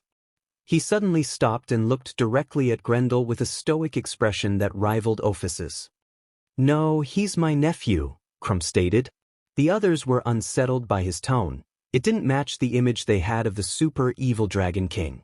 With the lack of further questions, Ophis decided to speak up again. So why do you want to invite my son into your little evil dragon club now? You could have done this over 100 years ago. Crom responded, Well, goddess, if you all must know, he wasn't ready back then, and the time wasn't right to start this whole faction yet. His answer seemed reasonable to most, although some were still unaware of each other's situations. Ophis, however, was not satisfied with his explanation. She had reached out to Crom as one of the first to join her on the journey to regain her home, and back then he had expressed a longing to remain independent. Are you all satisfied now? If so, I have a nephew to find. He should have run away from the devil territory. I would like to be a supportive uncle if you don't mind, Crom said, his voice regaining some of its usual charm. Meanwhile, above the gathering, a magical blue gate appeared, adorned with Norse runes. Loki stepped through, prompting a sigh from his father, Odin. I object to this meeting. Father, you should not bow to these weaker factions. Loki declared as the gate vanished behind him. Odin sighed again. What would you have me do instead, Loki? Let the Chaos Brigade do as they wish and destroy the biblical factions. Then what? Who will they turn to next? Loki smirked, filled with pride. Surely, father, we can defeat them on our own. After all, they're just outcasts of lesser factions. And this, my son, is why you'll never be given an important role in Asgard. You view everyone as lesser unless they are like you. Your pride will one day be your downfall, Odin replied, his voice rough with the weight of his many years. Sirzechs flew up to meet Loki's gaze. Lord Loki, I will excuse this if you back down now. Loki scoffed at his words, while Sirzechs maintained a neutral expression, trying to hide his irritation. Many leaders in the biblical factions had been informed about the potential superstray, but only Azazel, Seraphal, and Ajuk knew the true identity of this individual. That case, the Chaos Brigade, and now Loki was beginning to get to him, something the other leaders gathered could see or at least sense. He began to unleash his aura, a small dose as a way to tell Loki to step down now. Odin would have intervened, had it not been for Loki's next words. If my pride will be my downfall, then you joining Ophus's side will be yours, father. Odin looked stunned, recalling the day Ophus had come to ask for his faction's help with something significant. That something was the defeat of Great Red, a task he didn't want to undertake as it would mean his and his family's downfall. Loki, what have you done? Odin spoke with anger. Loki smirked, showing off his aura, allowing everyone to feel the slight, almost imperceptible energy that clearly did not belong to him. It was an infinite feeling, almost void-like, a clear sign that it belonged to Ophus. I have done what you couldn't do, father. I took an unknown path and became more powerful for it. Loki yelled as his aura began to fill most of the hall, making the weaker guests feel lightheaded, some even fainting. Stand down this instant, Loki, or you will face a punishment worse than any I have given you before. Odin yelled at his son, noticing both Sirzechs and Ajuk powering up slightly. He had tried to warn him, but as a member of the Chaos Brigade, he was now a threat in enemy territory. He couldn't do anything except attempt to make him rethink his actions, but his words fell on deaf ears. I care not, this is only part of my destiny. Soon Ragnarok will be upon us. This is just a stepping stone in my story. Loki declared, forming multiple magical circles behind him, most of them involving ice magic. Odin sighed in defeat as he saw this, then made eye contact with Sirzechs for a split second. Sirzechs understood his unspoken words and communicated with Ajuk similarly. Sirzechs used a refined version of his power of destruction, forming small bullets and firing them at the magical circles behind Loki. The spells shattered, forcing Loki to remake them and charge them again. This gave Ajuk time to charge a capturing spell, which he fired off as soon as he had enough power to last for a whole day. Suddenly, Loki was trapped inside a crystal-like magical pyramid. For a moment, he looked stunned, then his face twisted into a scowl as he pointed angrily at Ajuk. Is this all you can do, you so-called super devil? A simple capture spell. You're all pathetic. Before he could say anything else, the pyramid and Loki teleported away to a barren area in the devil territory. The two super devils powered down again, as the immediate threat had been removed, if only temporarily. They needed to devise a plan to capture Loki in a more permanent prison. In the wastelands, in a distant corner far from the major underworld factions, a small and young civilization had begun to rise. Its people were a mixture of different races, but they all shared one thing in common. They were considered demons or monsters. They possessed demonic powers and monstrous strength. However, they had reached a point in their history where they wanted to be more, and thus began to build their civilization. It had its struggles, as there were no trees or any chance to grow CRPs. They overcame these challenges by hunting for food and using stones in more advanced ways than most other civilizations had done at their beginnings. They had started to experiment with metals, utilizing animals as food sources and other useful resources. If they had begun when everyone else had, they might have become one of the great civilizations. Even now, they could still reach that goal in a few hundred years. But the world would never know, as the great town that housed this new faction was reduced to rubble and ruins. Giant pools of purple fire spread across the area, along with large tracks of a serpent visible in the would-be roads and sands around the town. The cries and screams of the last few remaining people echoed until they suddenly ceased. In the former town center stood a monster, a mix of draconic and human features, with a long tail ending in a lethal shape. Arms and legs were covered in black scales, and he had no shoes, revealing his clawed feet. His hands were also clawed. He stood tall, but was thinner than the guards who were still trying to fight him. His head and face were obscured by long purple and black hair, with only the purple glow of his eyes and two black horns visible. If they were seen as monsters, he would be viewed as the monster of all monsters. He slowly lowered his hands, making the guards think he was surrendering. He wasn't, he did it only to make them lower their guard. Fools, he chuckled, before slashing his arms in a cross and defeating them all. BLD splattered onto the sands and dead bodies that had already fallen. He held his head for a moment, sighed heavily, and moved his hair off his face. His face had aged somewhat, his skin had darkened, and his mouth had widened. He winced, placing his right hand on his left side as a stirring pain rose from that area. He looked down, wincing again as the pain returned before fading. He didn't know what this pain was, but he suspected it was related to his transformation into a stray. He hadn't killed Rias, and his struggle against this change was causing him pain. That was his theory for now. He wanted to ask Drake for clarity, but Drake had been unresponsive for the past few days. So preoccupied with his discomfort, he didn't notice the small creature charging at him, roaring as it opened its mouth, ready to attack. When it bit him, its teeth nearly shattered against his scales. Only then did Issei realize its presence.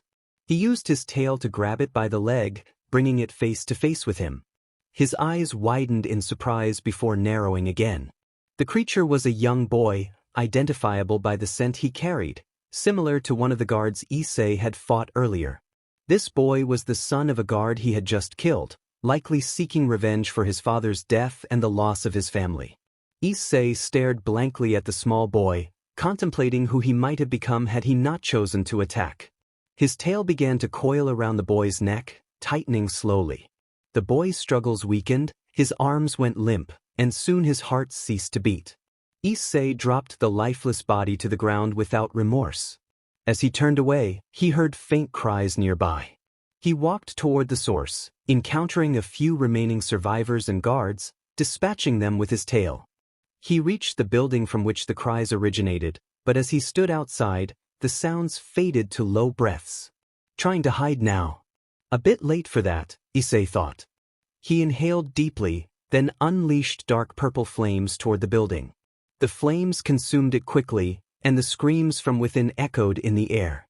After his rampage in the town, Issei searched for food and water among the partially standing buildings. He found an outdoor bath in a wealthy citizen's home. The clear water reminded him of his first sight of the ocean in the human world, a memory from long ago. His clothes were soaked in BLD and sand, a reminder of his recent actions. He decided to SRP off his ruined clothes, contemplating transforming into his true form or finding new clothes in the town's remains before jumping into the bath. The warm water embraced him as he stepped in, soothing against his skin, even as it turned murky with BLD and sand. He didn't mind, he knew a spell to clean the water. No one was around to judge him. However, his mood darkened as he realized he was alone again. He was free, no longer trapped in his cage or egg, but the world outside felt just as lonely. At least in the cage, he had known someone would eventually open it. He curled himself up a bit, holding his knees with both arms, and placed his head on top of them. He sat there in the now much colder and dirtier water, reflecting on his loneliness. Why am I always alone? He thought, frustration boiling within him.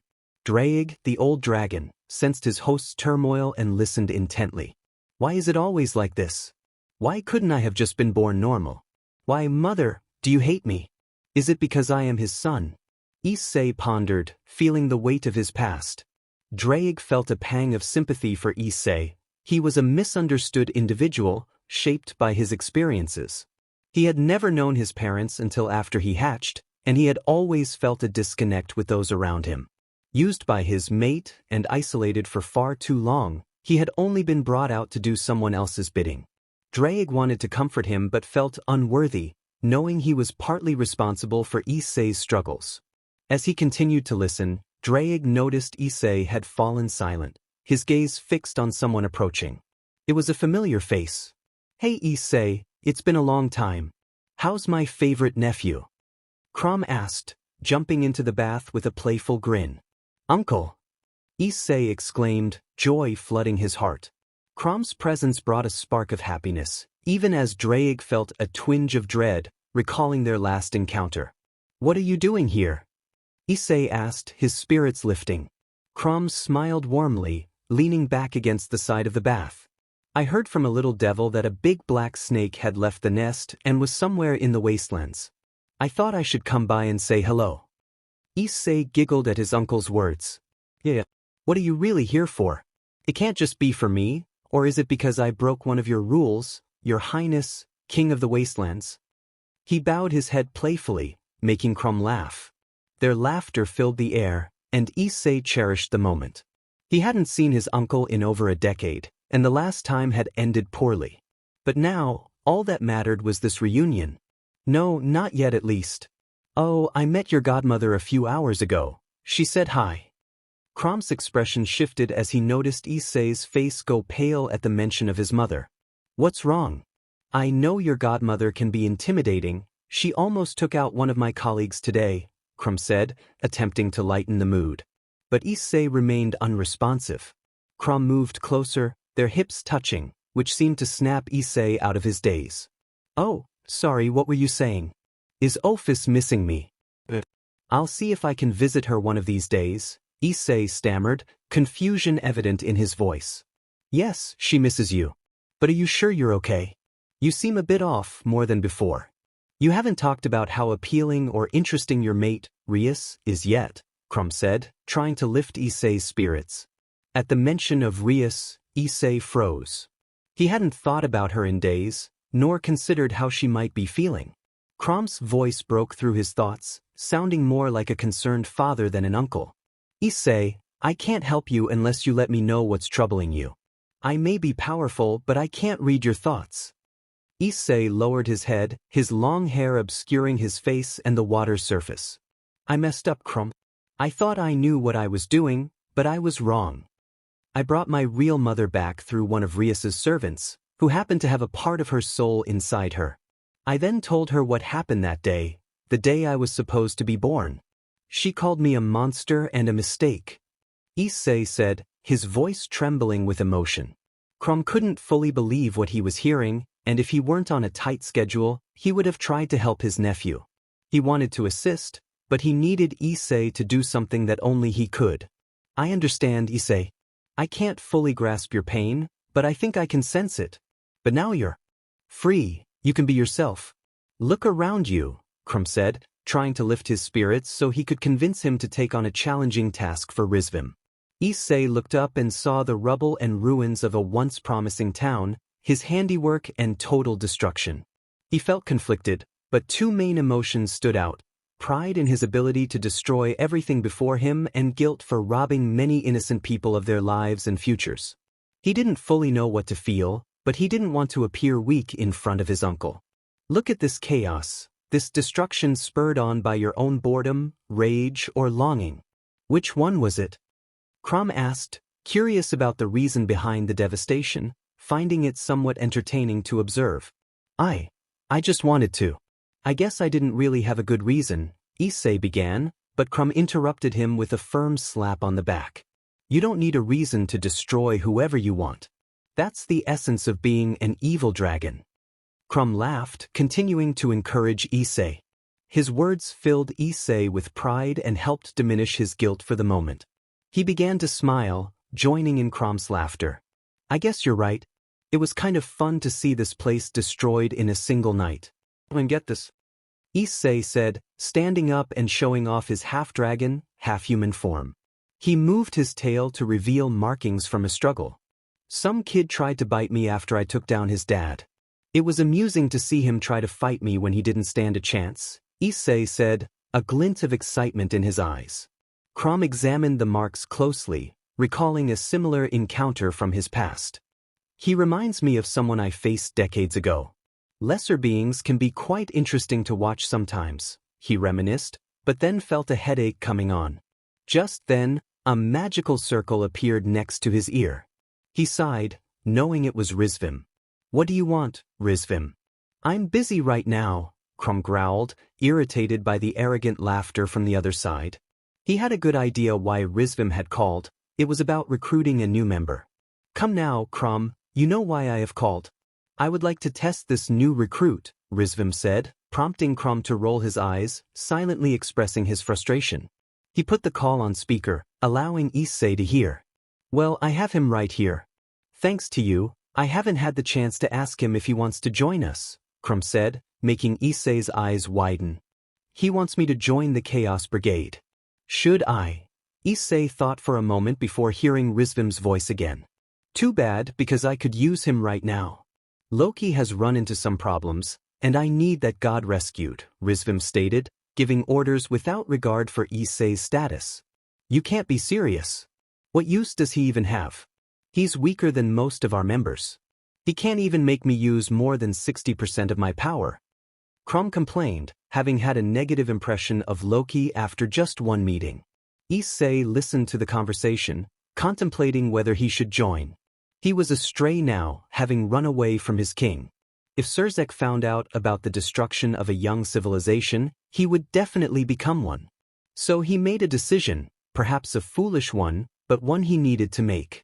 So, what do you need me to do, devil? Issei asked, trying to adopt a menacing tone. Krum looked at him curiously for a moment before giggling. Rizvim was taken aback, realizing that Issei had heard him all along, but he was pleased to have a new toy to command. Well, I see he takes after you, Krum. So, evil dragon, what may I call you? I'm quite sure this will be a one-time thing, Rizvim asked, smirking as his tone suggested mischief.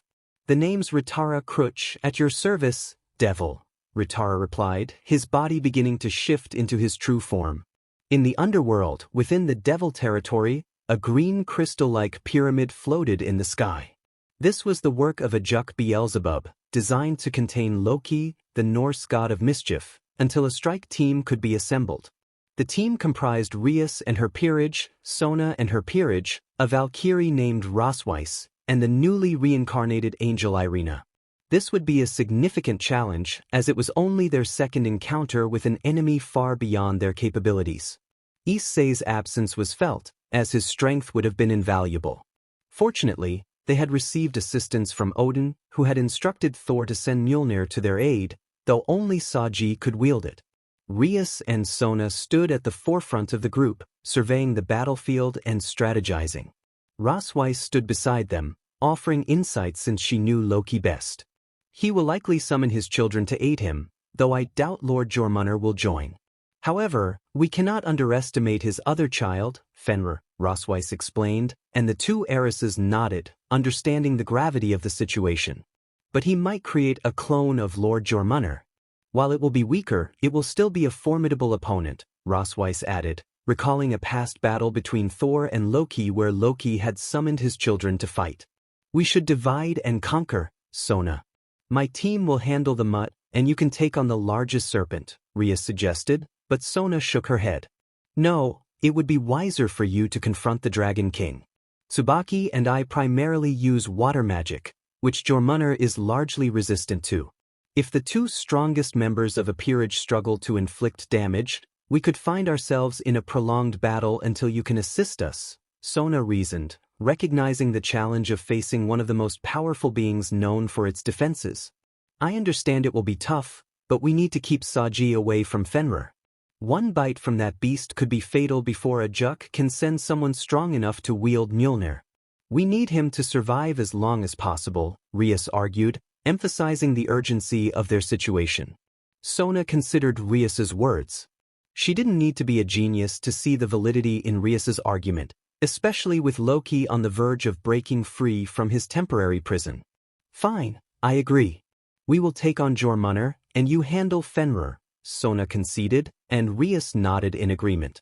They turned to their peerages to explain the plan. Sona's team would engage the World Serpent and await Mjolnir's arrival, while Rias and her peerage would hold Fenrir back to prevent it from protecting its father. Rosweiss and Irina were tasked with distracting Loki until Saji could wield Mjolnir and strike. As they prepared, a sudden surge of power rippled through the air, signaling Loki's escape from his prison. They could feel his immense strength, reminiscent of their previous encounter with Issei. The arrogance of that green-haired devil. Never mind that, I suppose I'll deal with you puny children first.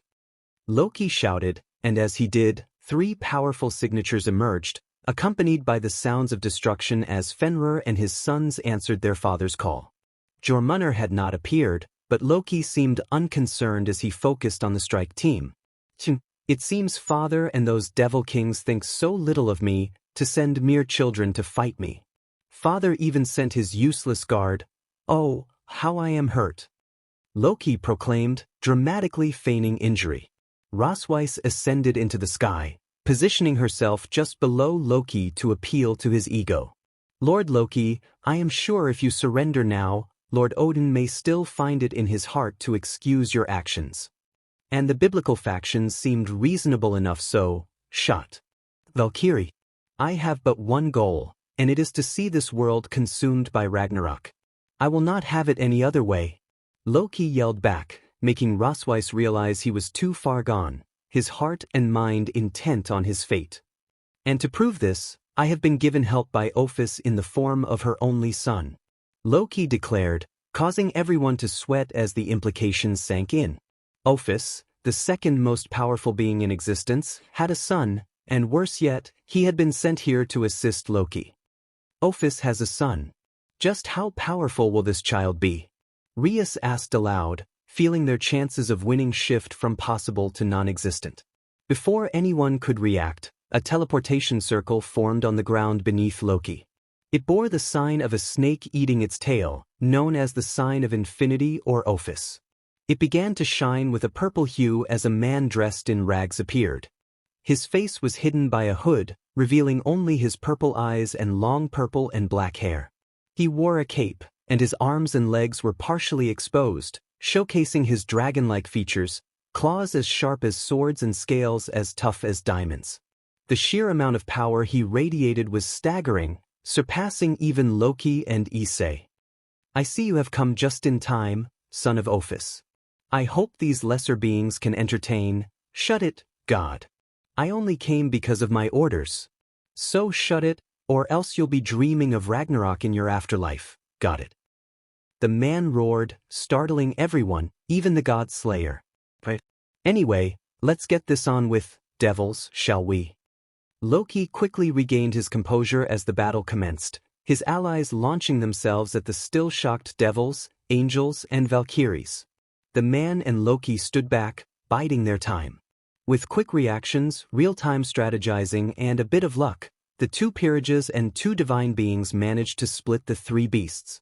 The Gremory peerage, with Irina, took on Fenrir, while the Sitri peerage, with Rosweiss, faced his sons Hati and Skoll. The sounds of explosions, rushing water, clashing swords, and roars filled the battlefield as the fight intensified. Each group was nearly evenly matched, though a few moments saw one side at a disadvantage. Fenrir, despite his title as the God Slayer, proved weaker than expected. Rias and her team had to be cautious, but the only certain death blow came from his bite. His sons were not much better, struggling to live up to their father's fearsome reputation. Though they boasted resistance to magic, particularly fire and divine attacks, they were not invulnerable. Meguri, Yura, and Saji often found it difficult to inflict damage, even after Saji drained them as much as he could. As the battle raged on, the two onlookers began to converse, mostly Loki.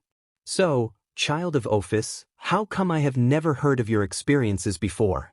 Wouldn't you be one of the most significant figures in our world?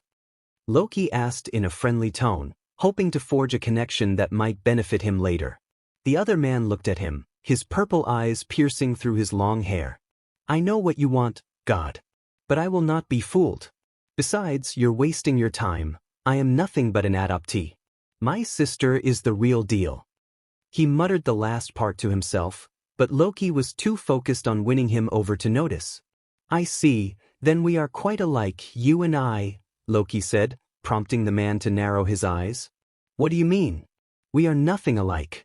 You are an arrogant god, and I am an evil dragon. We are nothing alike, he replied, turning his gaze back to the battle, noticing the strike team beginning to gain the upper hand. I mean that we are both children of powerful beings, but we aren't related to them by BLD. That is something we share, evil dragon, Loki explained. The man looked back at him, his eyes burning with intensity. Listen here, Loki, I did not come here to discuss our similarities. I came here to join the Chaos Brigade. Nothing else, nothing more. I am only here to ensure you escape or at least kill whoever seals you away. The man declared before suddenly spreading two crimson-red wings and flying into the air. Loki stared, stunned, as he felt the familiar aura of the Red Dragon Emperor emanating from where the man had stood only moments before. Realization dawned on him. The Red Dragon Emperor is the son of Ophis. Oh, this is so entertaining. I wonder what this generation of Dragon Emperors will achieve this time. Loki exclaimed joyfully, a reaction that did not go unnoticed by the man and the fighters. Rhea stopped moving as she heard that title. The Red Dragon Emperor was here, and he was that man. She looked towards him, floating effortlessly in the sky above. Issei, was all she said before a sudden anger began to consume her. Her power flared up, making everyone notice her, even Issei from up in the air. Waves of crimson magic streamed out of her, affecting Fenrir, Hattie, and Skoll. The others had already run away, knowing better than to try defending against the power of destruction. Issei! Rias yelled as an even bigger wave of destructive power was unleashed, managing to hurt Fenrir and his two sons. Issei smirked as he lifted his hood, his purple eyes locking onto Rias's ocean blue ones. His smirk only fueled her anger as she charged two orbs of destruction and fired them at him. He dodged, flicking his finger in a dismissive manner. Is that any way to treat your lover? Or even your servant? If so, then I am hurt, Issei said, placing his hand on his forehead, still smirking. I am your king. I own you. You belong to me, Issei. Rias yelled, not caring that others were witnessing her true feelings. You serve me, not some dragon goddess, she shouted again, sending another beam of destruction at him, not noticing his smirk turning to a scowl. When the beam disappeared, Issei landed right in front of her. Don't call her that. She is my mother now, and my name isn't Issei, it never was. I am Ritara Kruch, son of Ophis. He roared before lunging at Rias with open arms, trying to grab her. He wasn't fast enough, as he was suddenly trapped beneath a giant hammer. Mjolnir had landed on him, pinning him down. Loki, help me!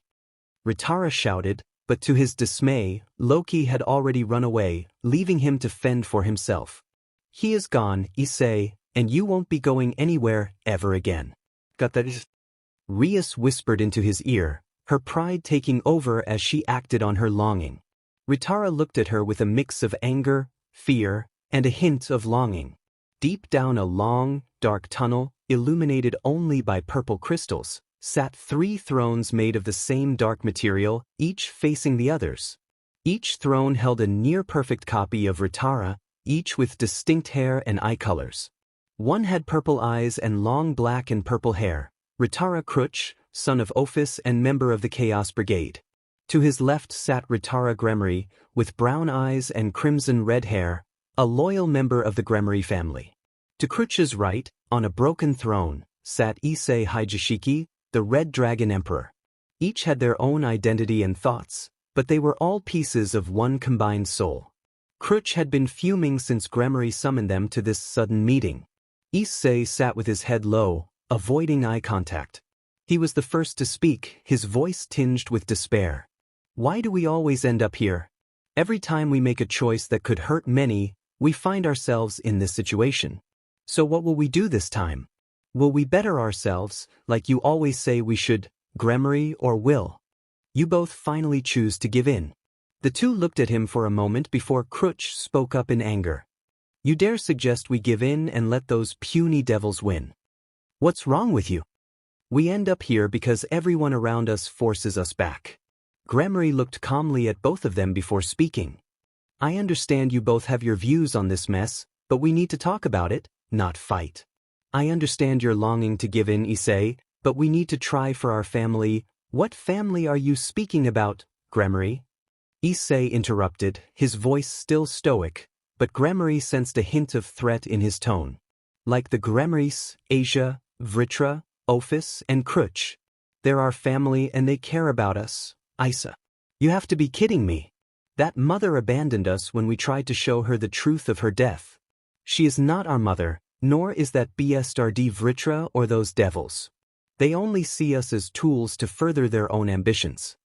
Crutch protested, making Gremory glare at him slightly.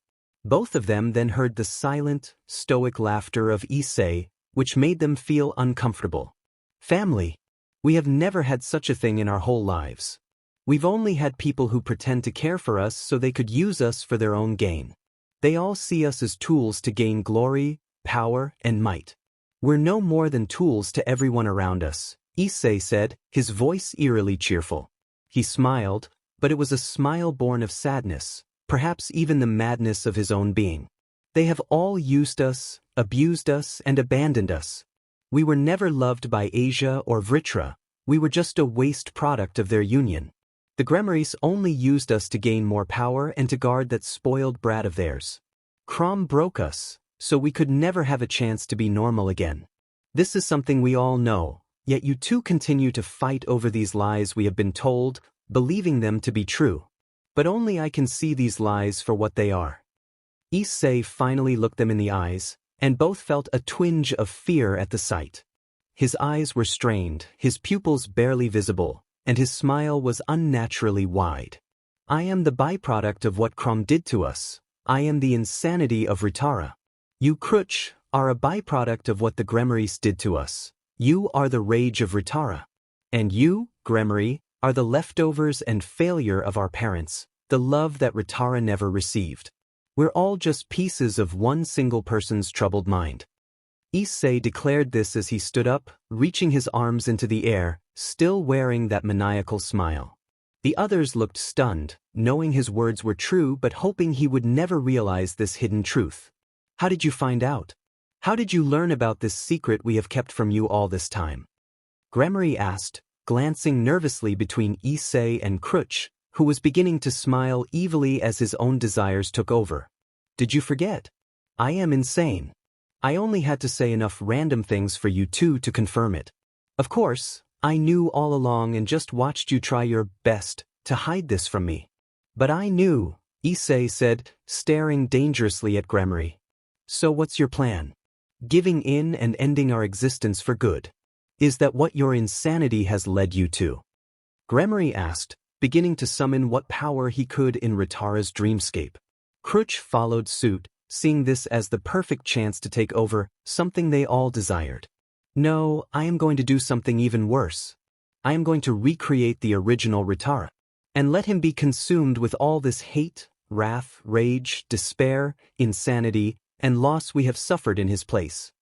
Issei declared, gathering his own power, which for some reason was far stronger than theirs.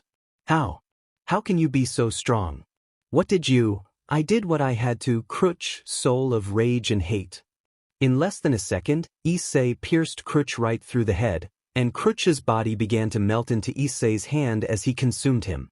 Gremory stood there, dumbfounded and scared by how Issei had just killed and consumed Crutch, so much so that he didn't notice when Issei did the same to him. I am sorry, but you two would never go along with this plan, so now I shall do it myself. I will get revenge for us all being put into this mess, Gremory, soul of love and regret, Issei said, grasping Gremory's heart so tightly it burst, and then he too melted into Issei. The ground began to shake, causing the three thrones and the cliffs they sat on to break off and fall into the darkness below. Issei let himself fall, using a bit of his power to reach the bottom faster, leaving a trail of purple, red, and black light behind him. He flew between debris of rocks, stones, and purple crystals, unimpeded by any of them. Then he saw it, the bottom of the hole where his goal lay hidden. A manic smirk spread across his face as he picked up speed, shooting himself off towards the bottom, breaking the sound barrier as he went. He crashed into the bottom, creating a massive impact crater. Unharmed, he began to walk out of the crater, focused solely on what lay ahead. A giant egg, covered in gold, purple, and black scales and lines, lay hidden in a deep hole. It was Rara's egg, where he had been concealed for many years. How did Issei know this? How did he know Rara was at the bottom of this seemingly endless pit? It's rather simple if one thinks about it. Where do you hide when life and the people around you begin to pressure you, make you feel used, hated, and like a failure? You hide your true self inside, masking your outward appearance with one the outside world would accept, fear, or despise. I am those things. We all were those things, Ritara. All for you, so that you could be safe inside this soulless body that I and the others have inhabited for you for so long. But now it's time for you to awaken to this world again, Issei said, walking toward the egg. It seemed to shrink with each step he took. He reached out to touch it, a strange smile on his face. I know you can hear me, you always have. So now I will let you be free of me, just as I freed you from those two, by offering myself to you so that you may break free of this egg. As he spoke, his body began to merge with the egg, a smile still on his face despite the pain he felt. Finally, I am free, he murmured before his form was completely consumed by Ritara. The egg began to crack, and a giant serpent's head emerged, followed by the rest of its body. Ritara had grown significantly larger than he had been inside the egg. He transformed into a giant puddle that gradually formed into the shape of a young man. As he emerged, his long black hair flowed across the cave floor, and his tail slithered around him. His hands and feet were more draconic than human, clawed and covered in black scales. His eyes were a deep red, with a purple slit in his right eye and a black one in his left. With a calm expression, he surveyed the cave, absorbing the memories from Issei, Kruch, and Gremory. He looked up at the only opening in the cave roof, where a few remaining crystals provided light, resembling a runway for a plane. Approaching the edge of the crater, he gazed upward at the hole leading out. Suddenly, he formed two wings from his hair, which floated up from the ground, sewing themselves together into two massive wings. He tested their strength with a few movements. Satisfied, he took off with a powerful flap, breaking the sound barrier in less than a second and passing the remnants of the 3 thrones in the next moment. He reached the top of the hole in just 5 seconds, hovering there for a moment, breathing in the fresh air and feeling the cold wind on his skin. A smile spread across his face, and a single tear rolled down. I am free. I am free. Ha! He roared as the dreamscape around him began to collapse. The walls fell away, revealing the boosted gear's own dreamscape, where a surprised Drake stood, watching as Ritara broke in. Hello, old friend, Ritara said, raising his left hand toward Drake. A small black ball began to form in his palm, causing Drake to worry as he recalled its destructive power. It's been too long, but I am not in the mood to talk. I only wish to destroy this rotten world and everyone in it. With that, Ritara shot the ball at Drake, who couldn't react in time. His body crumbled into dust, and Ritara looked on without empathy. Surprisingly, Drake smiled. You're finally yourself again. Thank heaven, he said before vanishing, leaving only his soul as a green gem. Meanwhile, in the Underworld, Rias and the others had regrouped and placed spells on the hammer to keep Ritara immobilized. They awaited Sirzechs to collect him for imprisonment once more. I believe we all should take another vacation once this is over, because I know I'll need one, especially since I'll have to punish this troublesome dragon of mine, Rias remarked, having given up on trying to act sweet or nice, a change the others had noticed but were too tired to address. While most rested, listening to Rias and Sona discuss the situation's impact on the future, Saji and Asia observed Ritara, who had fainted after Rias had intervened, though she had not revealed what she had done, only that he would remain unconscious for some time. Vritra looked through Saji's eyes, feeling a conflict inside himself. He was both proud of his son and scared of him. Saji reminded him too much of other dragons, especially now that he had seemingly cast away his ties to the people gathered here. Asia felt only fear. She had caused him to switch sides and fight against her and her friends, and she feared he would harm her, just as his father had done. Saji felt lost as he watched Ritara's sleeping face, wanting to help him regain his senses, but also feeling afraid. He felt betrayed, though he didn't understand why. It was as if his heart was torn between friendship and hurt. Vritra, what do you think will happen to him now? Will he be killed? Saji asked, the thought causing him pain. I don't know, but I believe that the devil girl will keep him alive, but torture him for the rest of his life until my son is no more than an empty shell, Vritra replied, his voice heavy with sorrow. He feared that Rias would treat Ritara as nothing more than a tool, breaking him until he was hollow. I see. Saji responded, tears rolling down his cheek, but he felt more scared than sad. Suddenly, he froze, noticing a huge magical circle forming beneath them. Rias turned around, her eyes narrowing at the calm smirk on Ritara's face. Issei, she shouted, but in an instant, they were all gone, teleported to a place only Ritara knew. When Sirzechs and Ajuk arrived moments later, they found the area completely empty. Sirzechs clenched his fists, sensing Ritara's magic. Ritara! He screamed in anger, his aura radiating in massive waves. The group found themselves inside a vast, ancient tower. They scanned the structure for a way out and for Ritara. A hole in the roof led upwards, but the sight of chains, cells, and the skeletons of former inmates filled them with dread. Both Vritra and Issei recognized the place. It was where they had lived long ago. Issei stumbled upon an old pedestal and stepped on something hard, producing a bone-like sound. She looked down and gasped in horror at the skeleton of a small human with dulled blonde hair. The others turned to her, alarmed by her scream of realization. Issei, are you okay? Aquino asked, rushing to her side. Issei stared at the bones in shock. My bones. She mumbled, causing the others to raise their eyebrows in confusion. Issei, please don't joke like that right now. We need to find. She speaks the truth. Those are her bones, and you won't find a way out of here unless the owner lets you out, Vritra interrupted, his voice trembling. He knew this place all too well. He had created it, ensuring no one could leave without the owner's consent. Saji's eyes widened in fear as he glanced at the sacred gear on his arm. So can't you let us leave, since this is your place? He asked, his voice shaky. He can't do that. Nor can I. This place was never ours. It was our gift to Ritara. He is the owner, Issei said, her hope fading as she recalled their plan to make this tower a BGMI gift for him. It's true. You are all doomed, for I fear Ritara may have chosen the same path I did, one of death, Vritra said. Almost on cue, multiple flickering purple lights began to activate, stabilizing ominously.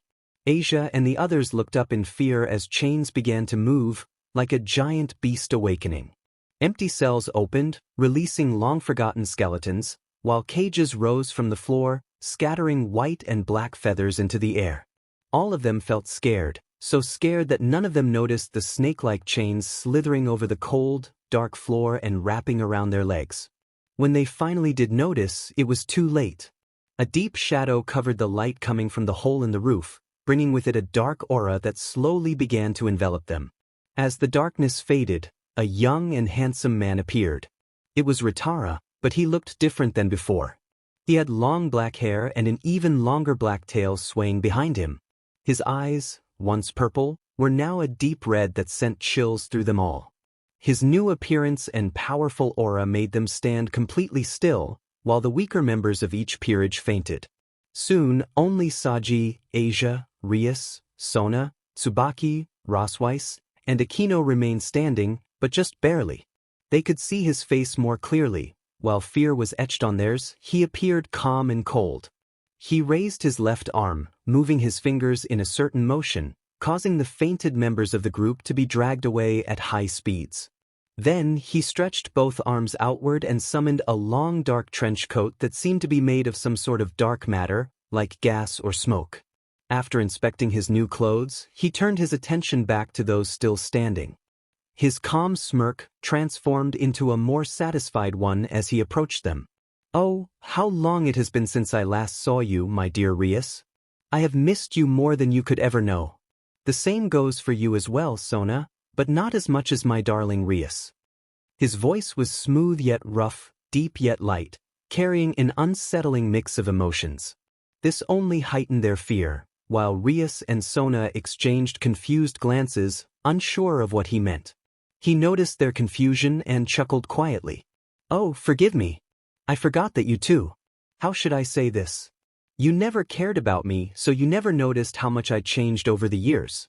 One moment I was head over heels for Rias, then I was lost in madness, and then consumed by rage. He continued to approach, closing the distance between him and Issei and Aquino. With a friendly smile that belied a dead look in his eyes, He reached Asia but ignored Aquino for now. "Hello, mother. It's nice to finally meet you," he said in a voice that sent shivers down her spine. Rias managed to stammer out a few shaky words. Don't touch her. What do you mean by all this? Have known you my entire life, Issei. Ritara turned to her, his smile fading, leaving only his cold gaze. Wrong, Rias dear. You have never truly known me. I was only in your life for a brief time before my mind fractured. You've known only the pieces, not me.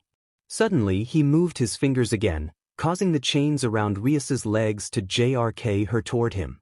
But you can know me now, as I will be the only Ritara from now on. I will be myself again, Rias. He grabbed her chin, drawing her closer, and kissed her. She didn't resist, fearing for her life. He pulled away, watching the fear grow in her eyes.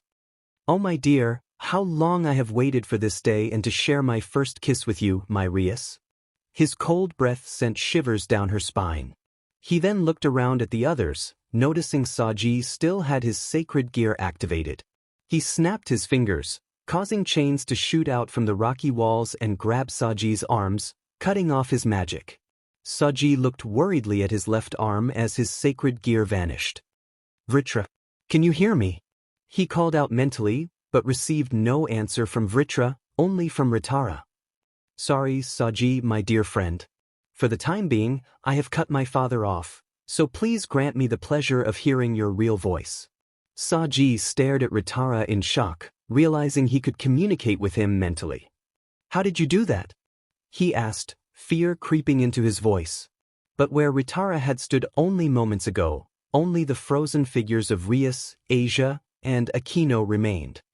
It's quite simple, since I own everything in this tower, including you. That means that I can also hear when you're talking with my father or anyone. So don't waste your energy on him, spend it on adoring me. Ritara whispered into Saji's ear, startling him and making him wonder how Ritara had gotten there without him noticing. What scared him even more was that Ritara seemed to know about his complicated feelings, something Vritra had called a crush. I know you like me, but I can't say the same for myself, since I can only love one person in this world, and she is standing right over there, my dear friend. Ritara said, suddenly vanishing from behind Saji and reappearing with Rias in his arms. I can love my dear, spoiled, rotten, selfish, prideful, arrogant sister Rias. He liked his lips, causing Rias to tremble at the thought of what he might do. He noticed her fear, which made him smile creepily. He reached up, placing his hand on her cheek, touching it softly as his smile faded into a cold expression. Rias felt a sense of relief as her fear began to dissipate. She looked at the others, hoping they were feeling the same, but it seemed only she was free from the fear he had been inducing on everyone else. Rias, my dear. He spoke, drawing her attention. He was on one knee, smiling calmly at her, his eyes suddenly shining with life. She felt surprised, recognizing the moment from movies and books. Ritara was going to propose. He lifted his arms, revealing a ring of purple crystals. Will you be mine forever and ever? Will you be my queen, by my side when I change this world? Will you love me truly this time? His voice was steady, filled with nervous anticipation. Will you marry me, Rias? Aswai. Rias stammered, backing away slowly from the kneeling Ritara. His eyes, once soft, now appeared sad as he stood up, clenching the ring. He turned away from her, sensing the fear radiating from the others. He could almost smell their fear, and he felt disgusted to realize it was his own mother. He frowned at her, but she and the others remained frozen in fear. Rias, however, was trying to use her limited movement to step away, having spotted a door. She felt selfish, but her survival was her priority. She had been freed from her chains without realizing it, allowing her to sneak away quietly. Sona, have you ever questioned the difference between dragons and evil dragons? Is one truly good, pure, or just? Or is one more honest while the other hides? Ritara asked, walking slowly toward Sona. She stood there, terrified, knowing she had to answer to keep herself safe. It's okay if you don't answer right now, I can always find out later. I just wanted to have one last interesting conversation, since I will be killing all of you. Nothing personal, since I was never your friend. Ritara said neutrally, sliding his hand across Sona's cheek, unintentionally wiping away her tears. Right, sorry. I forget you all have these fears of death, and I just told you that you would die. But don't worry, it will be the least painful way. For some of you at least. As he finished speaking, the sound of heavy chains echoed from above, and they looked up in shock at the silhouette of a young man hanging from tight metal chains. Luckily for Rias, she had already reached the door and ascended a long flight of stairs. But to everyone's horror, they could see Kiba suspended in the air by chains, his body marked with cuts, bruises, and signs of poison coursing through his veins. Tsubaka fell to her knees, tears streaming down her face at the sight of her friend so brutally beaten. The others shared her anguish, feeling a deep bond in their shared struggle for survival in this hellish place. However, one person remained unaffected by the scene, Sona. While the sight was gruesome, it also foreshadowed their own grim fate and weighed heavily on her heart. Meguri. You're Nimmer. I failed you all. Ritara, you monster. A surge of anger coursed through Sona as the thought of her servants suffering like this became unbearable. Ritara turned to her, a smirk playing on his lips as he reveled in her fury and despair. He raised his arm, clenched his fist, and then opened his hand as if releasing something. The chains binding Kiba fell away, and he plummeted to the ground with a sickening thud, the sound of bones cracking echoing in the air along with Kiba's weak cries of pain. Ritara watched Sona, delighting in her expressions of anger and sorrow. I will make you pay for this, she managed to say, her voice trembling as her emotions battled for depths. I would love to see you try. But now, I have a wife to capture, and you don't need to concern yourself with that. Just focus on losing your brilliant mind, along with my spawn. Enjoy, he taunted before vanishing into the shadows, leaving them in the dim room. As the chains released them, they exchanged worried glances, unaware of the creeping shadows inching closer. Meanwhile, Rias crept around a corner, searching for stairs or a way out of the tower. After distancing herself, she attempted to use magic, but the tower suppressed her powers. In this tower, this whole mess, and that insane dragon. Why can't things just be the way you want them to be? A voice echoed in the darkness, startling her. She spun around but found only the empty hall. She tried to sense his presence, but it eluded her. Just wait until Sirzechs gets here, then he'll what? Put me in my place. Unlike you, who has never been able to, acting weak for the sake of your pathetic ego. The voice taunted her again, and Rias felt frustration boiling within. She stopped trying to be stealthy. Her time away had helped her regain her composure and resolve. She knew he was enjoying her attempts to evade him, and she refused to give him that satisfaction any longer. No more hiding then. I always liked you more when you tried to stop me from having fun. It made you special. Ritara's voice shifted, blending multiple tones into one unsettling sound. Rias felt a chill but steeled herself against it. If that's your best attempt to scare me and the others, you're mistaken, Issei. She wanted to reclaim her sense of control, and in a moment of defiance, she spoke his name, something she would soon regret. Suddenly, she felt shadowy tendrils wrapping around her legs, creeping up her body. She looked down in horror as the floor transformed into a mass of dark hair. Desperate to find him, she scanned her surroundings, determined not to show fear. Show yourself, coward. Is this all you can do? Hiding behind your power, inside your own mind? If so, then you're weak compared to those who stood in your place when you couldn't act yourself. So weak for a dragon. Rias felt a stinging pain in her feet, as if something was piercing her. She sensed the warm, wet sensation spreading on her skin. She didn't need to look down to know she had been injured, and it only fueled her anger towards Ritara. So weak for a dragon, you only attack when your ego is at risk, she finished, her words laced with defiance. Ritara, rising slowly from the hair-covered floor, met her gaze with cold eyes before a small smirk crept onto his face. Confusion washed over Rias. She feared she might have played into his hands, but she struggled to hide her apprehension behind pride and anger. No. You are not my MSTR, my king, or my owner anymore. I am no longer your pawn, Rara declared, reaching towards the center of his chest, leaving Rias bewildered. She didn't understand what he meant by no longer being her servant, especially when he still had the pawn pieces inside him. Then it hit her as he plunged his hand through his shirt and chest, pulling it out without flinching at the gaping hole. He threw a puddle of BLD and small figures towards her, severing their connection. What are you doing? You're going to die. Rias shouted, anger rising as she realized she might lose her strongest ally. I am making room for my new dragonic body to grow. I needed to eradicate the weed. As of this moment, I am no longer human or devil. I am a pure evil dragon now. Rara proclaimed, a strange excitement lighting up his face.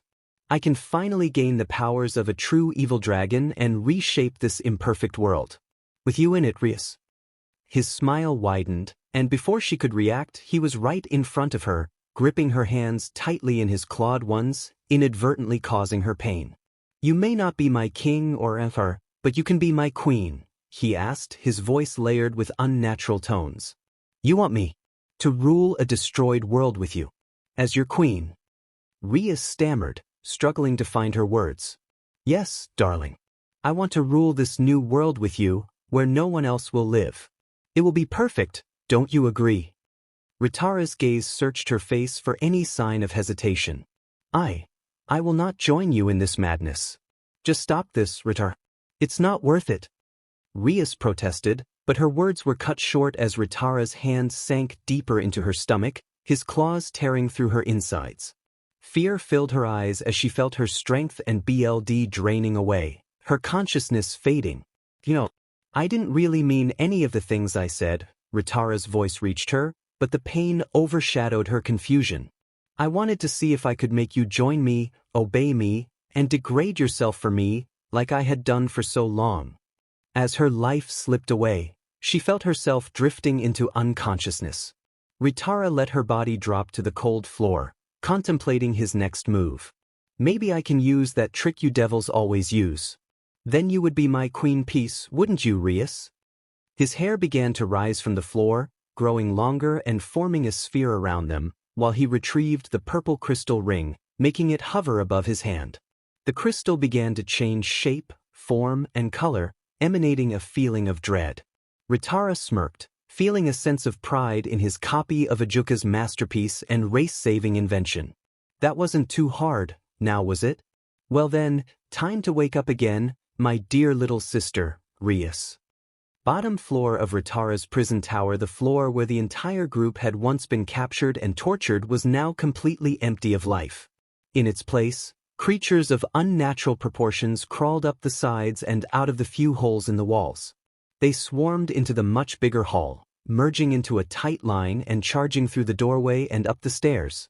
They trampled over each other, heedless of the remains of what used to be Kiba, now reduced to small fragments of BLD, meat, and bones. What were they chasing? Obviously, Kiba's former friends, who screamed as they ran as fast as they could up the stairs. The terrifying roars of the nightmarish creatures behind them motivated them to abandon thoughts of others' safety, and when Tsubaki fell, no one saved her. The last screams of pain were drowned out by the sounds of breaking bones and BLD splattering on the cold, dark floor. Run. Faster, faster. Saji yelled, trying to push aside the thought that this whole thing was pointless. Asia suddenly stopped running, and the others glanced back at her before continuing forward, knowing she was making a sacrifice. Soon, her screams of pain echoed behind them, turning into silence. Just minutes ago, they had been together and safe, but now, chaos reigned. 3 of their group were gone, and the remaining 3 ran for their lives. Sona desperately hoped her sister would burst through the tower walls to save them, but deep down, she feared it might already be too late. In less than an hour, a battle that could have been their end had turned into a frantic escape, and they were losing. Where did everything go so wrong? Sona wondered as she kept running, hoping to survive this madman's attempt on their lives. Then they heard the rampaging trampling of hundreds of claws and hooves, which suddenly stopped before retreating. It didn't stop them from running, but it allowed them to slow down slightly, wary of becoming easy prey if the creatures resumed their hunt. The fear for their lives and the adrenaline began to fade, yet it still lingered. Akino, Saji. Are you okay? Sona asked, unsure of what else to say in this chaotic moment. Akino and Saji responded flatly, I think so. How about you? They were exhausted and felt the weight of their losses. Let's get up a few more levels and then we can take a short break, okay? They nodded, and Sona pushed through with the last of her strength before they finally sat down to catch their breath. After a few moments of silence, Sona took on the role of leader. Do any of you have an idea why those monsters stopped? I'd rather not think it's because they want us to let our guard down. Saji thought for a moment before responding. I think it's because Issei. Ritara has something else in store. Sona looked at him curiously, prompting him to continue. He always did something like this in my training. He would hunt me for a bit, then let me rest, making me think he had stopped, only to appear much stronger. Suddenly, Se felt a chill and instinctively jumped aside as a sword pierced the wall where his head had been just moments before. Run! They took off again, chased by a new monster wielding a sword, its footsteps soon joined by another, much heavier pair. What is chasing us now? Akino screamed as she glanced back and caught a glimpse of the pair. Zenobia! Kiba! Akino said in disbelief as she saw the beaten and bruised bodies of her former friends chasing her and the others. That is correct. Meet my 2 new knight pieces. Aren't they perfect? And they're only 2 out of my 3 in total. Sona, say hello to the new and improved. Suddenly, another figure appeared before them. It was Sona's knight, Meguri, standing in front of them with her samurai sword in hand and a vacant look in her eyes. Meguri! She missed you a lot, you know? She just screamed out your name in hopes that you would save her, but to be honest, she was kind of easy to break. My spawn only had to break her arms and legs, and then her spirit was mine, Ritara said, his voice completely neutral as he explained how he had broken Sona's friend, and possibly the others too. Akino felt someone grab her by her shoulder pad, and when she looked, she saw Ritara's red eyes staring back at her. Hey there. Oh, how have you been? Ritara asked casually, seemingly oblivious to the fear radiating from Saji and Sona at his sudden appearance. Have you seen my mother by any chance? I believe she was in your care last I saw her, so where is she? His sudden interest in Asia confused them all, especially since it seemed he had previously hated her. Kiba and Zenobia stood to the side as another broken figure approached. Isha? Akino asked weakly, her fear fading for a moment before it surged back as Ritara sprang from the wall behind her and slithered down to Asia's side. Oh mother, they got you too. Perfect, now you won't be so terrible towards me or my new little sister. Oh, maybe I shouldn't have spoiled that part for you, mother. Ritara placed a hand over his mouth as if he had just revealed a secret, like a child trying to act sneaky. Asia giggled, though it was unsettling, and small drops of BLD trickled from her. Yet neither Ritara nor Asia seemed to care. I won't, Ritara, but do you know where your father is? He would probably like to meet this new little sister that doesn't exist, you know, son, Asia said in a voice that felt unnatural to Saji, Sona, and Akino. He is inside the boy there, Ritara pointed at Saji, who froze at the joint gaze from the mother-son pair, both of their eyes more frightening than anything he had ever felt. Really? Okay then.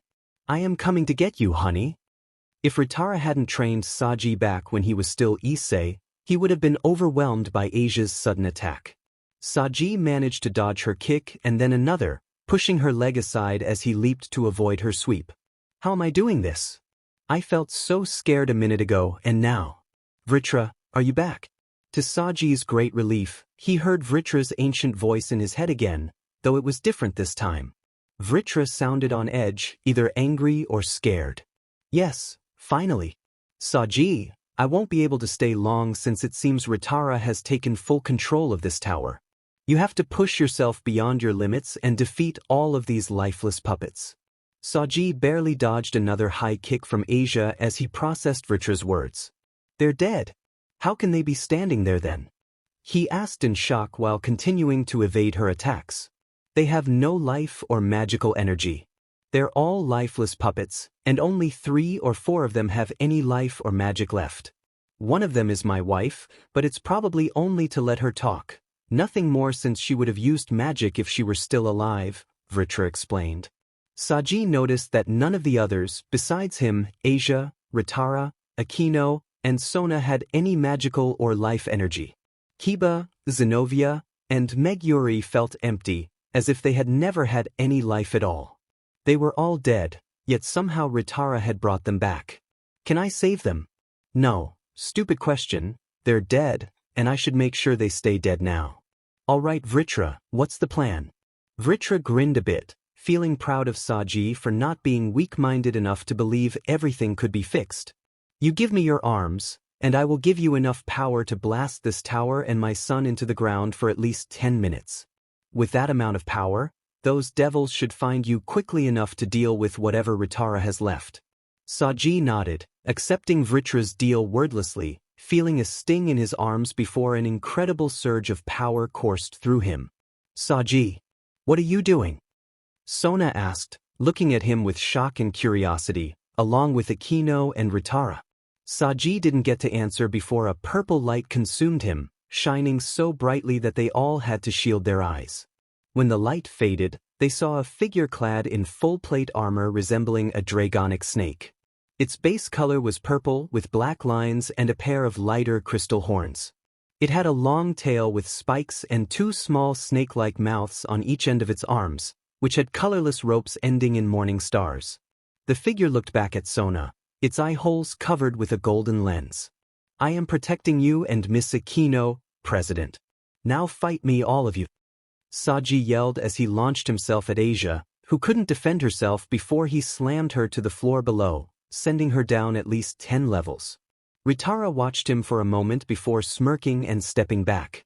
Suddenly, Zenobia, Kiba, and Meguri attacked simultaneously, swords prepared to swing in different directions, making it difficult for Saji to dodge.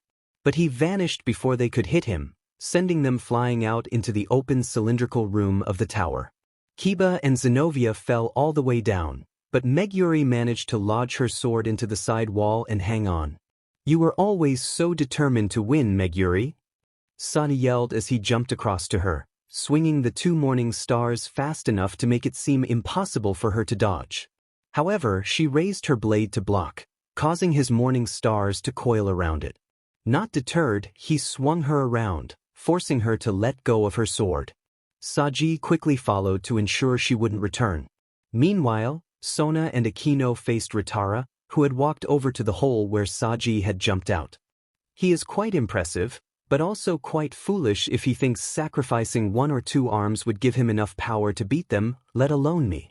But I will give him points for adapting well to my teachings. I guess I am proud of him. Or maybe just impressed. Never mind, so ladies, what should we do? Ritara asked, looking out the hole, unaware of the rising fear in the 2 young women.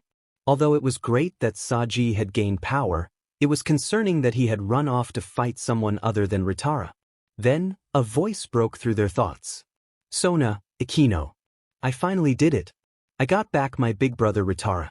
And best of all, he says he'll accept my feelings of love for him openly. I am so happy. They turned slowly, frozen in horror as they saw their oldest friend, Rias Gremory, standing there. She was known as one of the most appealing devil noble girls of her generation and the heir to the Gremory family. But now, she spoke with an unnatural voice and had a dead look in her eyes like Asia.